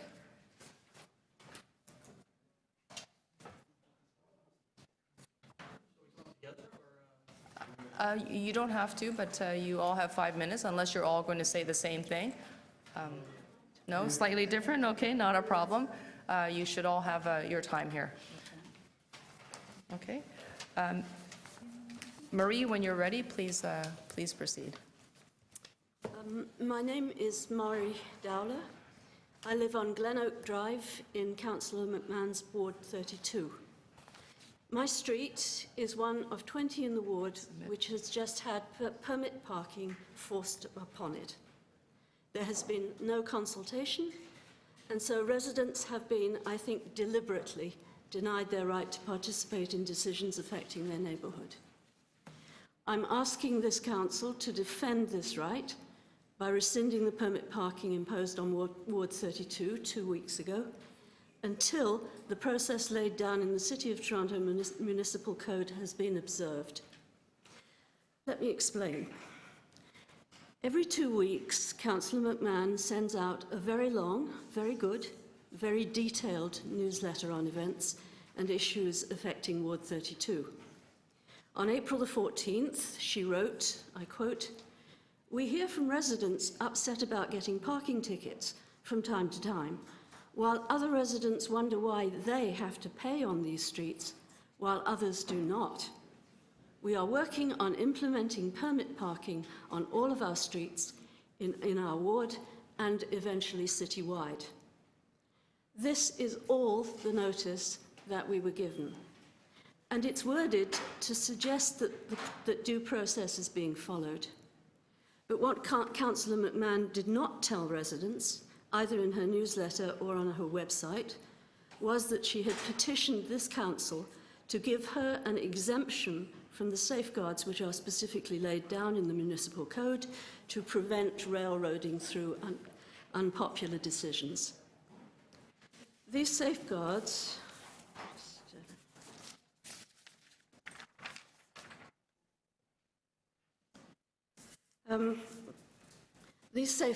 which she quoted in her letter to this council, are the following. First of all, that a petition to enact permit parking on any street must be received from at least 25% of residents who would be affected by the change. There was no petition. After the petition, all residents affected by the change must be polled. And if the result is negative, another 2 years must pass before they can be polled again. There was no poll. Councillor McMahon claimed that her exemption was, and I quote her, an equity issue. It's just fairness, she alleged, as 90% are paying and 10% are not, unless they have a parking pad or something. But what she omitted to say was that on streets like mine,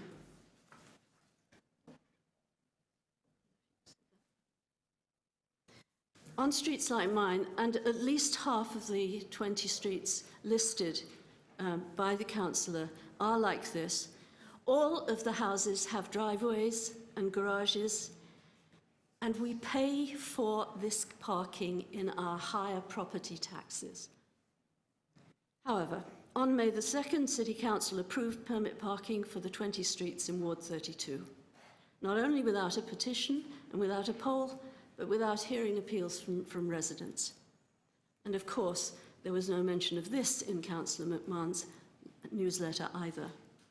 Since then, she has ignored our petitions, and our attempts to overturn the decision have been obstructed twice.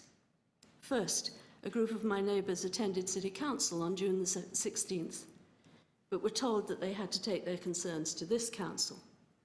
The second time, and you will remember this, was at your last meeting on September the 6th, for which our deputation had been registered beforehand.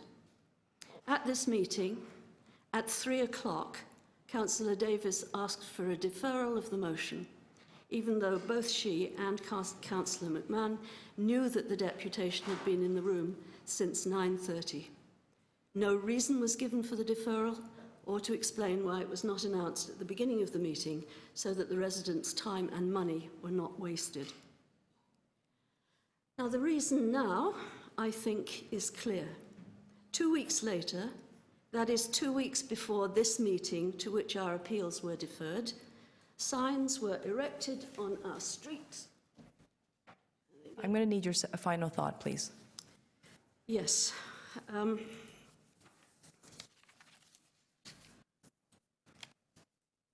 Okay. I would ask then, who was this supposed to benefit?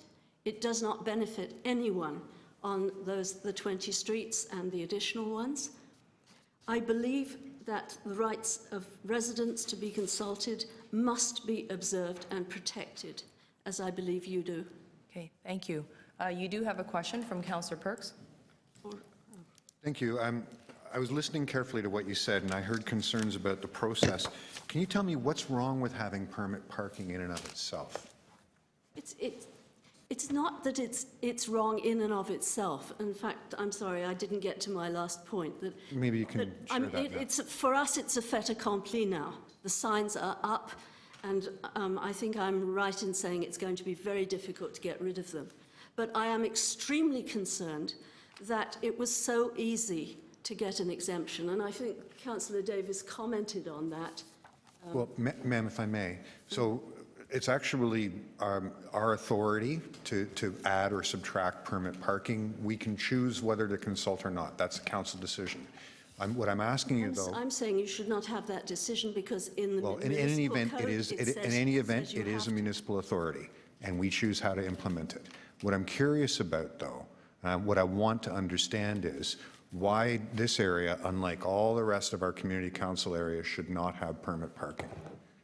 It already has permit parking. I'm asking, but you're saying you don't want to. I want to know why. I'm saying that I don't want it imposed on these 10% streets when all of the houses. I'm sorry. I've walked on 3/4 of the houses mentioned in Councillor McMahon's list, and they all have either lanes and garages or garages, so that they are not going to benefit by this at all. Now, who is going to benefit? Why is it necessary to have 20 more streets worth of on-permit parking? And my own feeling is, and I admit I'm acting on hearsay, that there has been a suggestion for I think it was a multi-story apartment building at Gerrard and Main, or near that intersection, which the council approved, which had, to begin with, had fewer parking spaces than it was supposed to have. That was changed. But now, I gather there is a new developer who wants to take this over, and he intends to have no parking spaces at all. Okay, I've heard nothing to that effect, but thank you for your answer. Sorry, and the suggestion is that Councillor McMahon... Yeah, we haven't heard anything to that effect, but thank you for your answer. Councillor Davis. I just wondered if you're aware that there are no deputations allowed at City Council, because you commented on that people were turned away, or... No, I'm sorry. They thought that they could speak at City Council. And yes, well, there aren't any. They couldn't. And in terms of the deputation, are you aware that last month we attempted to clarify that deputants had a choice to do a deputation month or the following? Yes, I know, and our people decided on that. What I'm saying is that if someone comes at 9 o'clock in the morning and there is a deferral, there should either be a reason for the deferral. I didn't know what we were going to do with it, and there was discussion throughout the day. So that decision to defer was not one that was made, but I'm responding to you. So, Yes. But I guess I'd like to know if people do park on those 10 streets that you're aware of overnight. No, they don't. Okay. And if there are people who want to have guests, Well, wanna most park of the overnight? driveways would have at least room for 2 cars. Okay. And we have neighbours who can help out. Okay. Thank you. Anyone else for questions of the deputant? Thank you, Madam Dowler. Michael Haynes is next to depute.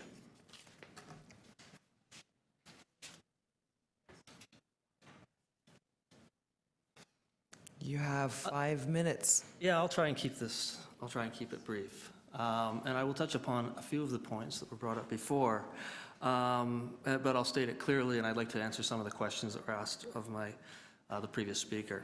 The city bylaw says that section 92(4)B of the municipal code, chapter 925, requires anyone who wants to install permit parking to make a petition to the city, and then the city would conduct a poll of the neighbors to see if it was desired, and 25% of those citizens need to vote in favor of the petition. And I won't read the rest of what the previous speaker already went through. But it is a fact that without consultation, without a petition or a poll, our Councillor McMahon got an exemption to that bylaw from this council for the sole purpose of installing permit parking on our street and others within the ward. Effectively a statutory right that is in place for our protection and for everybody in the city was taken away from us. And why? Why was it taken away? So the explanation of why permit parking was put in place has never been explained. There is not a crisis. This was not solving any existing problem. Less than 85% of the permit parking in our ward is being used right now, of the permit parking spaces. So there is additional permit parking still to be had by those in our ward who require it. Certainly not the people on our street. They do not require the parking, as has already been stated. So therefore, revenue or parking cannot really be the reason for the implementation of these additional spots. It makes no sense. Our street does not require parking. We are not permitted to park on our streets at night between midnight and 7 or 8 a.m. We can't park for more than 3 hours during the day, and we live within those restrictions. But as a result, we have a very safe street.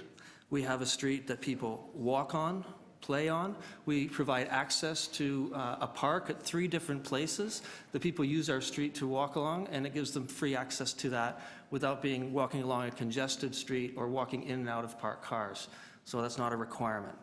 Our councillor is on record that she is leaving at the end of this term. She will not be running for re-election. One of her stated reasons, one of her 3 reasons on record for wanting to do this were, first of all, revenue, fairness. Well, revenue and fairness don't really play any part in this because there's no real revenue to be generated from this right now. In fact, it's costing money to put in. Fair, we don't need parking. We live within the regulations that are already involved, and there is a process for implementing implementing permit parking, which is not being followed. And finally, she said it's because 2 of her predecessors live on streets that do not have permit parking. Well, that makes absolutely no sense. That's implying that this is a program that you can opt out of. This is not an opt-out of program. It's not like we had permit parking, and because a councillor lived on our street, that we somehow had permit parking removed. We have never had permit parking. We've paid for the additional size houses that we have, the additional parking that we have, and the nature of our neighborhood. We pay for it in our taxes. This is a double tax on us for a service in which we just don't need it. So the process is greatly troubling to me because it was so easily done and so self-serving and petty in the way that it was applied. that you have to wonder what will be next. Actually, can you stick to Sure, I will. that are germane? I'll tell you why I'm concerned, and those are the reasons that I'm concerned. So we know that the city is reconsidering the purpose of implementation of permit parking. You've committed to undergo a fair, robust consultation and analysis of this and the impact that it will have. And however, in Ward 32, because of Ms. McMahon's actions, we've been denied the ability to participate in that process and to live with the results of it.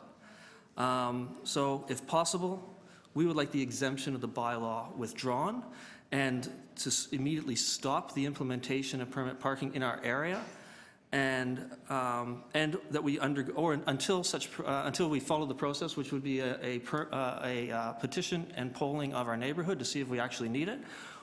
Alternatively, we would like to be at least part of the citywide robust analysis of this entire process, and that, again, the process stops in our neighborhood, but that we can be part of that process as we go forward.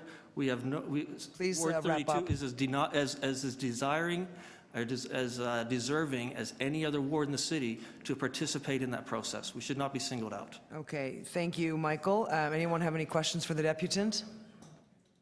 Okay, thank you very much. Thank you. Next to speak is Michael Wilkie.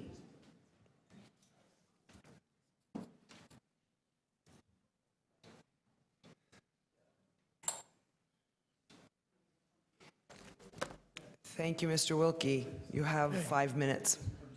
I think I know that you guys have been sitting here laughing and thinking it's funny, and I really don't. I don't know what you're chatting about, but it's really insulting to everyone. We have got, the reason the permit parking came in the first place was because people were trying to park on their streets. They didn't have driveways and other things, and they requested to get permit parking so they can park on their street. They would pay for it and be able to park on their street. That's why the bylaw was set up. And the other bylaw, if you had adequate off-street parking, you didn't have to do that. You didn't have to put in a petition, you didn't have to vote for it. Yes, you have the rights to put in permit parking, you are the law in a sense. But you also work for us. You are involved in consultations and things like that. You shouldn't just be able to go in and say, no, because somebody complained that they had to pay for permit parking on their street, which they voted for. Everybody else shouldn't be paying for permit parking. We want the right to be able to vote on it for our street, for our area, and be allowed to do that. And in the meantime, I'd like it removed and have that done. That's all I wanted to say.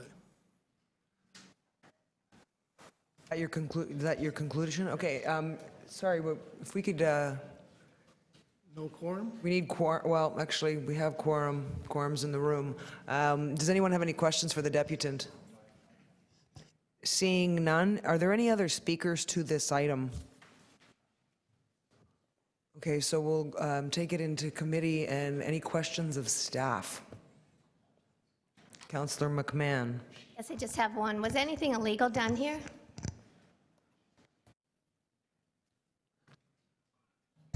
Through you, Madam Chair. Oh, you want to answer that, Kelly? Go. Yeah, you go. Through you, Madam Chair. I know we consulted with clerks and the city solicitor, and nothing was illegal.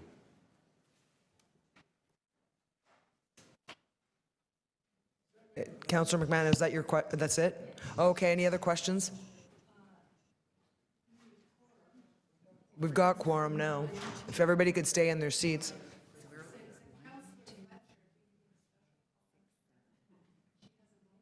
Oh, Councillor Fletcher, if you're in the building or in your office, we're on the item that relates to permit parking, item 49 about potential policy changes. Can you come back to committee room 1? We're on questions of staff. Councillor Davis, do you have any questions of staff? Okay, so no one else has any questions? Okay, then we're on to speakers. I see Councillor.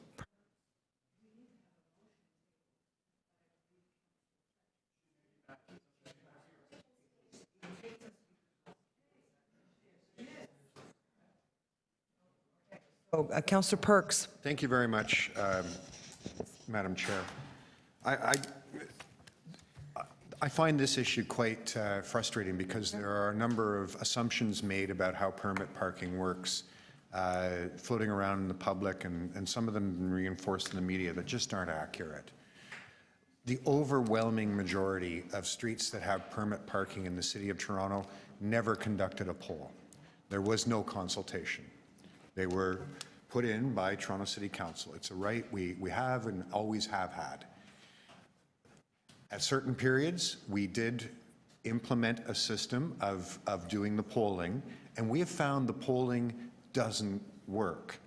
A story in my ward, I have a street where a group of residents had no parking access, were trying to park legally on their street and couldn't do it. So they filed to do the petition, but because in this instance an awful lot of tenants lived, we didn't, and we get our tenant addresses from the Municipal Property Assessment Corporation, and because they don't keep those records accurately, we could never get the amount of people to sign a petition that was enough. Eventually, I and my staff had to go out and do that work one by one by one. It took years, and during those years, people were accumulating parking tickets. And that's why many of us on Community Council are frustrated with and want to get rid of the system of doing the polling. It's never worked. It wasn't used in putting in the overwhelming majority of permit parking in the city.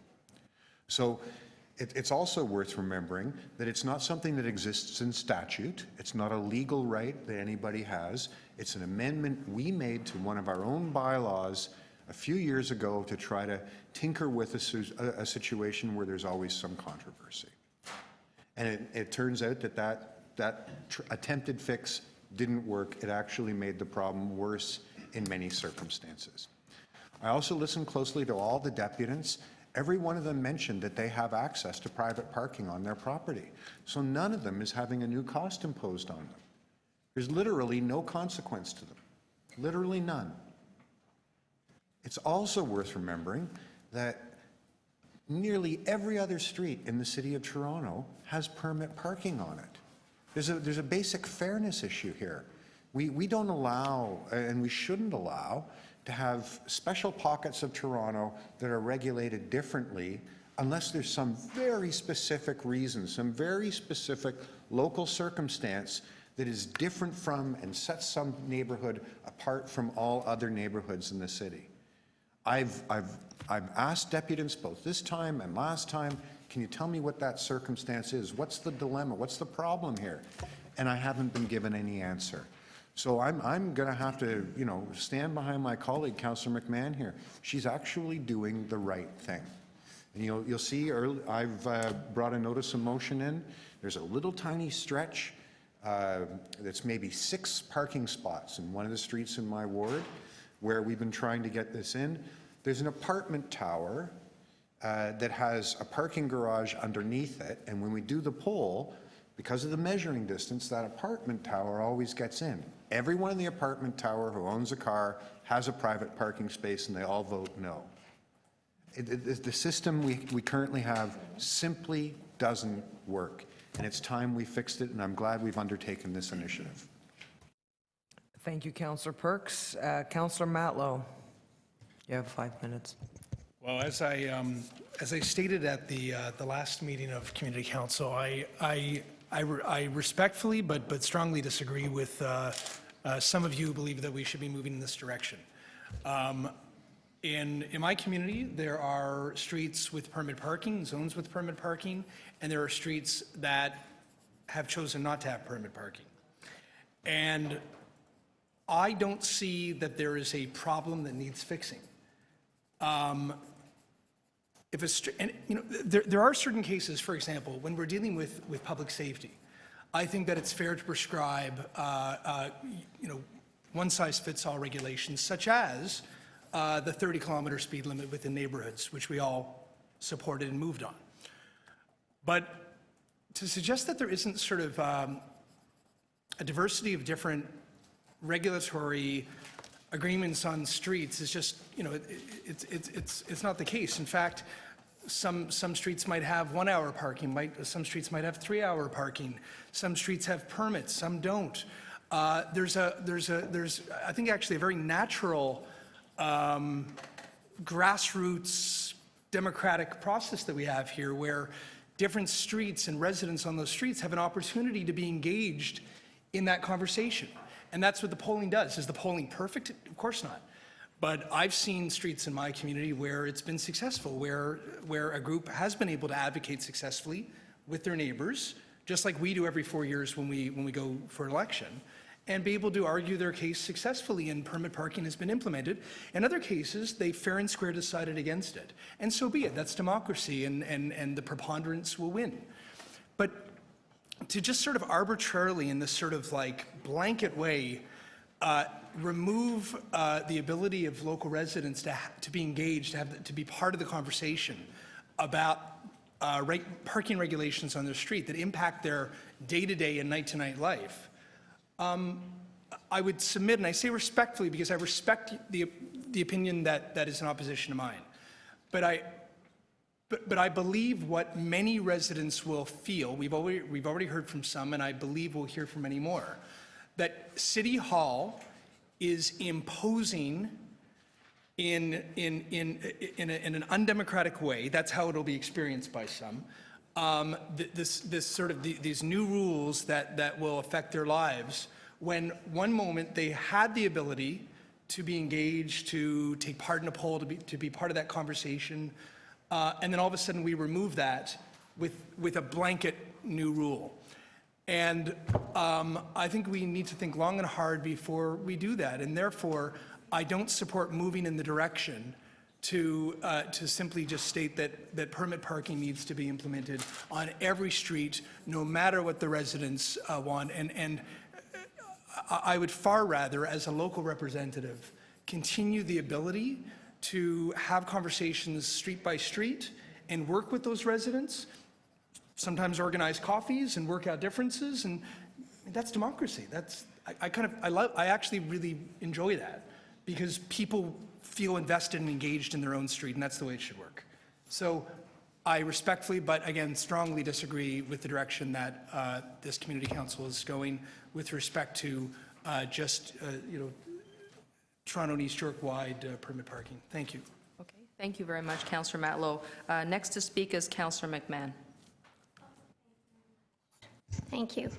And I just wanted to clear up some things I heard today. Number one is some 7-story building that now has a new owner or a new developer that will have no parking whatsoever, and that's completely false. The other is that she doesn't care. I don't care because I'm not running again. I always care. And going for re-election or not, I've always made my decisions because they are the right thing to do for the greater good. Are people mad at me? Yes, I have people mad at me all the time. And I have people who are not mad at me some of the time. So that's great. I would say one question was, who benefits from this permit parking going in on the streets? I will tell you, your neighbors benefit. Your fellow beachers benefit. They absolutely do. Why can't Lee Avenue residents park on Long Crescent? Why shouldn't Enderby residents be allowed to park on Glen Oak? Why not? It's maybe you don't have a problem on your street, but I'll tell you, the beach, talk to your neighbors who live on streets where there's permit parking, and they will tell you the beach is bloody congested. They cannot get a parking pad. Come here and see how they fail regularly.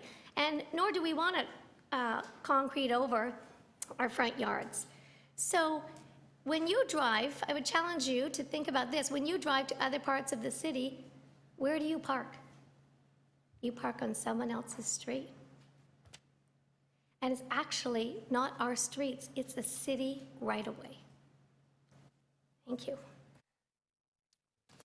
Thank you very much, Councillor McMahon. Councillor Fragedakis. Thanks, Madam Chair. So,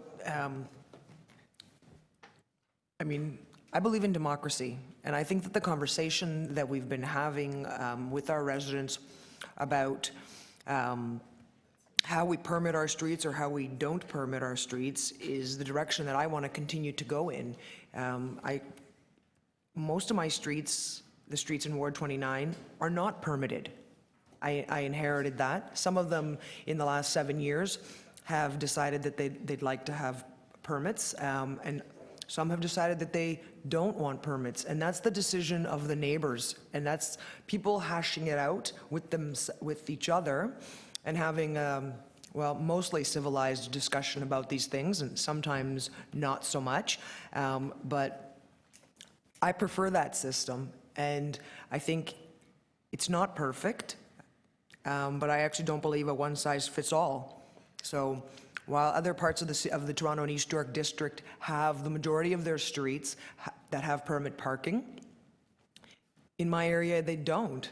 And I'm not interested in an imposition of what other people that represent other parts of this district want that my neighbors and my residents don't want. I've already been having this conversation for a number of months since Councillor McMahon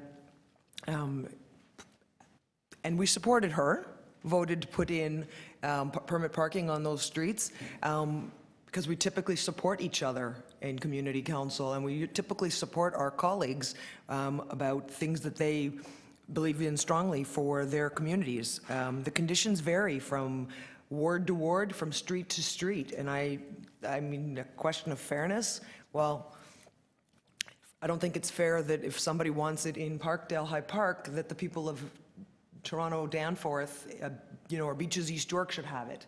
I mean, those are not exactly identical communities. They're different communities of interest, and I don't think that it applies. So I'm troubled by this, these potential policy changes, but I wait to see the motions that are going to be put on the floor today.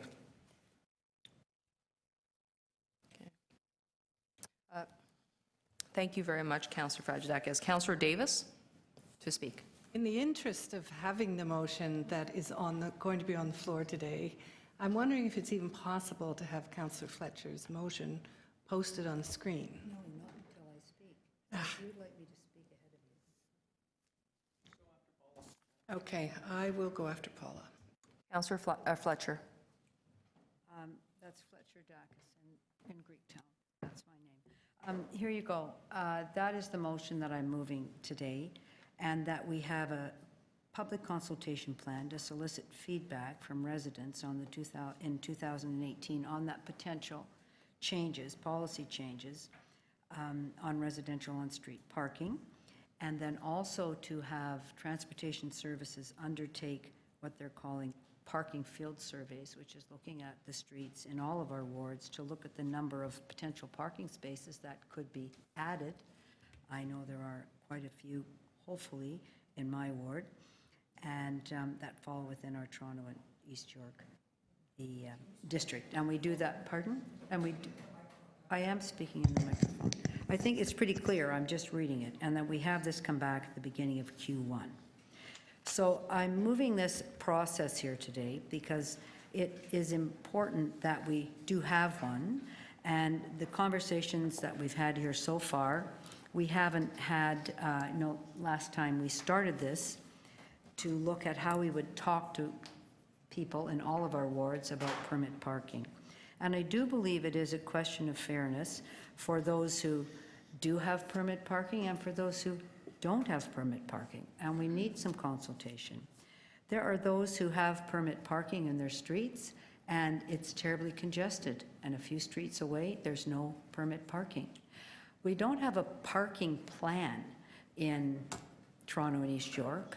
We go street by street, parking pad by parking pad, and to look at something in a more global way, I think that is our job as Toronto and East York Council. This very issue was brought forward a number of times on the Scarborough boundary, where on one side of Victoria Park, there's one set of rules, and on the other side, people are parking for 3 hours. They park all night and don't get a ticket. Every time someone parks all night on any of our streets without a permit, they're ticketed very heavily.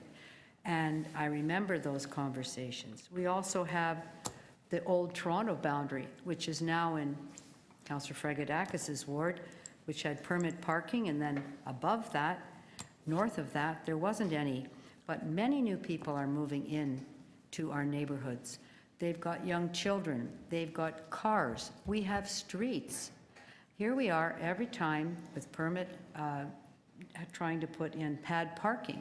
And many of us don't agree with pad parking because we're curb cutting, we're paving, and instead of that, we need to look at a rational, larger plan for should we make our already paved streets more available for parking. It's a policy issue, actually, an environmental policy issue.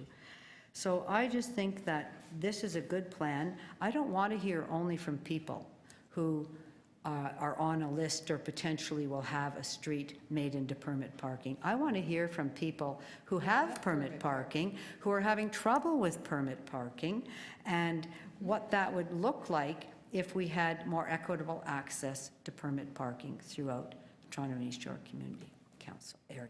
Thank you. Thank you very much, Councillor Fletcher. There are questions of you, first from Councillor Fragedakis, then Councillor Matlow. So, you know, your comment about, you know, some streets have it, and then 3 streets away, that street doesn't have permit parking. So do you think that people are going to park 3 blocks away when most people actually want to park on the street? In fact, they actually want to park right in front of their house. How do you think that that's going to work? So if you open it up 3 streets away, do you think that that's actually going to help those people on those streets in those areas where they don't have permit parking? Let's hear from people. I remember one case of someone coming who didn't have a place to park. We turned down their pad parking, and they would have wanted permit parking, but they're only one person. So we've put people into really difficult circumstances. I'm hoping they'll come out to speak as well during these consultations, that they'll know about it. Thank you very much, Councillor. Councillor Matlow, questions? Through you, Madam Chair, given the, and as you've heard, I mean, there's differences of opinions and priorities in various parts of our city on a wide array of topics. And we have a history of granting a courtesy for allowing a ward or an area of our city to have focus on a certain priority. So, for example, we've had a number of moratoriums on specific wards with respect to front pad parking. And then there was even, the recent pilot with the chickens. There were certain wards, selected. So we do have a history of that. Would you be open to amending your motion in a way that reflects an opportunity for wards to select to be omitted from this initiative? That might come up in the consultation, but I'm not willing to amend my motion. Not at the get-go. Okay. No. And I will note that until we had a harmonized bylaw, we had very little trouble with this issue here. But the city is growing. There's more and more pressure.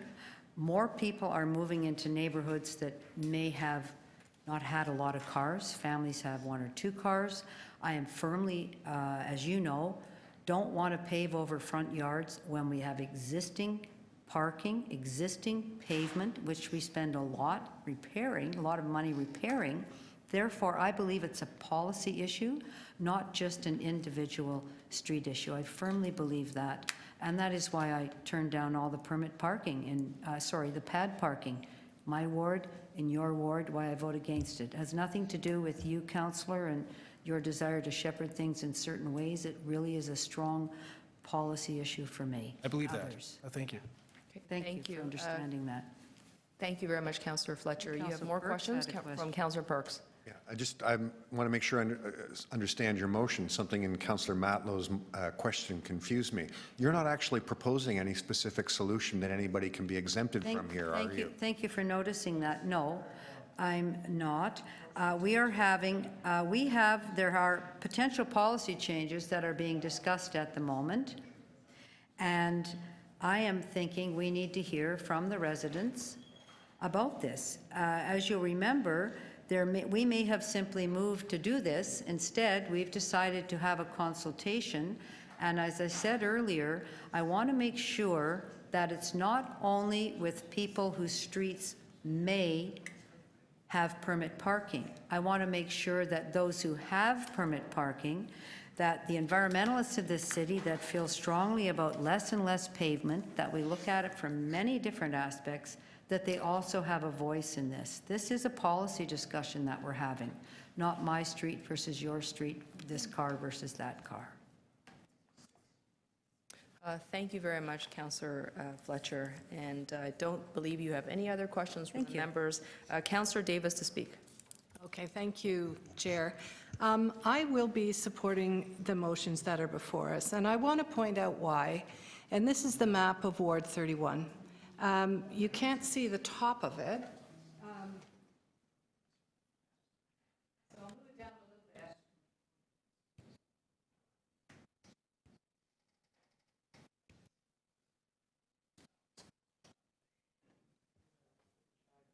So you can see that not only do we have a patchwork below, what's in between is a ravine. So it's the Taylor Creek Park and ravine that goes diagonally through the middle of the ward.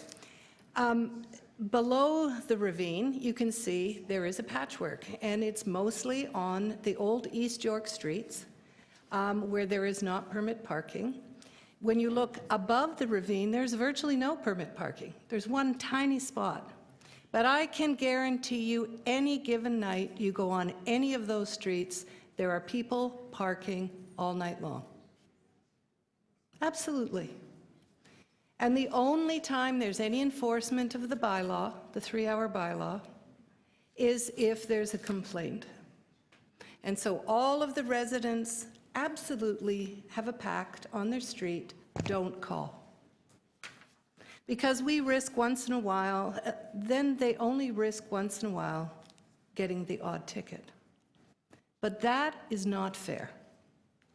The most enforced section of my ward is the bottom part of the ward. We know.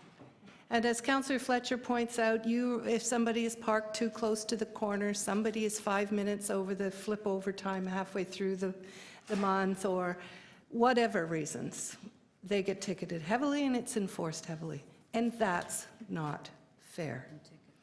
The other thing that's not fair is I have had regularly residents who live on those blocks that are in the patchwork part near the 9F who simply cannot get a majority of residents on their street, or 25% of the residents on their street, to sign a petition.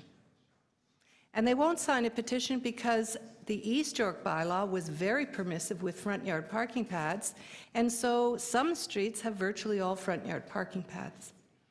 And they have taken away parking on the street, and they also don't care or don't want to give up what parking is on the street to someone with a permit. So I do actually believe that there are times when there is and should be, or when there should be consistency in the application of a bylaw.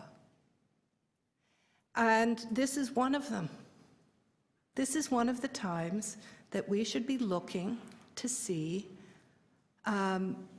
how we can treat our residents fairly. The other thing that Councillor Fletcher has already mentioned, and I do want to reiterate, and that is the issue of front yard parking pads and paving over front yards. Every single month here we get applications. And we get applications particularly in those streets where there is no on-street parking, because our bylaw says they can appeal if they have no on-street parking. So these are interconnected. And I do think that we ought to be looking at some consistency, some fairness, and we should be looking at it from a policy perspective that applies consistently across the whole ward. And that's why I will be supporting the motion. This is not going to be an easy consultation, but I do think we should have consultation. And I do think, as I've spoken to people who are in the non-permit parking areas, they understand they're getting away with it. They tell me that all the time. They're getting away with it. So if they don't want to park on the street, they don't have to park on the street. There's absolutely no difference to the people who live on those streets, who have driveways and garages. It simply is an option for other people to use the public realm. It is a street that belongs to the public. It is not a street that belongs to the residents whose addresses are there. And there are no questions or polls taken when there are other decisions made about things that are in the public interest. This is one of the few. And in this case, I don't believe it represents the public interest. Thank you very much, Councillor Davis, for your remarks. Anyone else wanting to speak to this matter? Seeing none, we have a motion. We have one motion. Councillor Fletcher's motion. Recorded vote, sure. All those in favor of the motion on the screen, recorded vote. Councillor Davis, Councillor Fletcher, Councillor Cressy, Councillor Wong-Tam, Councillor Layton, Councillor Perks, Councillor McMahon. Those opposed, Councillor Fragedakis, Councillor Matlow. That carries. Okay, so we are ready to, thank you very much. Oh, item as amended, sorry. All those in favor? Recorded again, or? Yes. Because there was no staff recommendation, it was basically to receive. So item as amended, those opposed, that carries. Thank you very much. You didn't record it. No one asked for it. I did. Oh, I'm sorry. Okay, so hands up again, I apologize.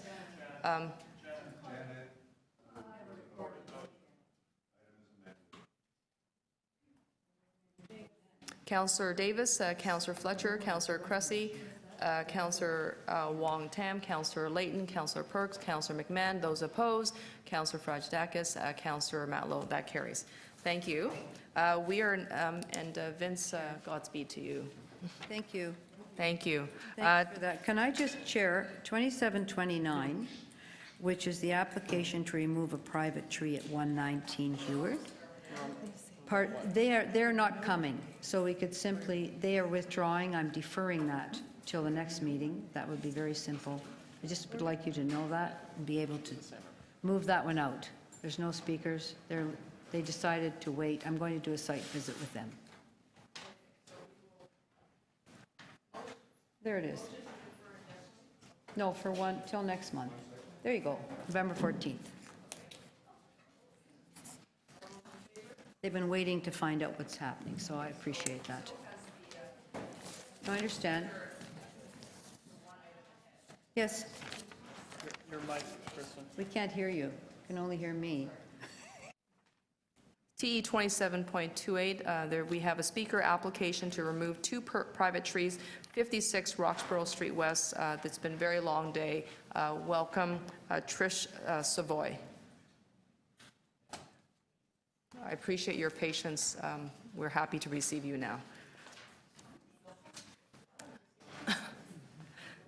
I think we might be a little bit tired too, but we are all ears for you. Okay.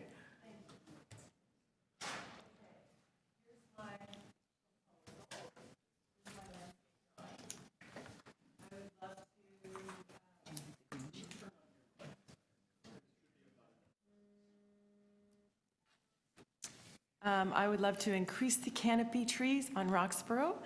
I've got 2 tagged at the nursery. Beautiful 25-foot, I don't know if you can see my guy there.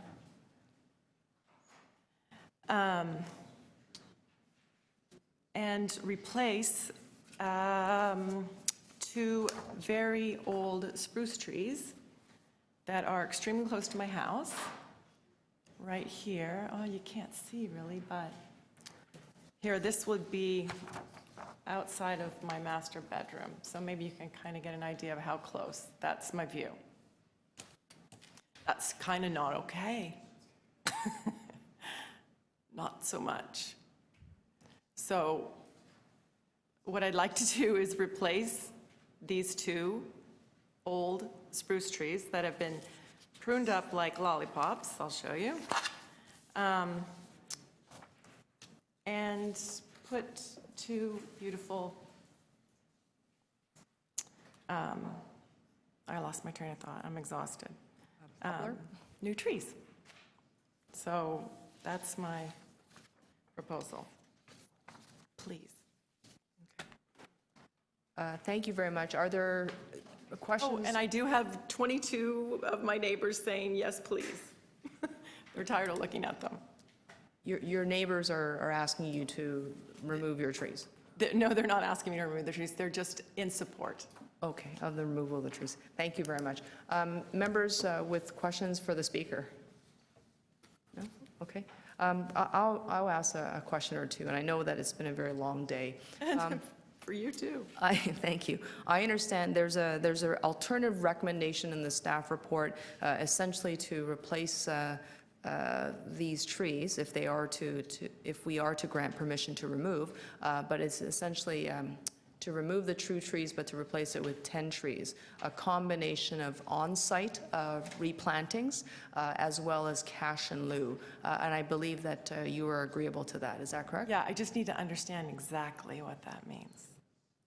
It means that you can, I know that there's a, I know that, I believe that you had proposed, and you can confirm, there was a proposition to replace at least 2 of those trees with 3 trees on the property, directly on the property, 2 in place of where they are, and then 1 in the backyard, and then a further payment to be compensated for a tree reforestation program. And that can be then planted anywhere within the urban forestry purview. And how much is that? I forget the cost of the tree. I can ask staff, but Yeah, through you, Madam Chair, the cost would be at $583 per tree. it's the price that you pay to ask this body for permission to remove a tree. It's not optional. It's either. It's not optional. Either, and I just Okay. did you know that number 1 is not optional? So therefore, we can deny the request to remove those 2 trees, or this body can approve the removal of the 2 trees as long as there's an agreement to replace those 2 trees with 10 new trees, either on-site, a combination of on-site, or cash in lieu payment. Okay. Did you know that? It's actually in the body of the report. I almost said, hello, sharks, when I sat down, so I could negotiate, but Okay. I didn't think you'd think it was funny at this point. So There are some sharks here who will not deal in trees or finances. no, I'll take your proposal. I don't think that I have a choice. Okay. Thank you. There's always a choice. But thank you very much for your comments. I know it's been a very long day. Are there any other members of the public, of the 28 neighbors who have perhaps waited with you who want to come speak in support of your request? Okay, seeing none. Any members with questions of staff? I don't see. Okay, Councillor Layton, go ahead. Are the trees healthy trees? Through you, Madam Chair, yes, correct. The trees are healthy trees. They've got good structure and good health. Can you give an approximate age of the trees? These are not the trees. No, yeah, those are the trees. Those trees could be 50 years old, maybe. Okay, thank you. Okay, any other members with questions? Okay. So the proposal from the applicant is to put 2 25-foot full canopy trees to replace these in the front yard? Through you, Madam Chair, the application we received was to remove the trees because of their condition. It was claimed that they were in poor condition and they were elevated and they had thinned crowns. That was the reason the application was made. But that's not my question. My question was, is the current proposal, maybe I need to ask the councillor, to replace these with two 25-foot full canopy trees in the front yard?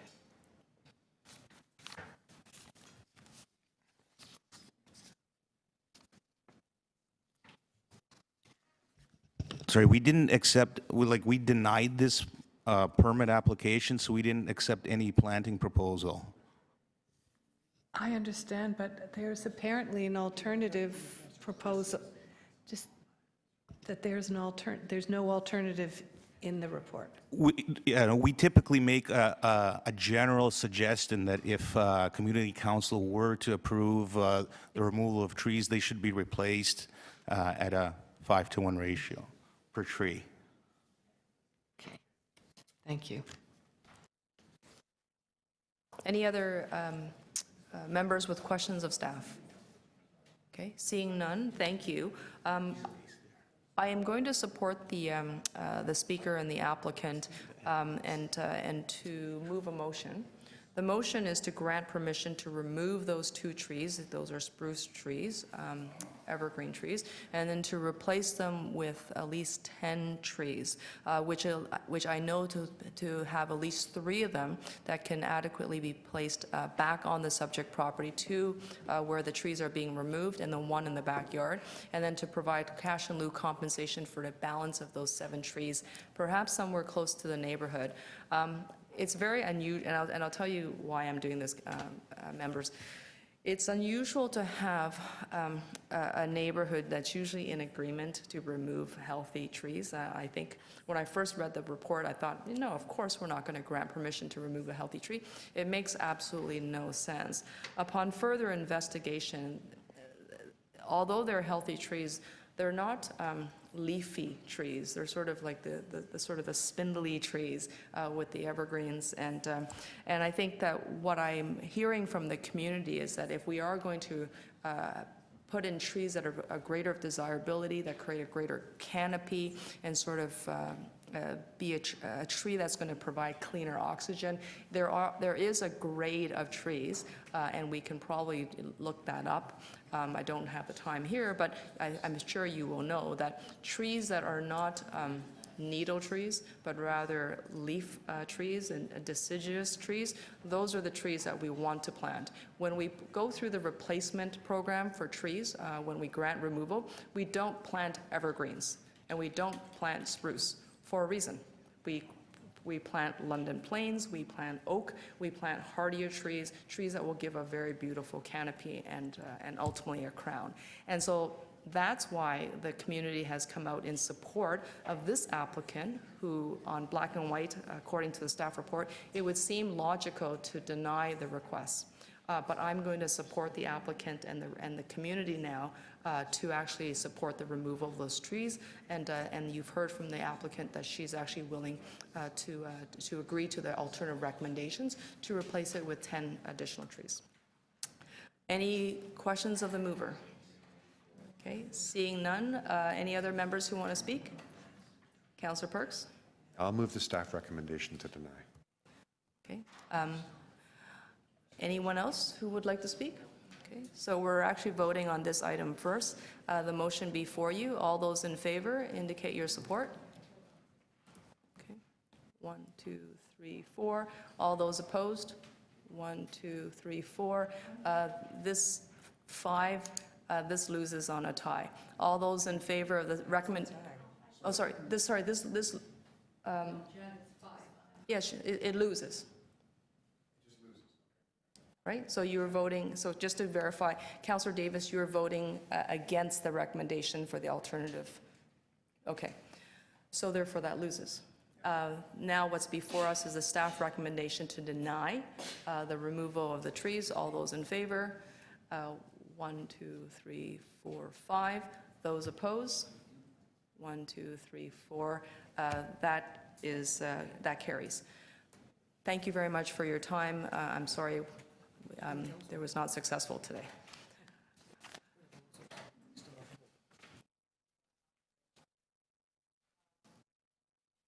Thank you. Oops, thank you though.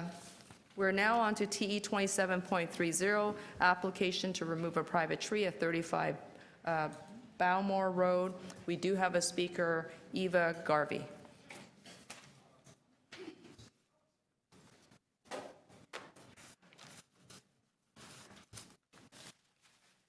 Okay, when you're ready, you have 5 minutes. Sure. Okay, so I am here before council because back in the spring, I applied for a permit to remove a tree in my backyard, and I'm appealing the recommendation before council to deny this. I consider myself to be a good green citizen. I don't have a car, I cycle, I walk, take the TTC, recycle, compost. I disconnected downspouts long before they were mandatory. I got rid of all the grass in the front and backyard when I took possession of my home. So I am not someone that would ordinarily want to cut down a tree. This isn't because of an aesthetic reason. This isn't because I'm renovating or wanting a sunnier yard. My position is that it's strictly a preventive action because I truly believe that this particular tree is going to fall, and it's going to fall sooner rather than later. And I don't see the logic in actually waiting until severe structural damage or possibly personal injury occurs, either to me or my immediate neighbors. The tree is very close to the back of my house. It's around 12 feet away. It's exposed to the elements because there are no other tall trees or structures that could in any way minimize the effects of the wind. It's a white spruce, and white spruce are very susceptible to being blown over in winds, particularly when grown on sandy soil, which is what we have in the beaches. I wasn't aware of the characteristics of spruce trees when I took possession of the house. Otherwise, I would have cut it down simply because that was still during the period when this bylaw was not in effect. It's now 60 feet tall. It's more than doubled in height since I've lived in the house. My understanding is that such trees can grow to 100 feet. And unlike deciduous trees where you've got branches going out and root systems going out, it's not really balanced. Its tap roots are only about 4 feet deep. So just visually, I mean, the tree is probably as long as this room is wide, and its root system is less tall than I am. So that's all that's anchoring it in very sandy soil. That's a continual worry to me.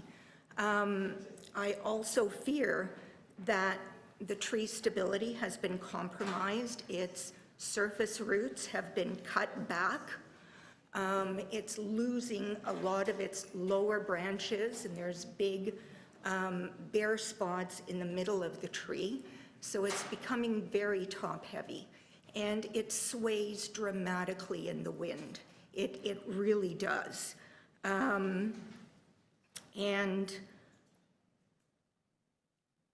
Because we're experiencing more extreme and unpredictable weather conditions as a result of climate change, the possibility of high wind gusts, windstorms, funnel clouds, tornadoes are becoming more prevalent in the Toronto area.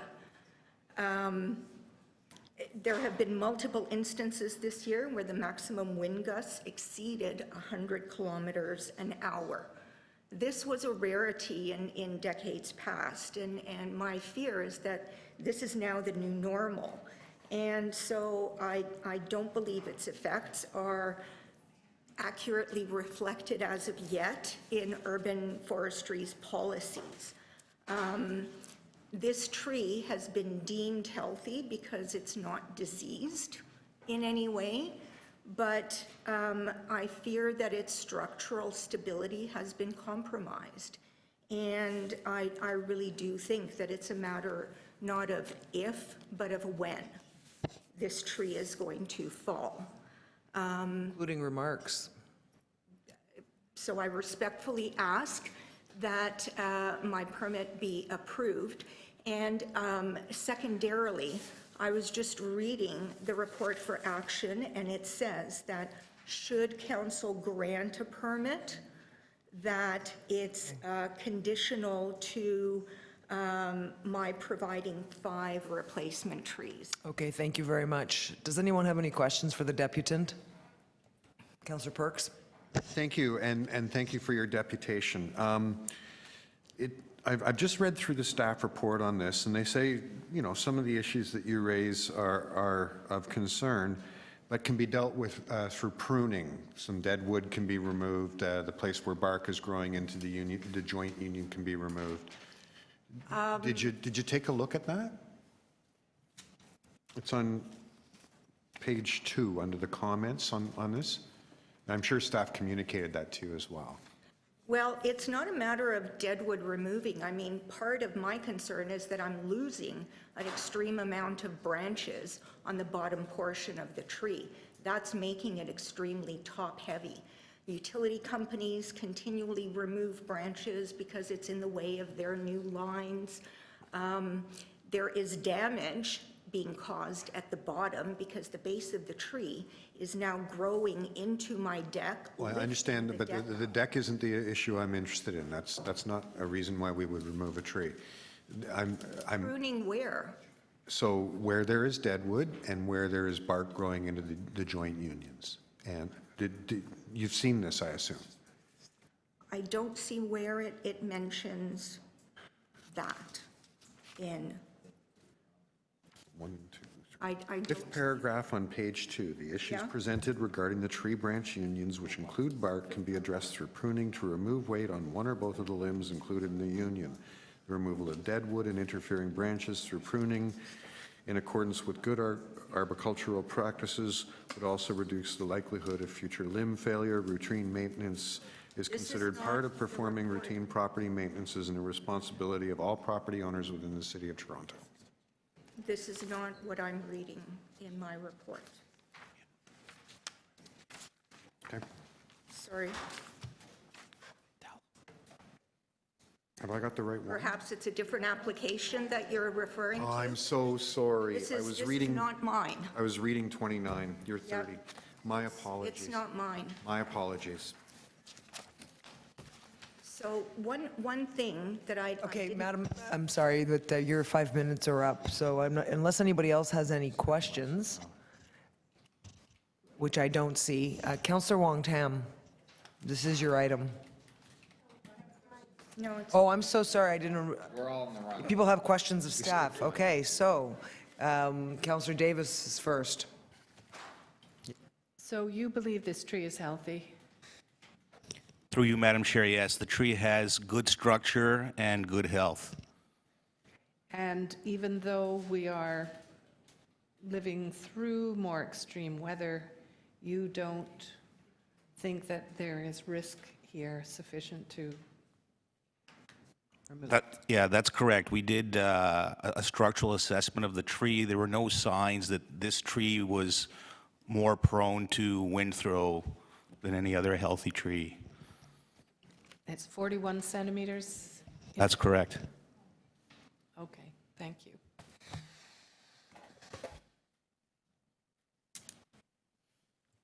Any other members with questions to staff? Okay, seeing none, members to speak? Councillor McMahon? Sure. So I will move to support staff recommendation to deny the tree removal. We're worried about our tree canopy in Toronto in light of many reasons, but climate change and air quality and soil erosion, all kinds of reasons, and we don't want to remove a tree unnecessarily when it's healthy and structurally sound, according to our foresters. Thank you.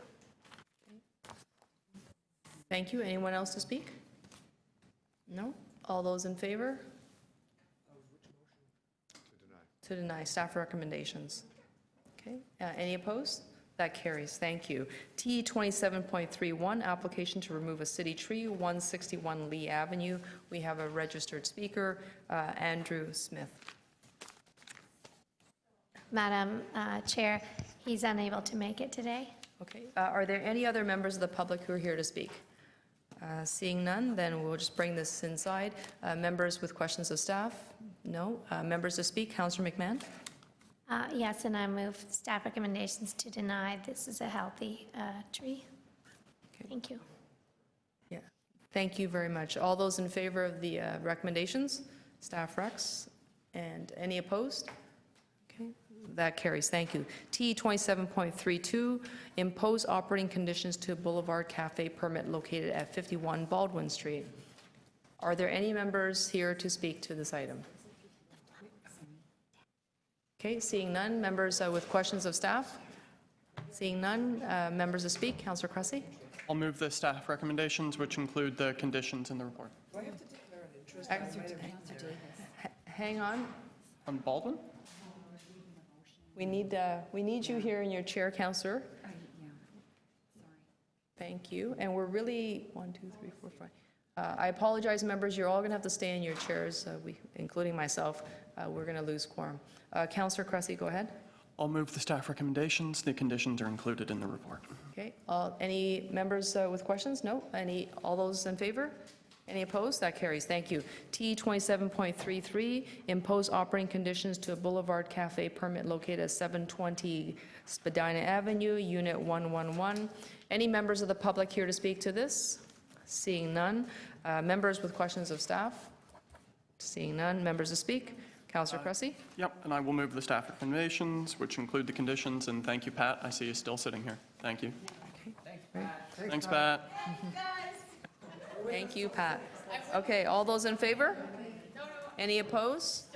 That carries, thank you. T 27.48, Corridor Safety Review, Avenue Road. We do have speakers, Albert Cole, followed by Kenneth Brown. Okay. Any members with questions of staff? No? Okay. Members to speak? Okay. I have a motion that I'd like to put on the screen.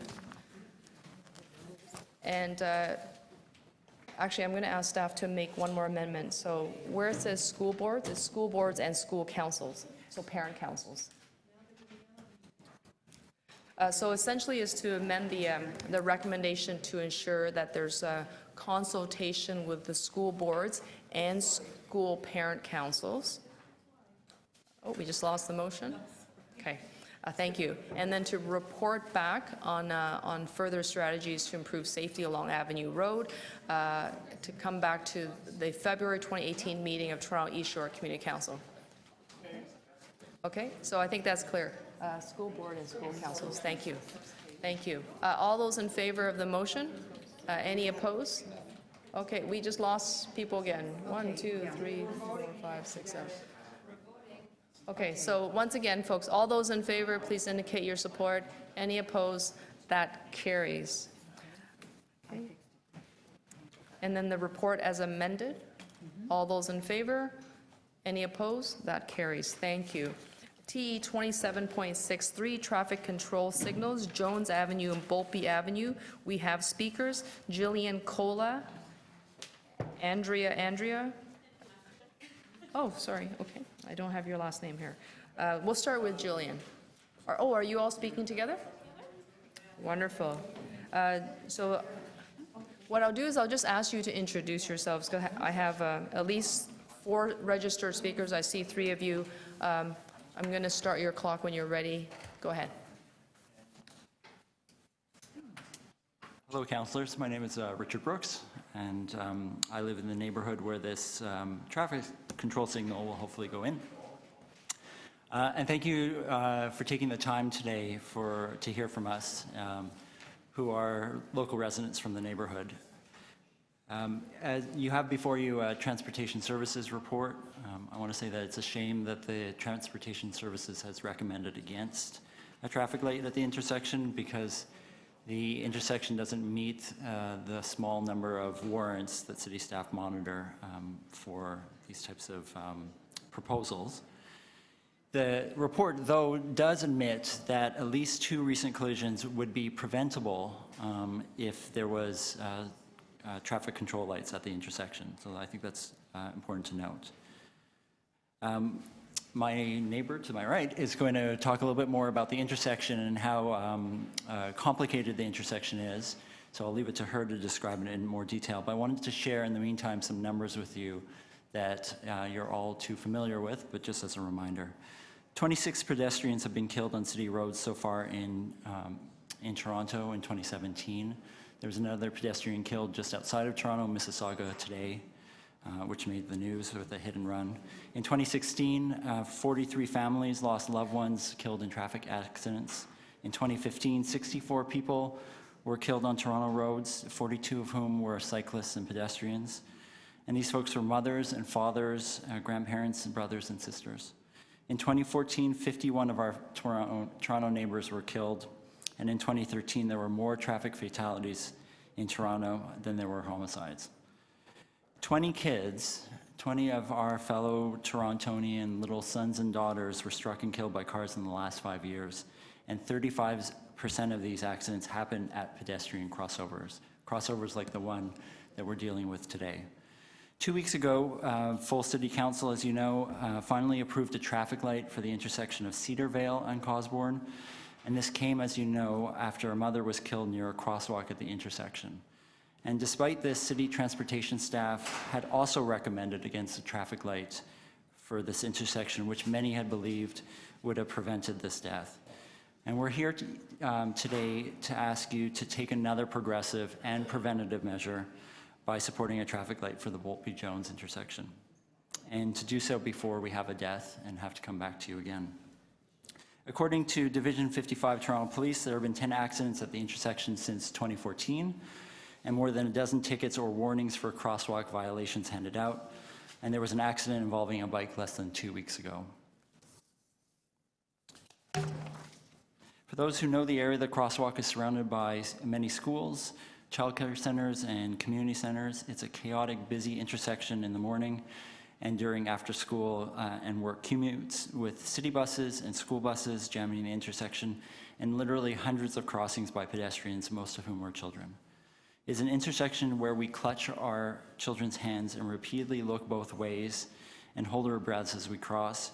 It's an intersection where every day I thank the crossing guard for risking his life to stop trucks who are barreling down the hill and speeding cars trying to use the crosswalk to dart across a busy arterial road. And it's an intersection that has garnered over 684 signatures on a petition calling for the installation of a 4-way traffic light at the intersection. So there's a lot of community support in favor of making this intersection much safer. Whenever this intersection comes up in discussions amongst neighbors in the community, the words, "It's only a matter of time," always come up as well. This intersection can be fixed, though, and it can be safer. And one of the clearest actions that can be taken is the installation of traffic lights. There is a financial cost to doing so, but the cost of not doing so, well, nobody wants that on their conscience. So as you support motions to implement the Vision Zero project and accelerate the implementation of the school safety zones, and also the reductions in speed limits across our neighborhoods and wards, I ask you to also take a look at this traffic light and support the motion to install a 4-way traffic light at the intersection before another mother or grandmother or child or brother or sister get killed at this intersection. Thank you. Thank you very much. Are you sharing the time? No. Okay, great, thank you. Are there members with questions of the speaker? Okay, seeing none, thank you very much, everyone. I don't believe there's anyone else left in the room to speak to this item, so you might be it. Members with questions of staff? I think she wanted to... Oh, I'm sorry. Sorry, that was my question to clarify. I apologize then. So then please introduce yourself, and then I'll give you 5 minutes. Go ahead. Okay. Good afternoon, Madam Chair, members of council and staff. Thank you for the opportunity to speak here today. My name is Andrea Masacek. I live on Shadell Avenue, which is 2 streets north of the intersection. I've come here to ask council to authorize the installation of a traffic light at this intersection.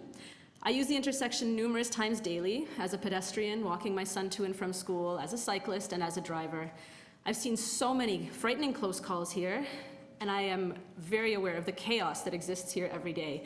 I was therefore surprised and disappointed to learn that Transportation Services has recommended against a light at this location. So I've thoroughly read their report, and I've read Ontario Traffic Manual Book 12, Traffic Signals, to better understand this recommendation.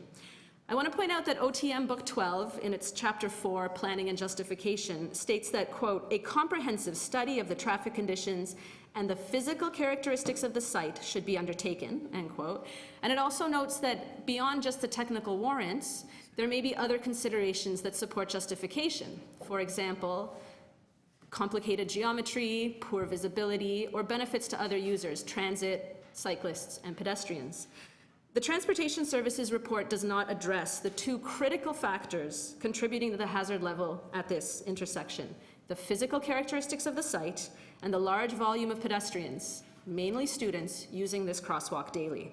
And the absence of these factors makes it difficult for you as a council to make a truly informed decision. So of the few significant physical characteristics, the most notable is its location near the base of the Jones Avenue Hill. I've just drawn a little arrow to show where that hill is on the plan there. It starts fairly mildly at Shadell and reaches a peak grade of 8.4% at Hunter Avenue, which is about 250 meters north. And as anyone who's pushed a stroller or biked up that hill can tell you, it's a steep hill. The posted limit is 40 kilometers an hour, but the hill makes it very easy to speed. And drivers are frequently flying down the hill and too often flying through the crosswalk.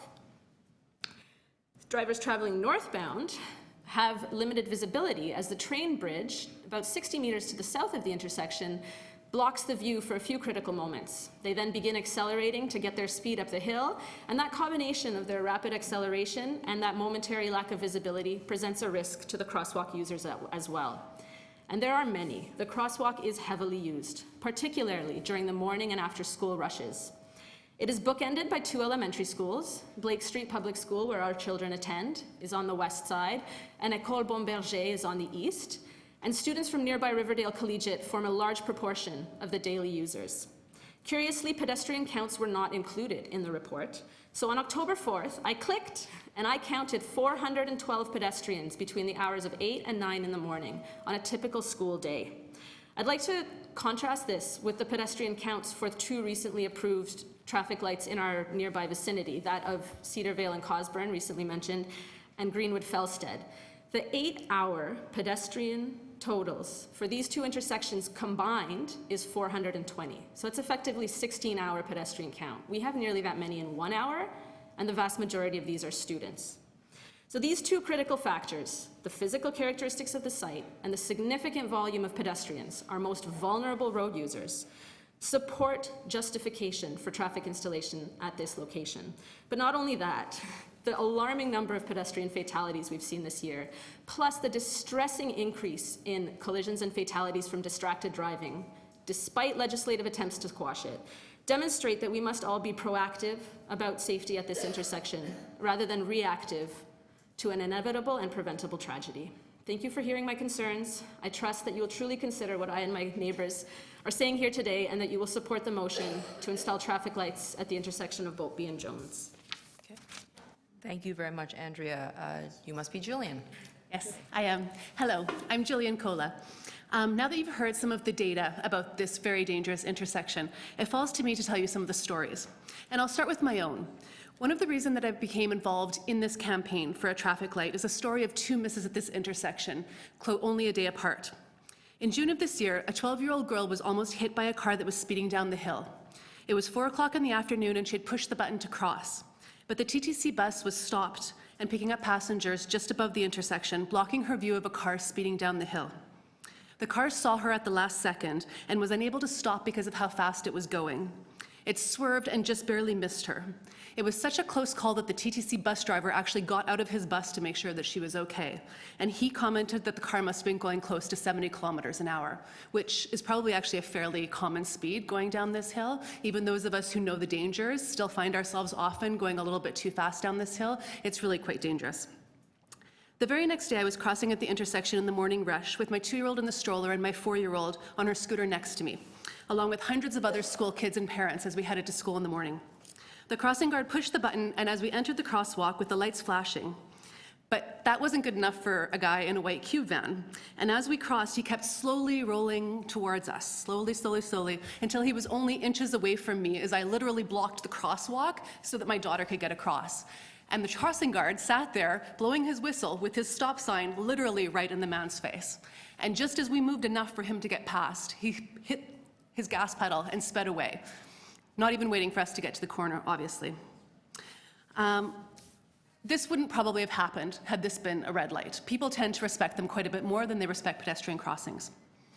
After these two incidents, I began gathering people's scary stories of near misses at this intersection, and as I spoke to my neighbors and parents at the school and daycare, I realized that pretty much everyone has one of these scary stories. And it's not just near misses. As Richard mentioned, a teenager was hit during the morning rush just last week. A car was blocking the bike lane, so he went around them on the left, and there wasn't enough room, and he was hit, falling off his bike. He was banged up but otherwise unhurt, but it could have been a lot worse. My next story is from a longtime resident in the neighborhood who says, "The Bulpy intersection has been a known danger zone to my family in all the 13 years we've lived here. My family of 4 was almost hit several years ago, and it's only our own distrust of the intersection that saved us. We had the lights flashing and cars were stopped in both directions as we began to cross with our toddler walking and baby in the stroller. A car came speeding northbound, came around the car that was stopped in the curbside lane, and sailed through the intersection. Luckily, we were on the lookout and we were able to stop as the car sped by." And from another parent heading to school. "I was walking with my daughter and son, and a car heading south stopped to allow us to cross at the school. A second car, also heading south, overtook the stopped car and came close to hitting us. The crossing lights were on. We waited and pointed, checking to make sure it was safe to start the cross. My heart was pounding. I called the police and I could hear my voice breaking with emotion as I asked for police presence here, as many cars gain speed down the hill and do not obey the lights for the crosswalk." Now, I just want to point out that it's not only pedestrians who think that this intersection is extremely dangerous. The next 3 testimonials are actually from drivers. So one said, "Kids think that the crosswalk button is a magic shield. Hit the button and keep running across Jones. I came so close to running down a 10-year-old kid once. Everyone pays better heed to a traffic light than to a crosswalk." The next driver said, "I drive on Jones often, and it's always surprised me that there weren't lights here. The hills on all sides make visibility incredibly poor. A forced stop seems safer than hoping drivers will choose to drive safely." And final driver, "When I was driving the other week, I was stopped at that intersection to let someone cross. As per driving rules, I was waiting for them to cross completely. But they weren't 3/4 of the way across when a car behind me began blaring their horn angrily and impatiently." And finally, this story was shared with me by a woman who now lives in Nova Scotia but grew up in our neighborhood and still has a sister living here. She writes, "A number of years ago in the 1960s, I witnessed a terrible accident at this intersection involving a beer truck and several small children being hit. It was a horrifying experience, one I've never been able to erase from my memory. Mothers screaming and crying looking for their little children who were crossing up the crosswalk when they were hit by the truck. Everyone has known that this intersection is dangerous for years, and I can't believe they still haven't done anything about it. My training and my work is in public health, and in my field, a lot of focus is on upstream prevention, where you try to deal with the root causes of a problem before it develops into a larger issue. We have a unique opportunity here to take action to prevent another tragedy before it occurs, and I urge you to do that today. Thank you very much for taking the time to listen to us." Okay. Thank you very much for your deputation. Any members with questions of the speakers today? Okay, seeing none. Don't take that as offense. You just made a very compelling case. Questions of staff? No, Councillor Fragedakis. Yeah, I was just wondering about when you do your report, I know that you take counts, and I'm just wondering why you don't take into consideration, or maybe you do and it's just not articulated in this report, about intersections that are at the base of a very steep hill, and why that wouldn't impact your decision as to whether you would support supporting the installation of traffic lights or not.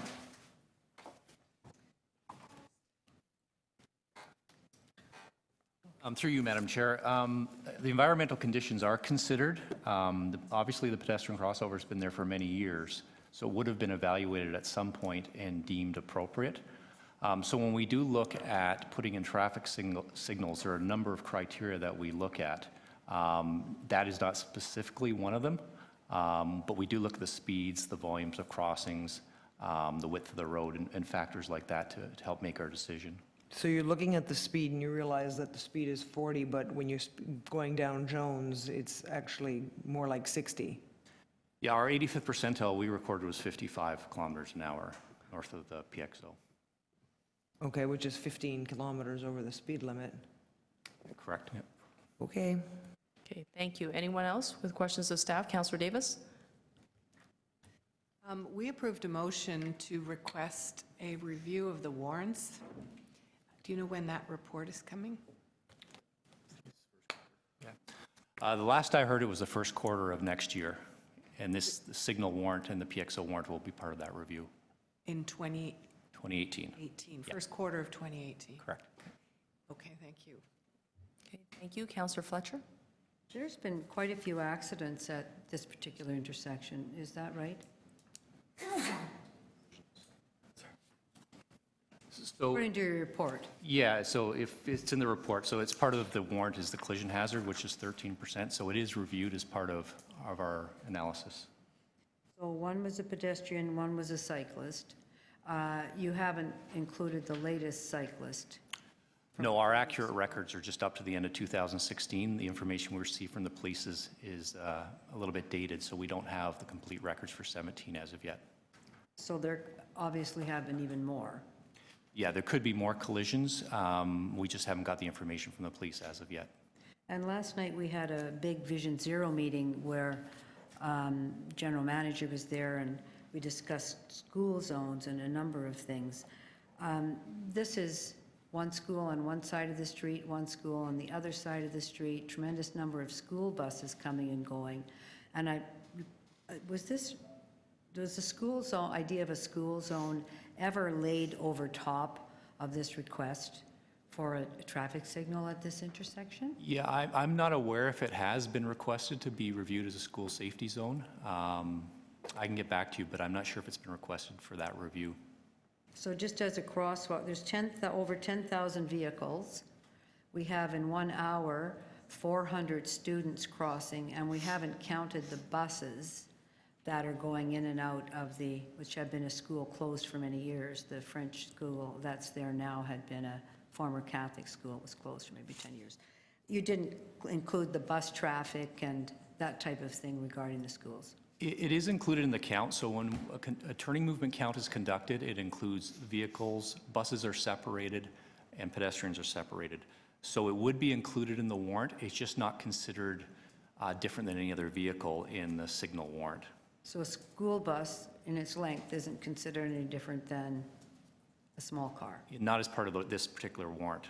For the warrants, okay, thank you. And, there is this traffic lights, 250 meters, that's kind of the standard now, is it not? It is the standard, although there's many examples of where they've been installed at less than 250 meters, but that is the Ontario Traffic Manual ideal standard. And both of these are, that's the ideal. So one is 400 meters to the north and one's 400 meters to the south. Yes. Am I right to add that together at 890 meters? Yeah, you're correct. Between lights? You're correct in that. So rather than 250, it's 800, almost a kilometer between the lights. That is correct. Okay, thank you. Thank you very much. Any other members with questions of staff? Okay. Members to speak. Councillor Fletcher. Thank you. I'm going to move, it's not going to surprise anybody that I have a motion here to install the traffic light, remove the PXO, and authorize the installation of the traffic control signals. And I really want to thank the community members for coming down here today, and each in their own way being so articulate and impressive. And Mr. Brooks has been a long-time traffic advocate for the entire neighborhood and brought this up many years ago. And Andrew, you're out counting. That's fantastic to actually be out watching. And Jillian, your real-life testimonies are very, very powerful and allow us to see what's behind the report. So I deferred this because I thought maybe we would have another look at it. Staff could have another look. With the Vision Zero lens and the school safety zone lens and see if it's possible to come forward with a report that would be positive for the installation of such a traffic light. And I recognize that it's an odd intersection, appears to be a little difficult, but I also recognize that it's an odd intersection, it's difficult for pedestrians. So it's difficult in both ways. And the number one thing is our road safety. And the current PXO, pedestrian crossover, just does not give enough safety for people crossing that street. The warrants haven't been met. I'm very happy to know that we're going to be reviewing the warrants because I feel that in these types of situations, they don't meet the needs of the community and they don't meet the needs of the new Vision Zero requirements. This should be a school safety zone. There's a school that has kids only being bussed in on a hill, at a crosswalk, to another school that has kids being bussed in and many, many people walking to that school. And then other students are going and crossing to go to Riverdale Collegiate, and other students are crossing to go to Pape. So we have 4 schools. We have not just one school zone, we have one mega school zone at this particular crossing. So I do note that the way this is written doesn't give you the real information that it is a kilometer, almost a kilometer between traffic signals. And it is also a big hill going down to get up to where the kids are. And as Councillor Fragadakis has said, straight down Jones with a clear run to get under the bridge.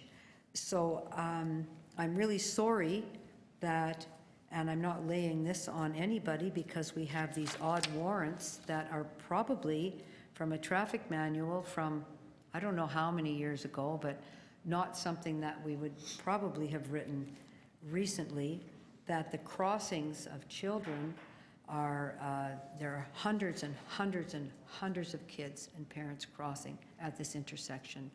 And I feel very strongly that this is warranted for a traffic signal. And I don't, I fought very hard not to have one at Victor and Broadview because I didn't think, even though it was in the staff report, it didn't really appear to be warranted. And now we're going to look. There's not the traffic there. There is the traffic here. So if we could take the money from that one, move it over here, that would be great. And so I'm moving that, and I would very much like to have a recorded vote for this community council to go to council today, please. Thank you very much, Councillor. Anyone else to speak? Councillor McMahon. Thank you very much, and I compliment Councillor Fletcher for bringing this forward and taking such good care of our residents, especially with road safety, and last night with your town hall. And I wanted to thank all of you for waiting to be the last people in the room and to have such a powerful deputation where each of you raised a different point, succinct, articulate, beautiful. You can open up a consultancy firm to educate, teach others how to do that. I wish they were here to watch you. It's true. Thank you so much. Okay, And for advocating for safety. Thank you, Councillor McMahon. Councillor Davis? I just think that until we get a review of the warrants that takes into consideration, or we get a better understanding of the breadth of criteria that could or should be considered, what is being considered now, we are always going to be struggling and banging our heads against the warrants. So I'm looking forward to that report in the fall, because every single person in this room I know has struggled with the same issues of safety on their streets and not meeting the warrants for whatever kind of intervention it is that we think and our residents think would help improve safety on their streets. And thank you, Councillor. Anyone else? Nope. Councillor Fletcher has a set of recommendations before us. All those in favor? Oh, sorry, recorded vote. Request for recorded vote, Councillor Davis, Councillor Fletcher, Councillor Cressy, Councillor Wong-Tam, Councillor Fragedakis, Councillor Perks, Councillor McMahon. The vote is unanimous. Item as amended? Please. Yeah. All those in favor? Councillor Davis, Councillor Fletcher, Councillor Cressy, Councillor Wong-Tam, Councillor Fragedakis, Councillor Perks, Councillor McMahon. Let the record reflect that the vote was unanimous. I have to go back to TE 27 point, yes, congratulations. Now you wait 1 year till you get your light, and then another 9 months to turn it on. Just don't get your hopes up too quickly. TE 27 point. Someone's feeling a little cynical this evening. Yeah.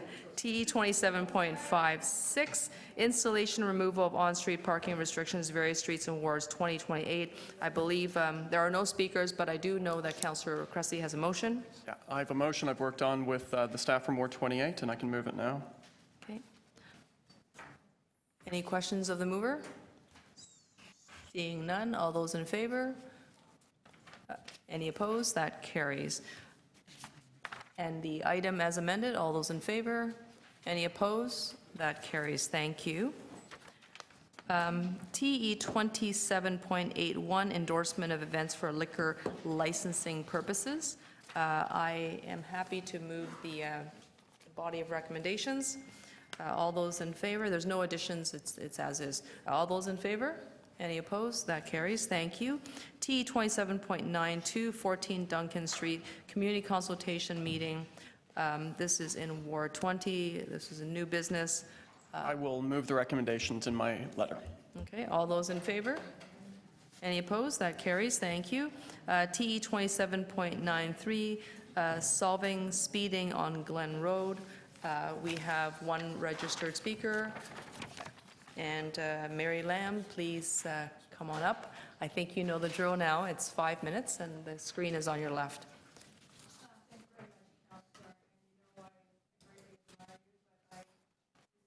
Way you've dealt with the situation. She's bringing back before this council the reopening and reinstallation of a stop sign, third time. I have no issues with reducing speed, but I do not agree with the way you're doing this.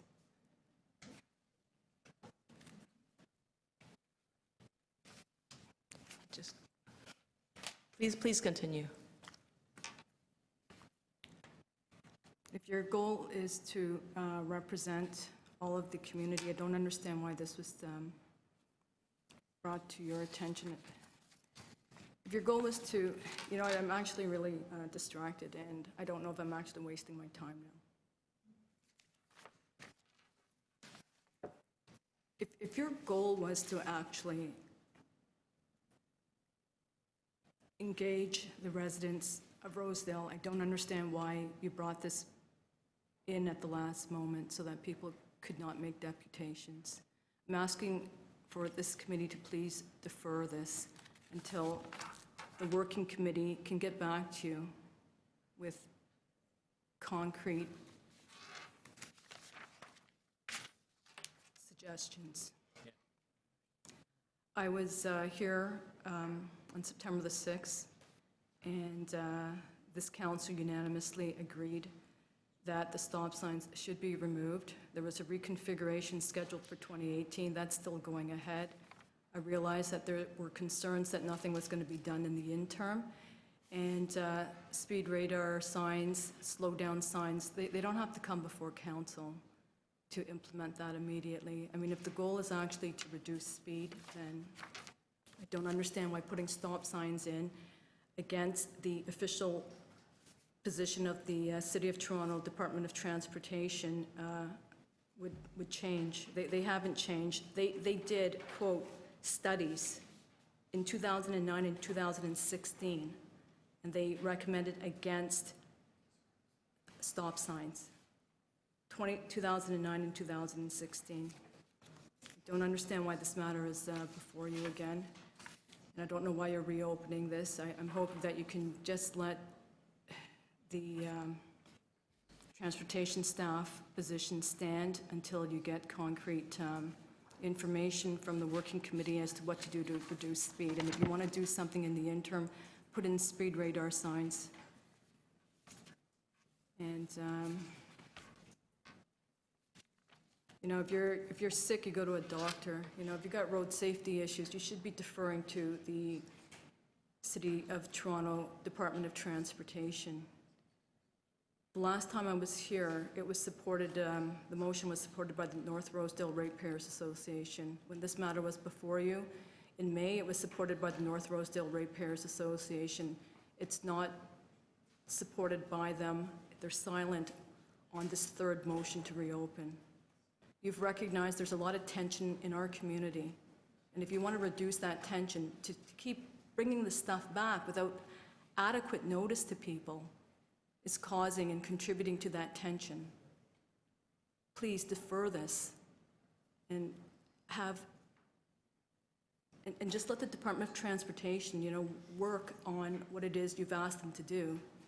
You've indicated there's a working committee, so they can start working on this immediately.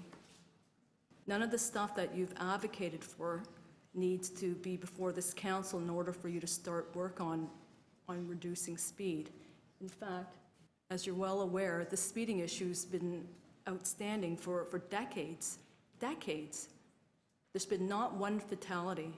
There's been no history of collisions. There's not enough traffic to even warrant the stop signs. It's the third time around, and I just don't understand why it's before this council again. And I'm asking you, please, to defer until the working committee and the transportation staff reports back to this council as to what they should be doing with reducing speed. So that's what I'm asking of this council, and thank you for listening to me. Thank you very much, Mary. Any members with questions of the speaker? No? Okay. There are no other individuals to speak. Thank you. Any members with questions of, I guess there's no staff report at this point. Then any members to speak? Okay. I would be moving the recommendations contained in the letter, folks. You'll recognize that there are 6 succinct things that I'm asking of this community council. The first is that we reopen the item known as T 26.121, and then to delete recommendation number 2, which was the second reopening of the removal of the all-way stop at Glen Road and Binsgarth. 3 is to direct the General Manager of Transportation Services to establish a divisional working group to solicit feedback from the stakeholders on a comprehensive review of traffic and pedestrian safety on Glen Road between Beaumont and Summerhill, which is a significant stretch, which will allow us also to get ready to provide comments for the redesign reconstruction of Glen in 2018, which is where it's scheduled, to request and direct the General Manager of Transportation to accelerate the design work and to advance the reconstruction of Glen Road to make sure that all substantial completion of the work is done by Q2 2018, to direct the General Manager of Transportation to consider interim measures to reduce speed on Glen Road, including perhaps speed radars, speed monitors before and while Glen Road is under construction. Direct the General Manager of Transportation, upon completion of the reconstruction of Glen Road, to report back to Toronto East Shore Community Council on recommendations regarding the removal of all-way stops control at Glen and Binsgarth. I know it's been a very long day. I also recognize that this is a very important matter to members, including our deputant who's been here not just today but on a previous occasion to speak up passionately on something that she feels very strongly about. I have struggled with this matter as a local councillor. I'm trying to bring neighborhood peace. There's not a lot of people here today, not simply because this is new business, but because I've actually spoken to a wide range of individuals, informing them of the process that I was going to lay forward as a critical path, finding a permanent resolution for the community with respect to reducing speeds on Glen Road. The reality is that these are neighborhoods that have cars that are driven by neighbors speeding through their own neighborhood.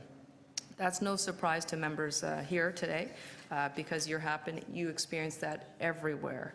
But for some reason, we have never been able to get in front of this, not during my short time at City Council, not during our previous Councillor Ray's time for 19 years when he held this seat, struggling with the same matter. And rather than having the community at odds with one another, what I'm hoping to do this time around is to find a permanent resolution which will allow us to redesign with Vision Zero comprehensive tools and lens in mind. The fact that Councillor Fletcher had to overturn a staff report because it simply didn't meet the warrants when you had 4 schools on a short little stretch of Jones Avenue to ensure that there's some sense of community safety tells me that perhaps the system of how we review these things is flawed. So rather than going back and studying the traffic this or that, we're asking staff to put a full Vision Zero lens over this, which means that we're going to be taking out the failures in the road system. We're building in safer systems. So even when human error is in play, the road should be able to respond to the fact that cars are moving quickly. The road itself is then going to design itself to facilitate slower movement. My staff in my office has spent a lot of time speaking to residents, and I would say that they have been spoken to very harshly at times, and I want to say that it's not present company, but we have been caught in the middle of this, and we're looking for a way out. So this is the very best that I can do. I reviewed this with the North Rosedale Residents Association, who is very much in support of this. They said, Councillor, if you can find a way forward to give us a resolution permanently, we are supportive. So they're supportive of the recommendation. Spoke to the General Manager of Transportation. She's very supportive of the recommendation, and staff are aware that I want them to accelerate this work, which means we're going to be moving a lot faster than they normally would. So I want to thank Mary for coming out to speak, and that's the motion before you folks. Any question of the mover? No, you've all been, okay. All those in favor? I was just going to say before, very quickly, that I do believe that this has been very difficult for you, Councillor, Madam Chair, and that having that discussion with the community around Vision Zero is very important, because we're bringing in all of the factors around road safety, pedestrian safety, student safety, senior safety. So it's not one part of the community over another part. It's actually what will make a safe community for all of those who are living there. And I commend you for continuing to work on this, and I look forward to supporting a recommendation, whichever one that you work out with the department when it comes back. Thank you very much, Councillor Fletcher, for the remarks. So we have a motion number 1 to reopen the item. All those in favor? Okay, any opposed? Seeing none, then we now you'll be asked to vote to delete recommendation number 2, and the subsequent body of recommendations. So that's, now you're voting on 2, 3, 4, 5, and 6. All those in favor? Any opposed? That carries. Thank you very much. We have one last item, folks. TE 27.95, reducing the speed limit on Brock Avenue, Coburg Avenue to Queen Street West, Ward 14 and Ward 18. Move that.